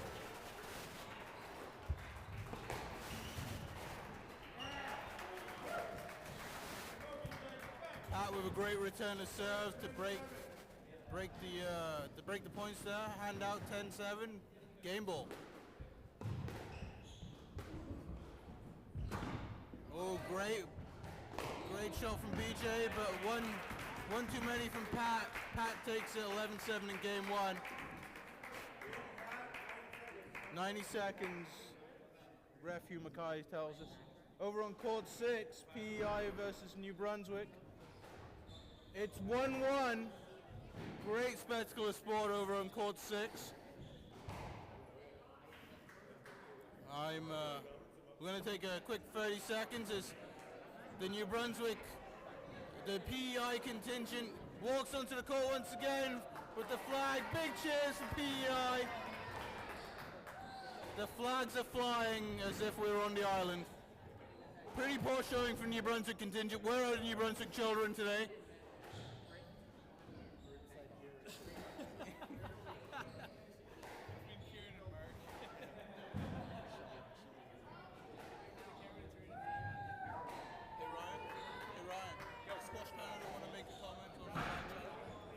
Atmosphere is electric. So a live update from Squash Canada representative Ryan Morris. The atmosphere is electric. If you're not here, where are you? Yeah. True comments there. Ref, would you like to make a comment? Ref can't make any. Maybe after the match. Yeah, ref's trying to stay impartial here, but you never know. Darren, anything to say? Stop talking. I've been asked to stop talking, folks. Well, it's my show, so I'm going to continue this podcast as we continue. Broadcast. My. You could start a podcast. Honestly, people seem excited. People seem to be entertained. So, all right, the 90 seconds. 90 seconds are up. Pat and BJ are back in the court. All right, Pat leads 1-0 level.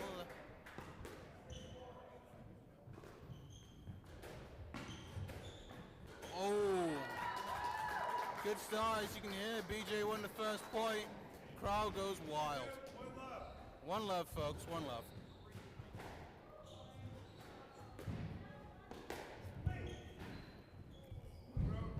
Oh, stroke against Tardif. That is a very fine call by the ref.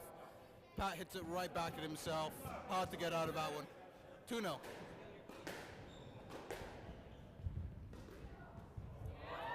Three 3-0. Great boast by BJ there.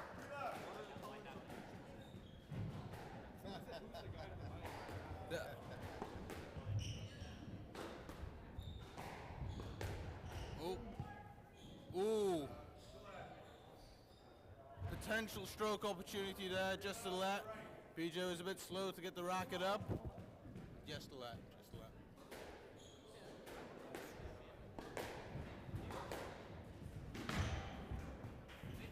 Oh, BJ is really testing Pat here with some short stuff and then deep length. Wins the point and the crowd goes wild. Are we in PEI right now? For love. Good start by BJ.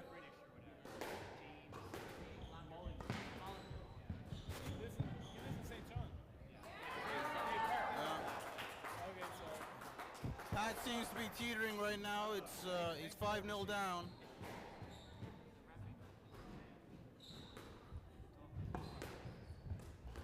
Oh, a fantastic shot by BJ McLean. Takes it to 6-0. Will we see a bagel today? Will there be a bagel? Oh no, Pat says no to that. A disgusting shot to take the point, 1-6.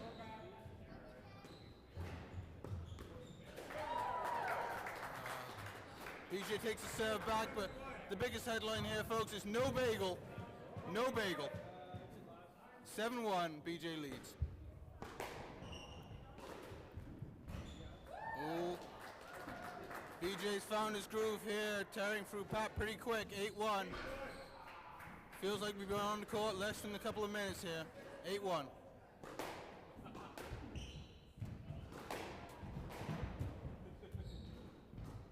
Ooh.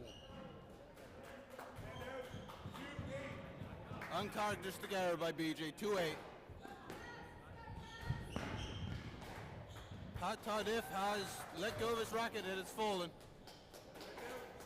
Is that something? 9-2.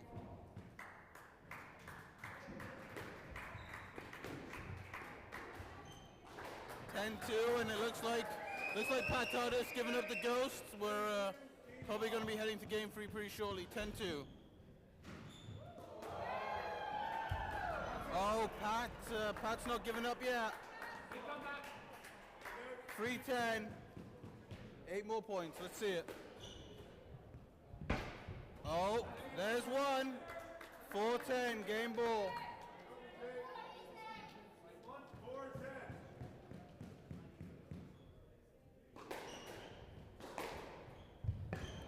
5-10. Oh, sorry. 11-4. My bad, folks. Games are 1 apiece. 90 seconds. We move over to court 6. The score on court 6 is to be confirmed.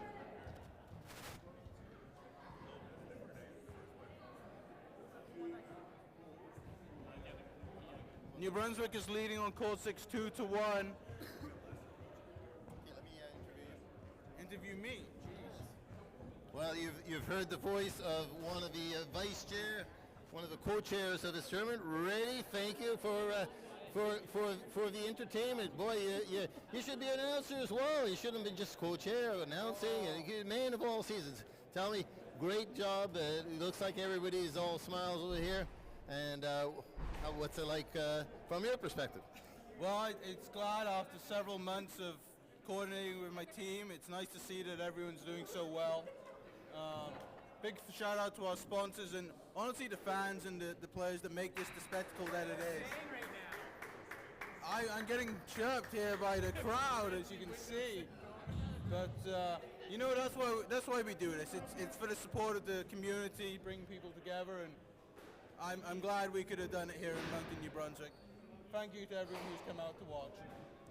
You keep going. You're really on a roll here.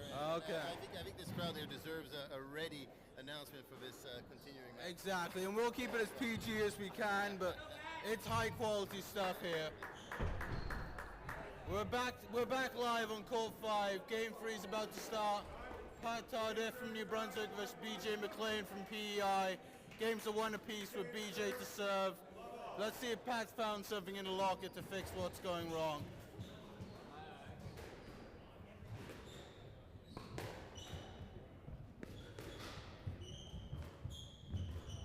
Oh, it looks like BJ's continuing where he left off. 1-0 with a great trickle boast.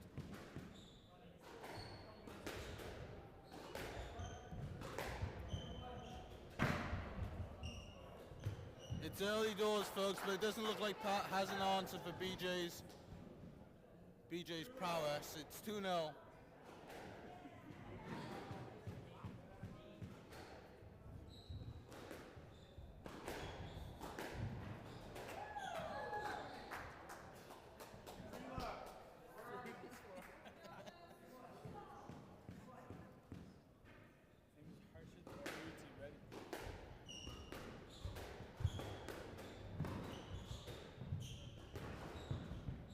Sorry folks, I just got distracted there. I see there's comments in the chat. It's good to see people using the chat for productive things, namely so-called friends. Back to action on Court 5. BJ has a commanding lead, 4-0. Does Pat Tardif have an answer?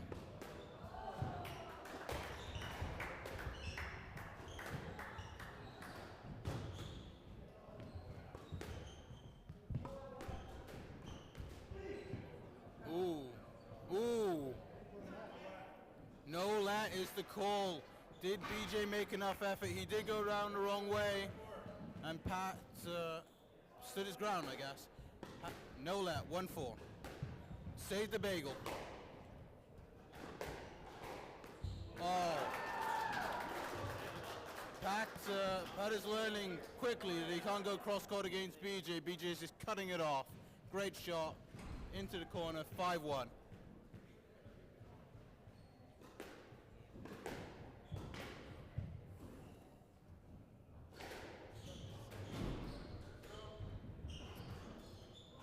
Ref took a couple of seconds there to decide, but ultimately he made the right decision with a stroke. 2-5.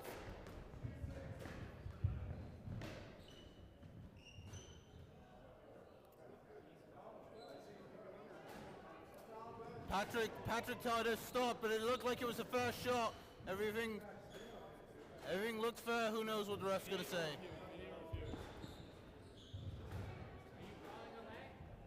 No, he's not. Folks, we don't really know what's happening on Call 5 right now.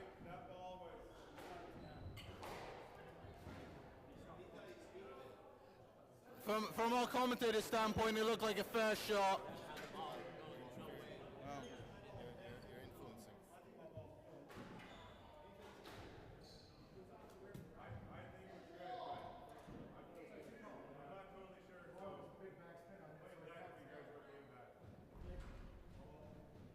Looks like we're playing a lot.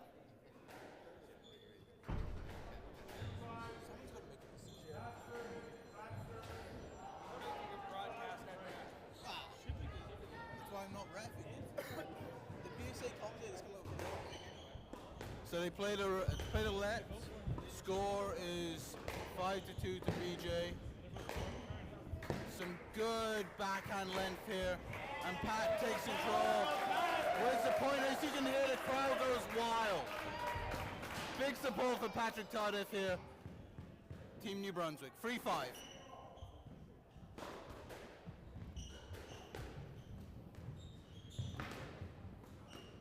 Ooh, good rally there. BJ wins the point, leads 6-3 in game 3.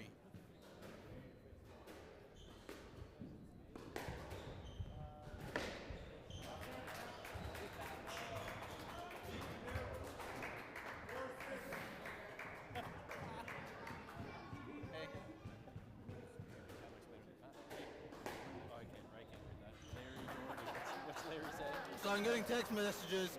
Friends are telling me ESPN's calling. I'm signed up for Monday.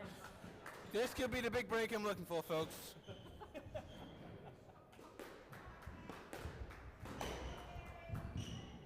Be in this place. Oh, talk about big breaks. BJ McLean putting on a clinic. Great backhand drop. Cross court leads 8-4 in game 3.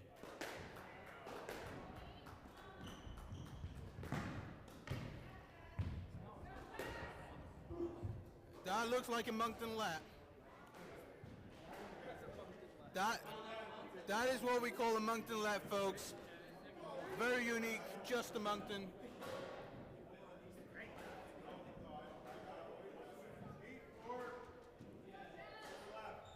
You won a game now. Yeah. So 8-4, folks. Moncton let there.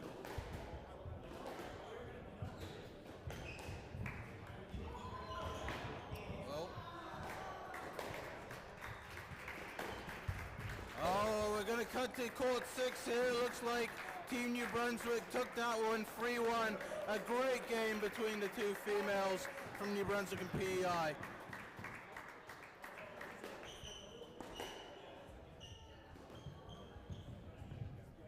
Ooh. Ooh.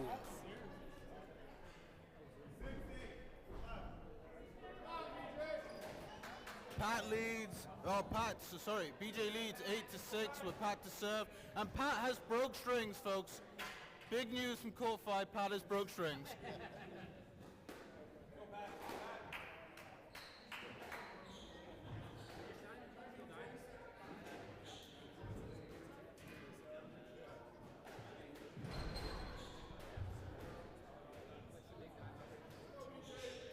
Patrick's back now with a new racket.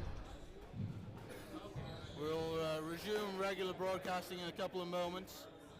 Pat to serve 6-8 in game 3.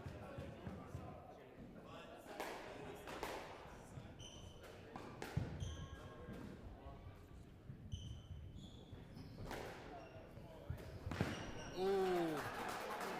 Good hustle from Pat, but the shot was too good from BJ. Hand out 9-6.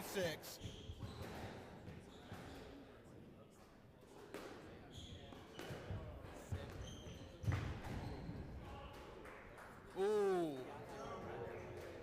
Ooh, that's the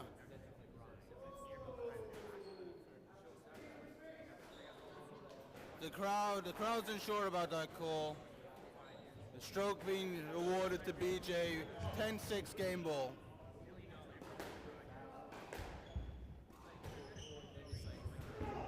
Oh, a great piece of deception by Pat Tardif. Did somebody call a taxi there? BJ went the wrong way, but 7-10 game ball.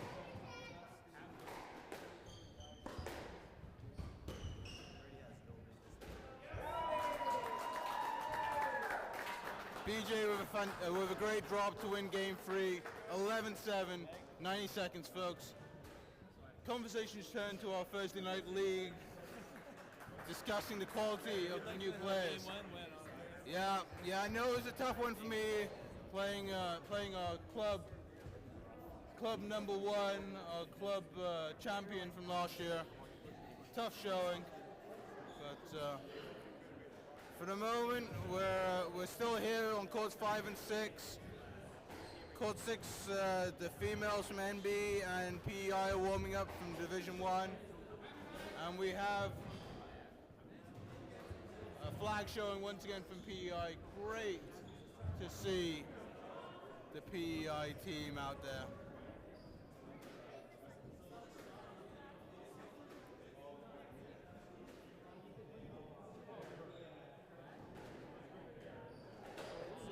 It's 7 Leicester and then Gabe. 7 Leicester, Gabe, and Buchanan. You guys want to say anything? Since you've been so vocal.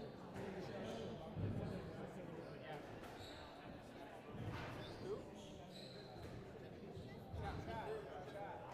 Oh yeah. Just like to thank the viewers that have signed in on YouTube. This is the first time we've hosted this kind of thing with live streaming at Moncton's Squash Club, and well, it's great to see that people are getting involved. Even if it is to cheer up the commentators, it is what it is. I've been told to give a shout out to the bunker. It's a good place to have a drink, I guess.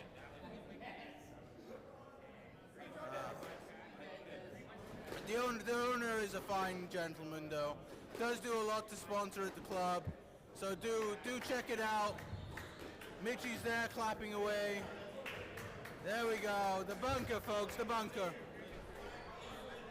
This commercial ad was sponsored by the bunker. The bunker's going on the chat. Yeah.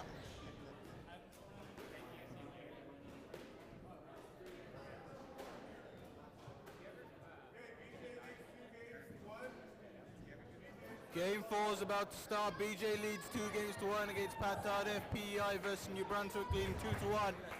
Love all, folks. Ooh. An uncharacteristic error from Pat Tardif. BJ leads 1-0.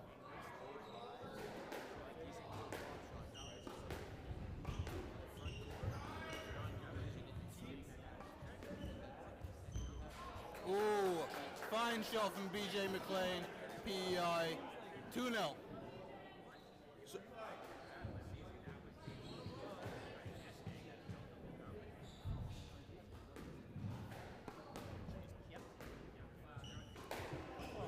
Ooh. Just a let is the call there, folks. Could have gone either way. 2-0.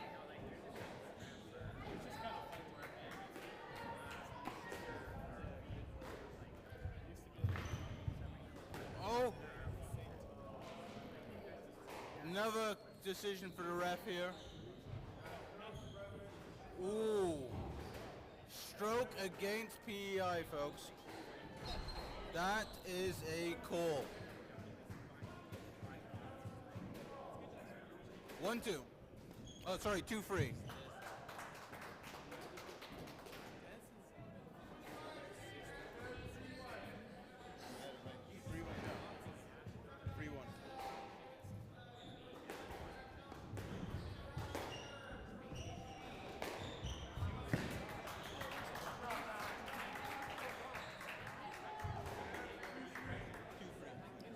Scores 2-3, Pat Tardif to serve from New Brunswick.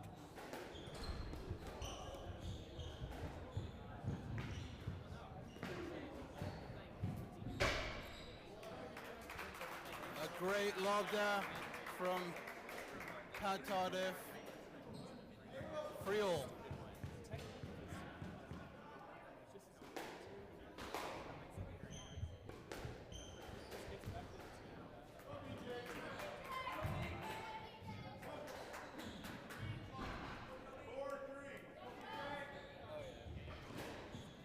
Yeah.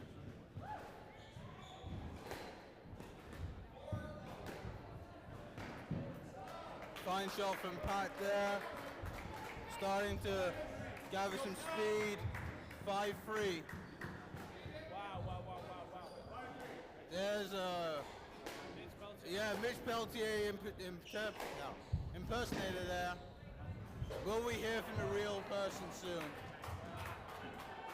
Pat with a trademark uncharacteristic shot into the tin. 4-5.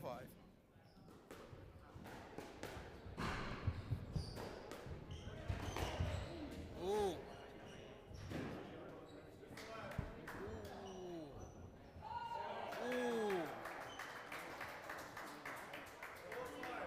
Another let call there, folks. 4-5.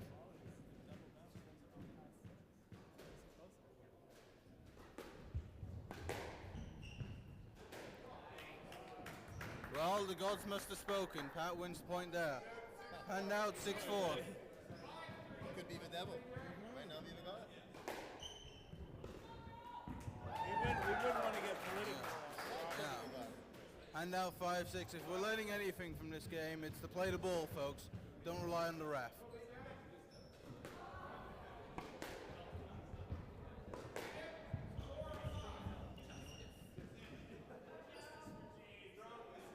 Stroke call against Pat Tardif. I think it's the fine call there. Right decision. 6-all.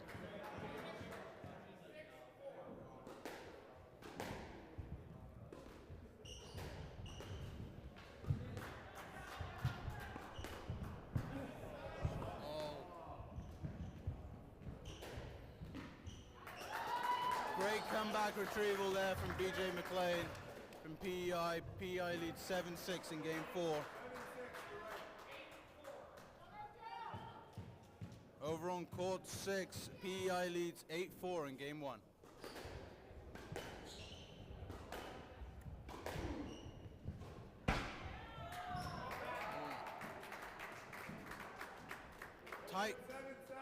Tight game 4 here, 7-7.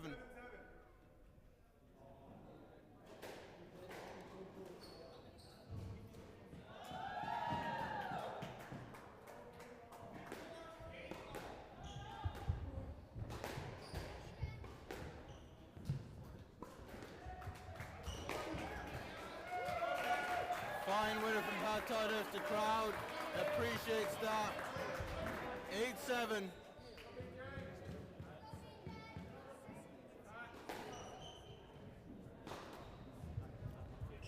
Ooh. Let call there. Safety let call there. Feel it's the right decision. 8-7.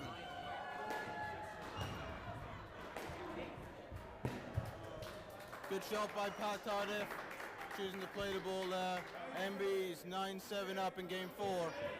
MB needs this game to take it to game 5, folks. Oh, great shot by BJ. Starts off with the drop and then hits a cross-court winner, 8-9.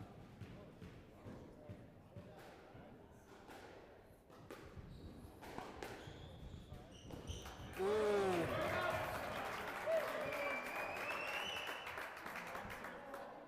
Hand out 10-8 game ball, folks. Big points, big couple of points maybe here for New Brunswick.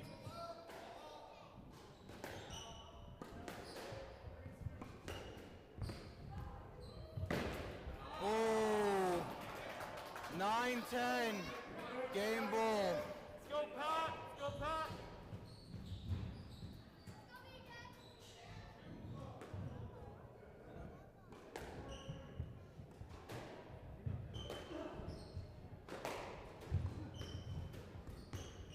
Oh, BJ with a fine display. 10-all. Klamath win by 2, folks. Best of 3. 10-10. Oh, BJ with a fine boaster. 11-10 match ball. This commentator is biased. Go, Pat, go.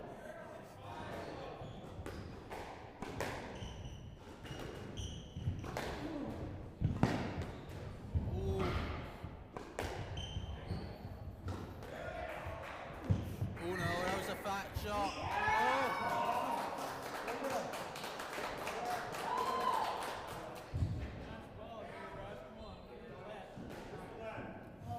Just the net was given. Honestly, I think it could have gone either way. It could have gone either way, folks. 11-10 PEI match ball.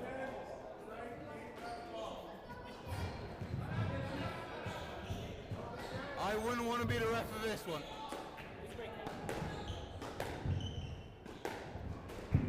Well, you know what, folks?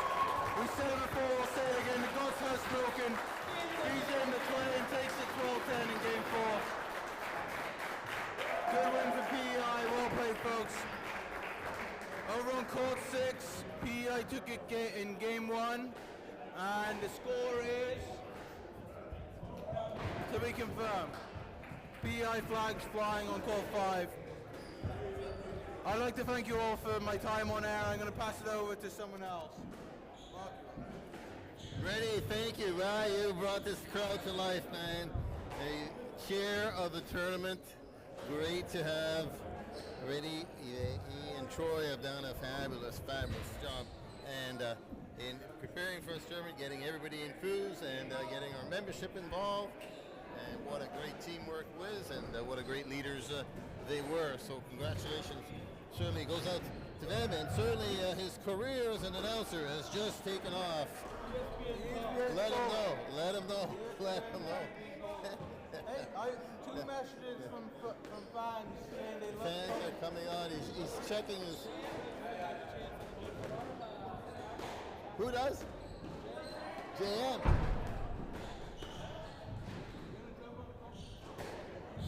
He's got his hands full, I think.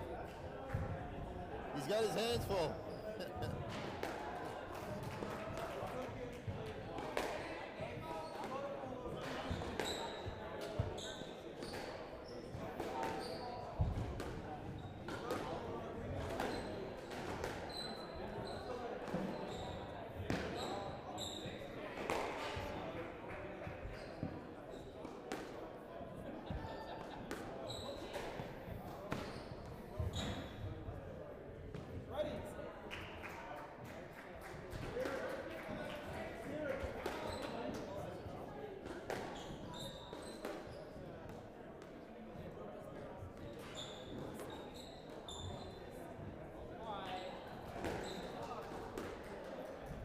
Ça va? Ça va bien, ça va bien. Et one.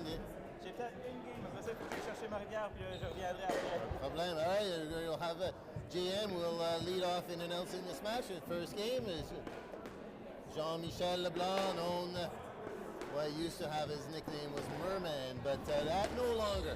I think that's from the past, isn't it, JM? Unless I find you that still remember me from those days.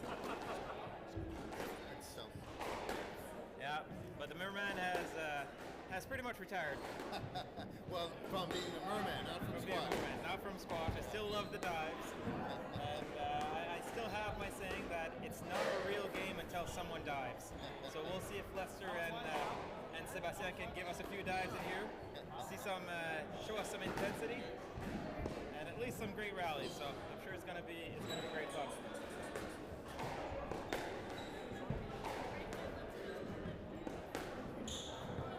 Jim, the colors keep changing. I never know whether they're going to come in black, green, or whatever. So we keep having to adjust. But I think that we got the color code right for this final. If I'm looking under Lester's shirt, hopefully he takes it off so he's no longer black sweater. So what do you think here? You've got the rookie in a way in Sebastien and the veteran Lester Jinx. So what's your thought? What does Seb Michaud have to do here to be able to get into this game and rattle somebody who's probably very difficult to rattle? Well, you're right to say that. Lester has tons of experience. He's seen a lot of scenarios in the past. He's shown in the past year that he can handle some pace. Seb does have the youth, so I believe the success of Seb will be a combination of hitting the ball tight to the wall to avoid Lester's very good attacking game, and making sure that the rallies are extended so Seb can use his youth to his advantage. Wear out those aging legs, and I won't say that. I hope Lester doesn't hear me saying that, but thanks, Joe. So it should be interesting because Lester has seen people use that tactic against him in the past, and he usually finds a way to open up the court and try to avoid having some extremely lengthy rallies. But fun little piece of information on Lester, even though we are saying that the strategy against him would be a little bit more endurance, I believe he has done some mountain climbing just in the past year, climbed some fairly high mountains.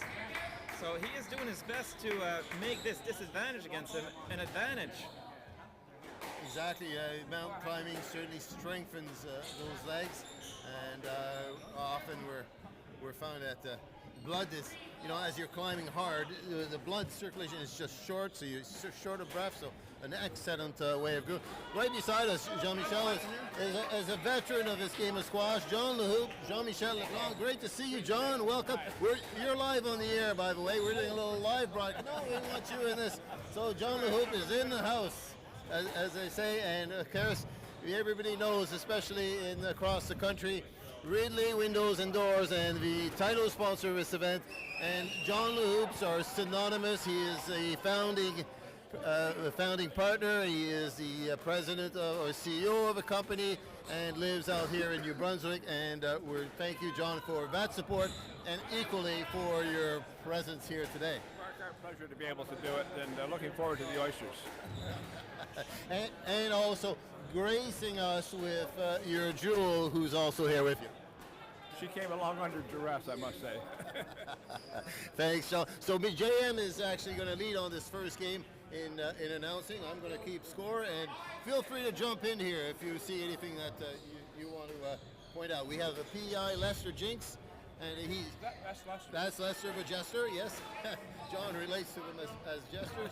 And Seb Michaud here is a current president of Squash New Brunswick. He's done a great job and a keen student of the game. So is one playing? He's playing for New Brunswick team, and that's PI team would be the Lester. Yeah, New Brunswick against PI. It's very close. And the Atlantic team was because you're hosting? The Atlantic team is another team that we're allowed to have two teams, home teams. So there's another team out there playing Atlantic, and they also made the final cut 7-9. So they're in this pool as well. But we'll be playing tomorrow. So Mark, I've got a question for you. A little bit of a quiz for the interest of our listeners. You're also a man of experience in the competitive squash field. In a couple of lifetimes ago, yeah, I think so. If I remember that far. So, how much do you read into a warm-up of your opponent? Well, I have my own strategy for that. Nothing. Yeah, on the warm-up, I simply focus on myself finding the ball. Every court is different, and every day you get on the court is different. So the one constant, though, is you relative to the ball. So when I get on the court, all I look for is when the ball comes to me in relation to ball, finding my distance to the ball. And actually, I don't hit hard. I actually tend to hit very softly. I actually look for a short shot because I want in the game to be able to show a short shot. I should say I used to want to show a short shot because, as you know, I only play long ball these days. But that applies also long ball and go softly. Often, though, what I'll do if some players in the first few rallies, having just spit very softly in the warm up, I will come out cracking it, and that totally throws them off because they obviously haven't seen it. So they can rattle a player. Again, it helps you in the first few points. Anyway, long answer to your question. Brilliant stuff. So we're about to begin here. Sebastian has a serve, serving to Lester. That did keep his gray shirt. You were right, Mark. Excellent. The man in black, New Brunswick, and gray PI. Right off the bat, Right Lester there, shows that he can take the ball short. You feed it down, and he has shown that he will not be looking to extend the rallies. He wants to control the tee, take advantage of the short shots when he can, and let Sebastian do the extra work here. So let's see if Sebastian can retaliate with some shots that will force the rally to go long, like this one. Oh, great cross-court from Lester right there. Sebastian using height to his advantage. Great rally. You see the battle in the start of the games. This is the most interesting time of the match. Players are really trying to force their beat, their pace on the ball, and they're really trying to make the game their way. Settling into their groove is tricky sometimes, as you said. You get into a few points, you got nervousness, and ideally you want to get a nice long rallies and then settle into your game, but whatever that will be. Both are showing the ability to take the ball short right now. Still feeling themselves out, trying to get a gauge for what their opponents will show them the rest of the match.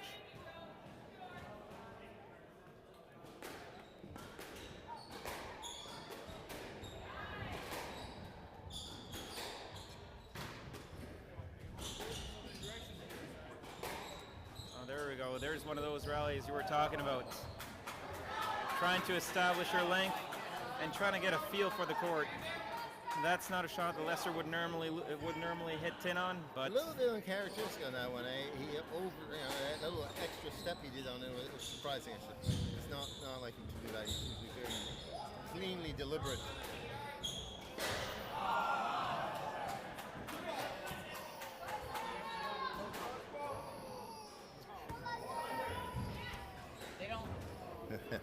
And a young LeBlanc's come and joined us. Oh, Daddy, I miss you so much. I also want to get in on the announcing. Grundy, yeah. And now we'll get back on the bike while Mark keeps his oyster talk going. Great oyster on the menu today at the Squash Moncton. It's a tradition. The tradition continues. Oh, great cross-court kill from Seb right there. He really seems dialed in today.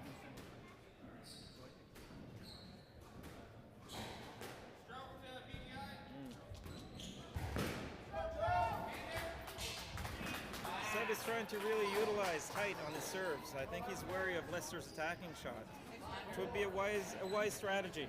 Yeah, you gotta keep it high with Lester. You let him feed him down the middle, and he's got a lot of talent. There's a lot of places he can put that ball. Cross court, straight drop, and on this court a straight drop. Extremely effective. Sorry, that's bad. Check on the score. 5-all. Okay, let's bring Lester back. 1. Yep, here we go.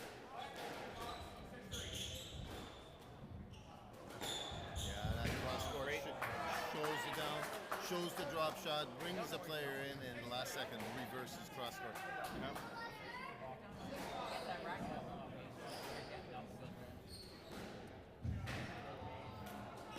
Bonjour Arthur. We have Arthur with us. Yes, oui, t'es un beau garçon.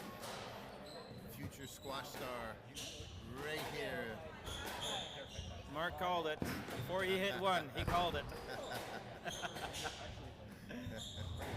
Oh!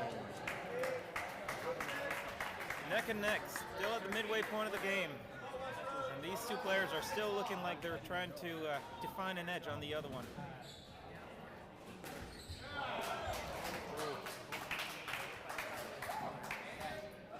And this is another common phenomenon. When you finally get a shot that's just laying there, you try to do too much with it, and that's when you hit the tin horribly. Yeah, it's just for you. Yeah. Oh, service was called down. No, he called his ball down.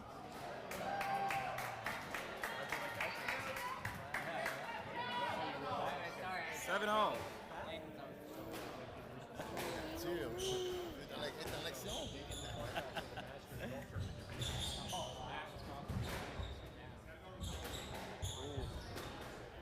Really great pace to this game. I'll say that. These two players are really trying to take over the rallies with pace.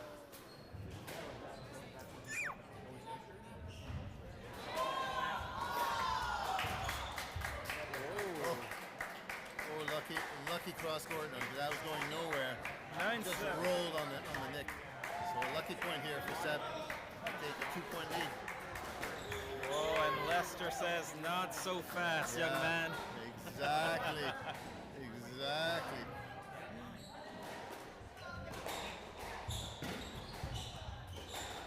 Thanks, Frank. Oh. That was out. Yep. Good call.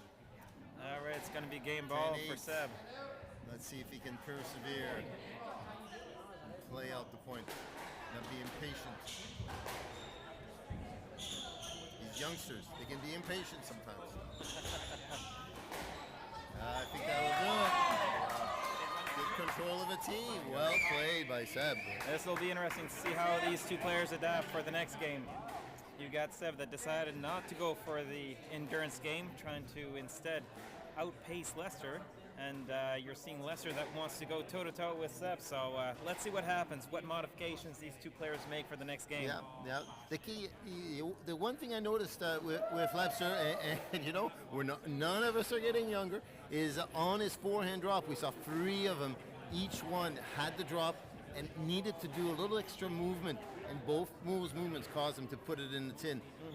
We call it uncharacteristics, and I ponder whether, you know, a few more years just doesn't allow you to do exactly what you used to do with so much ease. Yeah, and it's going to be interesting because I still feel like these are very uncharacteristic, even for Lester's game today, that he would hit 4 to 5 tins off of drop shots. So I expect him to be to make some modifications, really think through those shots again, and readjust his angles and his targets on the front wall. All right, well, we'll check it out. Meanwhile, young Arthur Leblanc is with us here. How many months is Arthur? Because he's looking at that mic like, I want this. Let me in the action. Even though I can't say a word yet, I want to be gabbing along here. 11 months. 11 months, Arthur. T'es formidable, mon ami. J'ai hâte de voir à l'action pour de vrai. Oh. All right. Merci Jean-Michel, thank you JM. Merci Arthur, reviens souvent, hein? Oui, t'es toujours la bienvenue. There goes Arthur Leblanc, Jean-Michel Leblanc. Mom's probably looking on. But we do have a really great game of squash here being played. Some great reaching out, and now Lester's got Seb moving in all corners of the court. Let's see if he can hang on.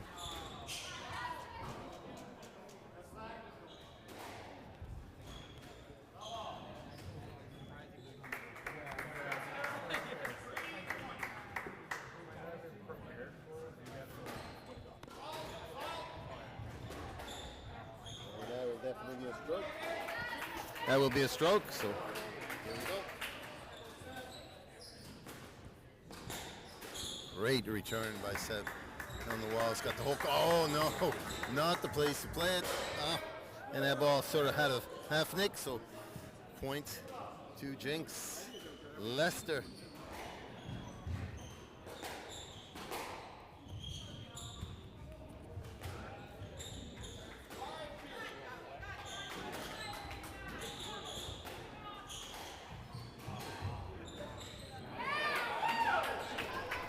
Well, I take it back. Seb was correct. He has found his front groove, and that is, and this may be 3. Apologies if that is. We'll catch up on the score here. Nice lobbing with Seb getting himself out of trouble very nicely. A little loose on those front shots. Gonna have to tighten it up because otherwise he's going to feel the pain.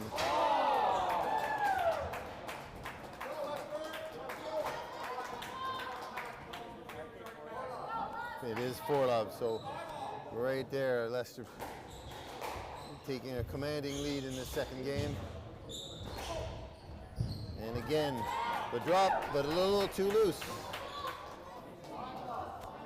And if you give it a little loose, a little time, the other player has lots of time to get there. The great serve right there, needs to go in the pocket, does it, gets the nick. So Leicester, the JM was right. Leicester is back on track. He definitely has found the, oh, you're still here, JM, you did. I was just talking about you. He certainly has found his groove and is not missing any of his drops. He certainly has adjusted his targets on the front wall, and those tints you were seeing earlier that seem to they vanished. Exactly. Now he can build momentum off those drop shots. Absolutely. There it is again. Oh yes, definitely. Seb is going to have to 7-1. Kind of a long ways to go. And I almost looked like he was sort of ready to let it slide, let this game slide, but maybe not. 2-7. Oh, and a stroke.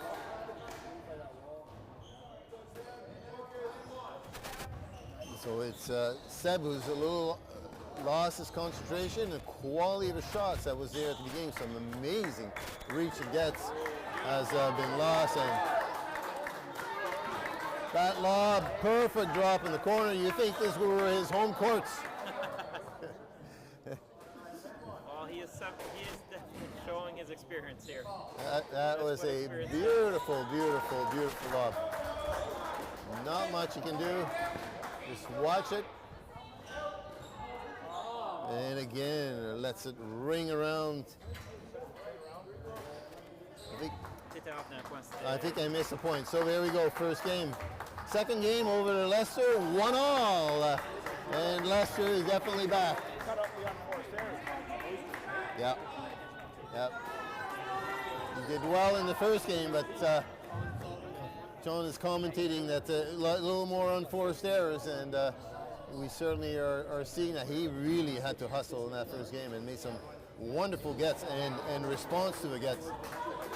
Now, the Team PI support crew on the court, they are wonderful, and they're providing support, great interest. The New Brunswick ladies match is over in PI.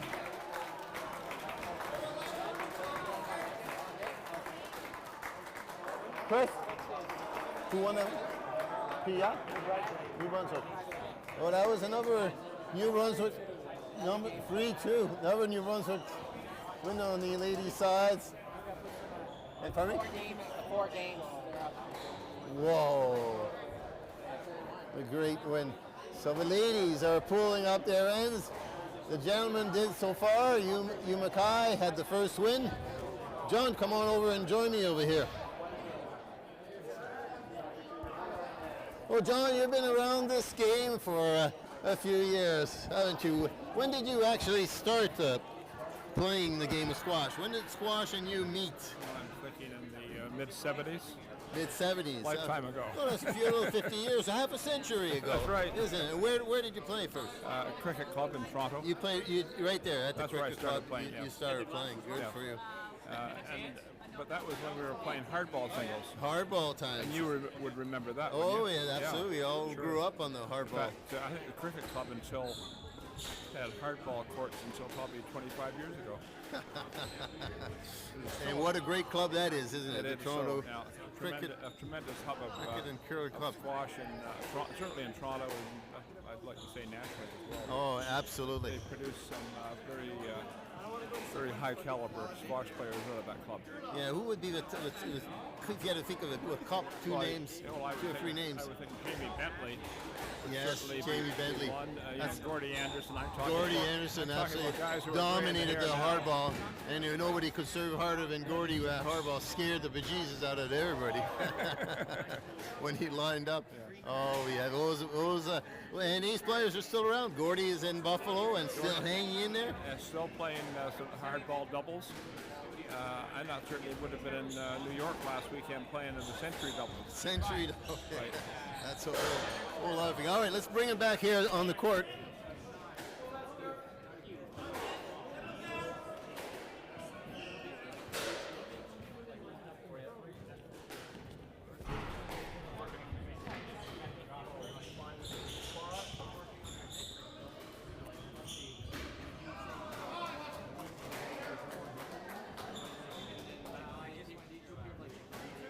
Three to two for Leicester. He's but Seb is playing in a way we saw him in that first game, with high intensity, covering the full court, showing patience when he needs to, right there. And a beautiful drop shot. She leaned across court, and that made Leicester sort of delay a little bit, covering that cross court, and went for down the wall. Very good fake. Seb takes the point. They're now 3-all. Oh, God. That's why he's moving to Halifax. Now you know.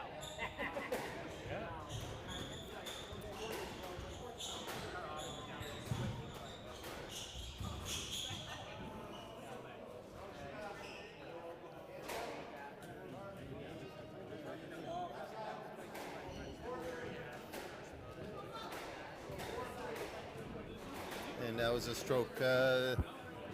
Leicester had a good shot, but just couldn't move. He got sort of stuck there, and that became a stroke. Good call.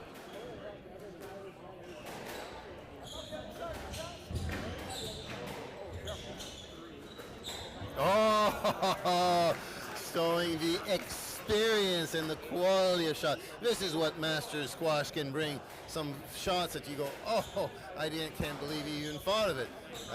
And you get shots that are just so uncanny, and ones you can't see. And now Leicester, with his experience, looked in trouble, and he's right back in there, up 6-4.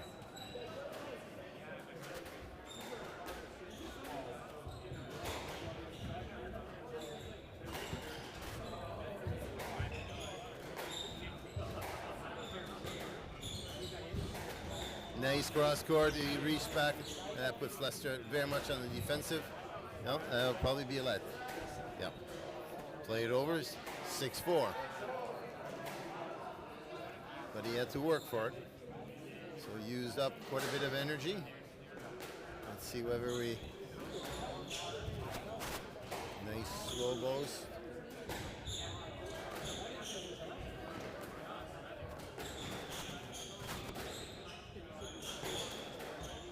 Oh, catches the angle on the cross court. He really was looking for it. 7-4.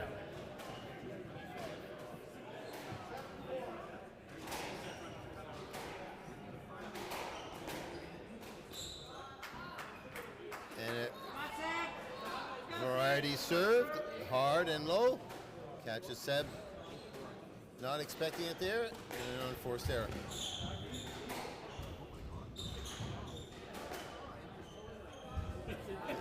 Now, if he'd gotten that, that would have been quite an amazing gate. Seb making the veteran run the length of the court.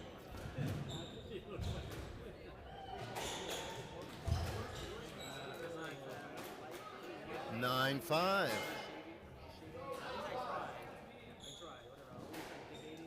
PI looking good on this one, but I think the ladies may have wrapped up 3 wins, and along with you, Mackay, unless I'm mistaken, that might be enough.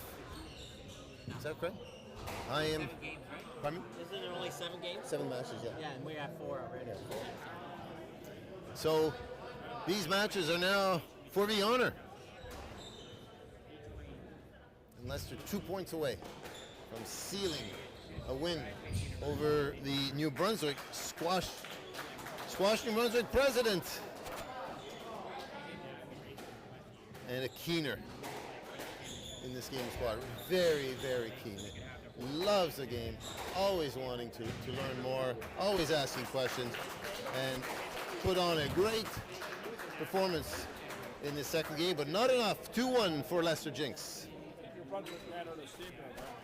Well, they have, but not, John, good news, not without our ladies pulling through all 3 matches, and somebody you know well, you Mackay, pulling off a win at the bottom, and that means 4 wins for New Brunswick. We beat PI in the matchup. So these matches here are of no consequence. Oh, they're not. Well, makes it all the more fun. You'd like to see one of yours from not just New Brunswick, but from the St. John area be the key man on the spot. Darren Kerr's playing for Atlantic, and Hugh Mackay, who you just mentioned, playing for New That's Brunswick. right. They're both Rossay boys. You got St. John representatives on the, and if anybody gets in trouble, like me, for example, has a little hip issues or whatever, needs some help, Darren's our man, I hear. They'll put you right on the bench right here and work on you.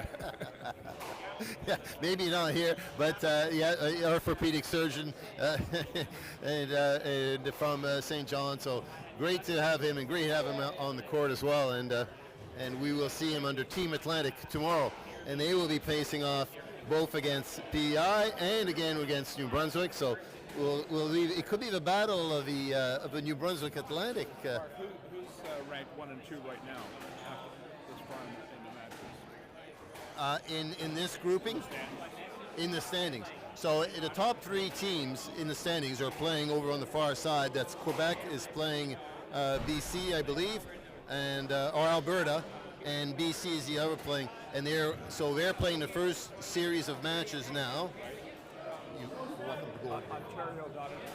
And Ontario will begin playing. It's a round robin, best of amongst the 3 teams, and the best overall score will win the title. So, points per match or per game count? Could count. Right. Yeah, points per game could come down points a game. Counts. Exactly. Yeah. Hang in there. So everything counts.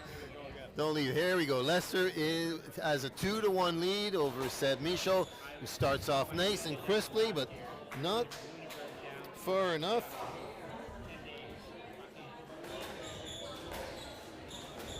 And that leaves Leicester hitting a beautiful drop shot. And again, another beautiful one.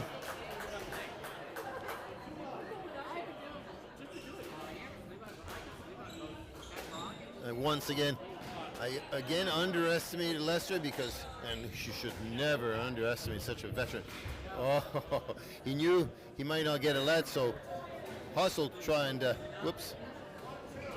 hustle, and now we're at 1-2. Great hustle.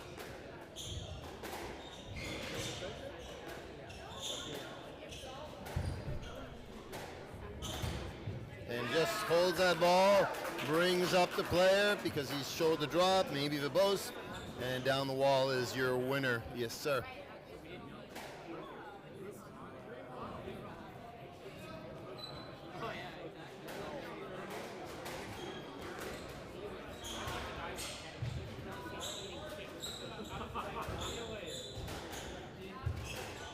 Nice reverse kick.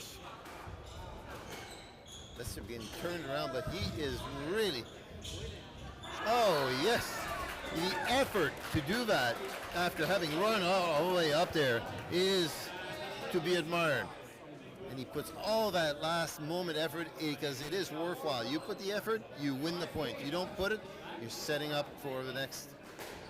You're setting up your opponent for the next one. So Lester putting that extra effort, and you see it. You watch him as he hits. Everything is into that hit at that moment here. He's decided, and he moves to it, and he's quite deliberate as what he wants to do. And again, another reach. He's playing like a 25-year-old.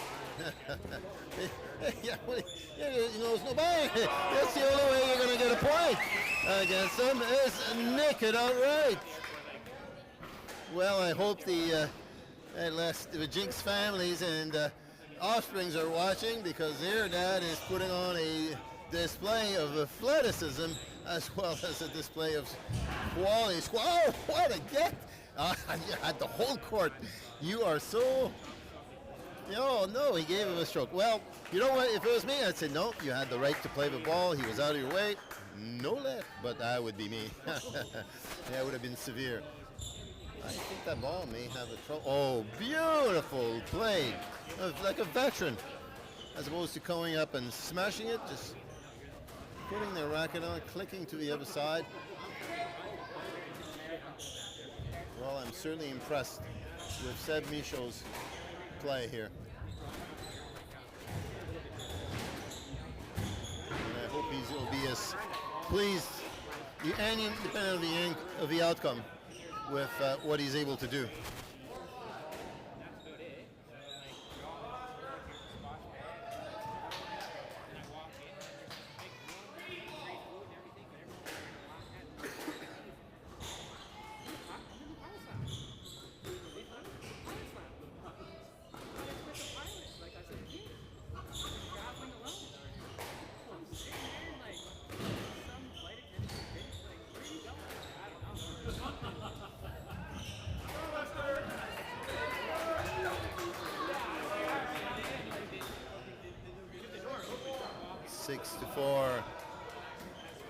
Men of the moment. Yeah, last one was a little low and probably the hardest one to do, and the error. But he certainly had set it up beautifully, because you could see he had the shot. Beautiful volley by Seb. Right at center. We're at 7-all. Wow. Not over till it's over.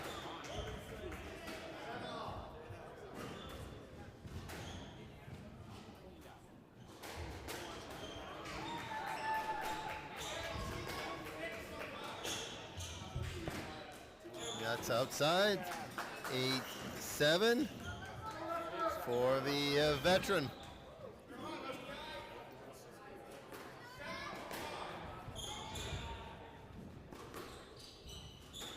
Oh, that would have been... He wished he could have had that one back. I'm 100% sure. Now instead of 9-7, a little comfort, it's 8-all, yes.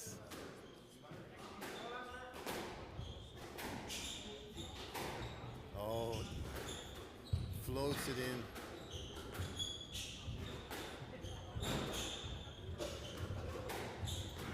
Again, floats it in.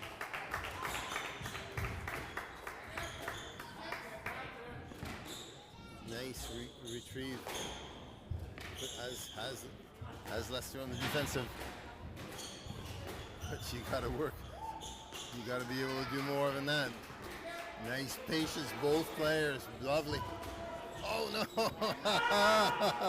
Oh yeah, yeah. That hurts. That hurts. Just hit the side wall and came out. Didn't go down the wall. Left point.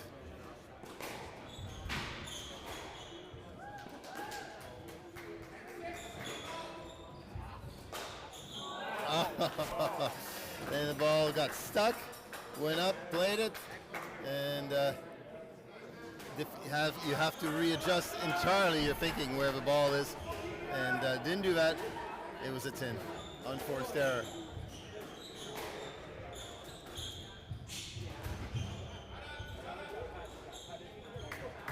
Floats it, just reaches it, just enough. Oh, yeah. Oh! Well, what a way to finish. 11-7, great sportsmanship, of course. Seb Michaud, Lester Jinks, thank you. What a great display of squash by both these gentlemen. Wow, John, it reminds me of the good old days when we thought we could do that. What do you think? It's all in my head. It's all in our head. Yeah, yeah. At least we still remember it. That was really a good match to watch. And Lester settled down and didn't make any mistakes. Yeah. I assume he's a little more experienced as well, just by kind of his shot selection. But he had to work for it. Brunswick didn't give it up. Didn't give it anything. No. Yes, He did himself proud. He really he did. Fun match to watch. Mobility around the midcourt. John, I know there's some. David Ross, by the way, is over here, and you should. I want to hold you up. I've got a stick over here. Find your way to watch through the EA match, the top match.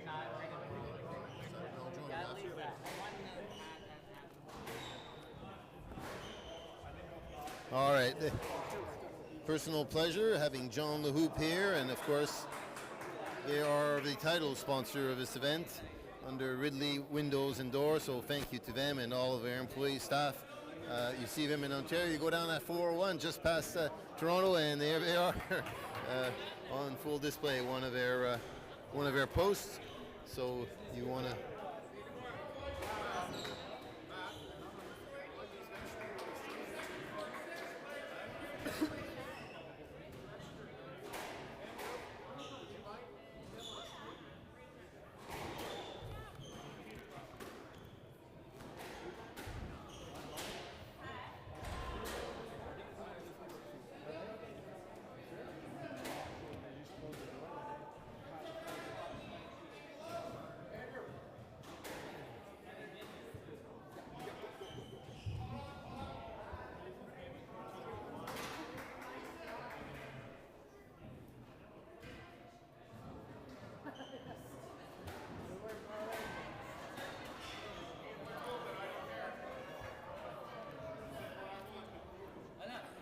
So probably need a little help from the technicians just to set this up. Having it a little lost on the pad.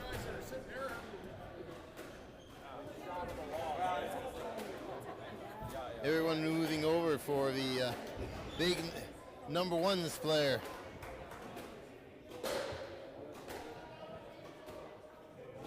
We can live stream that for you.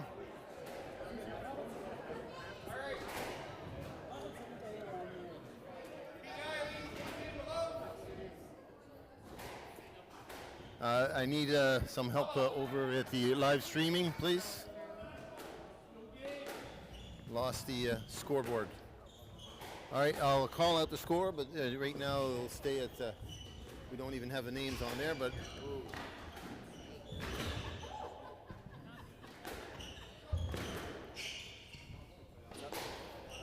We have two number ones playing. Oh, sorry, I've lost the pad.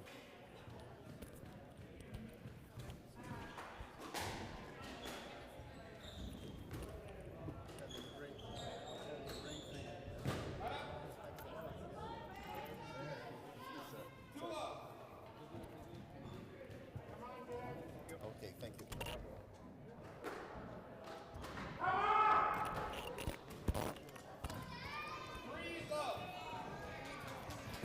So we'll rejoin you here shortly. We'll have Mike Buchanan out there, Gab Ovage from New Brunswick, and there's our number ones. Mike is undoubtedly the favorite. He's been the top player in the Atlantic for years, probably just second to Matt Bishop. Sorry, Matt, for forgetting you. And so the two of them has had some great battle, but I will just busily here put on and fix the names. So we take Lester out, and we'll put Mike on.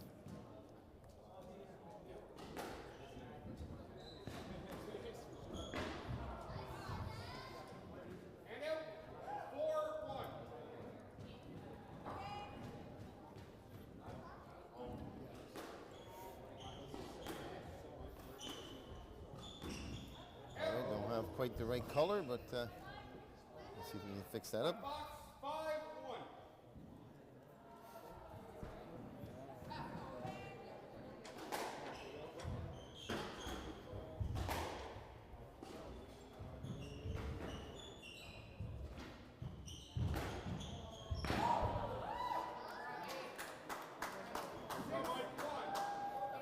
So Mike putting on a quick pressure as he always does. He's always a great starter in these matches. Up 6-1. Nice length here by Gab. Would never count this man out. Oh, wonderful play. Cross court, good choice. Gabo. This is for the honor. New Brunswick has 4 wins to 2 losses, and that sort of has sealed the deal. Little error from the back. Keep trying to find, whoops, letting it go to the back. That's not a good idea. Cut it off. Oh, you're letting it loose to the center.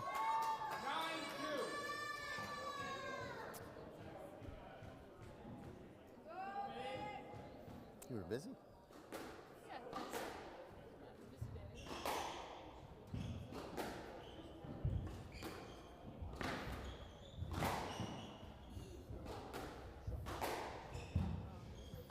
And Mike Buchanan putting on a real squash display.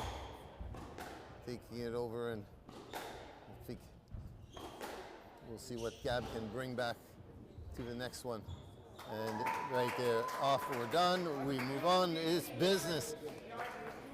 All right. Well, let's change a little subject.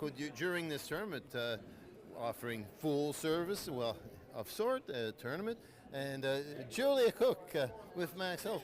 Thank you for being here. We're right beside me, and here you are. And great on you. Thank you for joining us and being the official physio, massage, and everything. So I think you look like you're pretty busy there. There was a bit of a lineup for your services here today. It was a busy day today. You're done now. You're done for the day, yeah?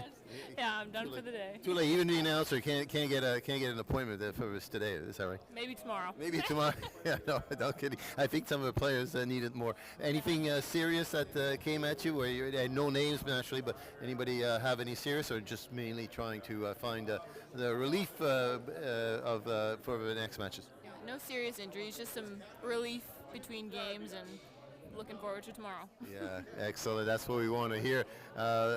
Or did anybody have? And now one thing I found, it's almost like confession there. I saw you going, and the players are telling you things. Going, this sounds like it's like it becomes an intimate relationship. Why not? I mean, somebody's there doing. Actually, you have to have a conversation. Did I misread how the conversation might go? No, people probably overshare a little bit sometimes. Oversharing. All right, but we're not going to ask you, well, not on the air at least, we're not going to ask you what so-and-so and so-and-so might have shared, professional confidentiality, of course, but I thought it was quite interesting. It reminded me going to the doctors, or not the dentist, because, well, we know what happens at the dentist, right? He asks you a question, how are you, Mark? And Mark, wait, your mouth is full. Yeah. Thank you for asking me. All right. I think everybody knows what I'm talking about, the dentist.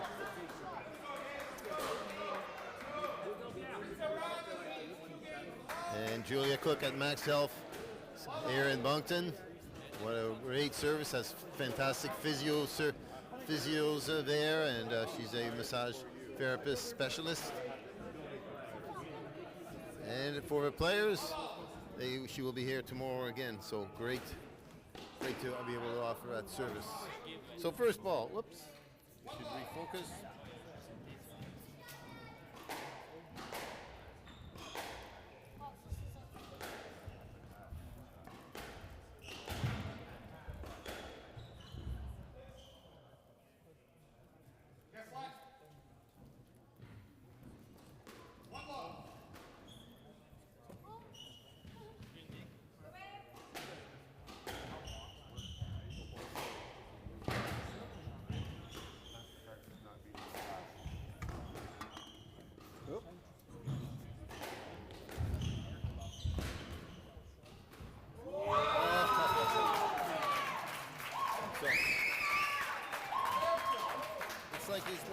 looks like he's won the whole match, but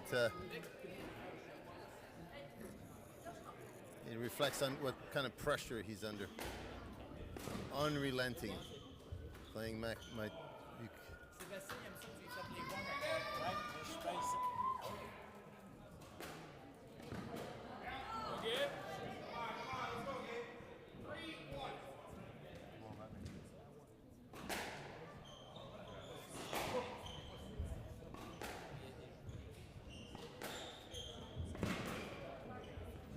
Here we are, 3-1.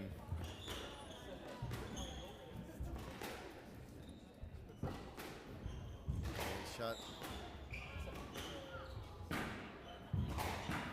Nice play by Mike Buchanan. Showing his agility to the front. And unless you really do it well, playing a let, around, never hit that shot. If you're coming around, unless you want to you can just float it up safely. But if you hit it hard, you're going to be getting a big reprimand from the referees.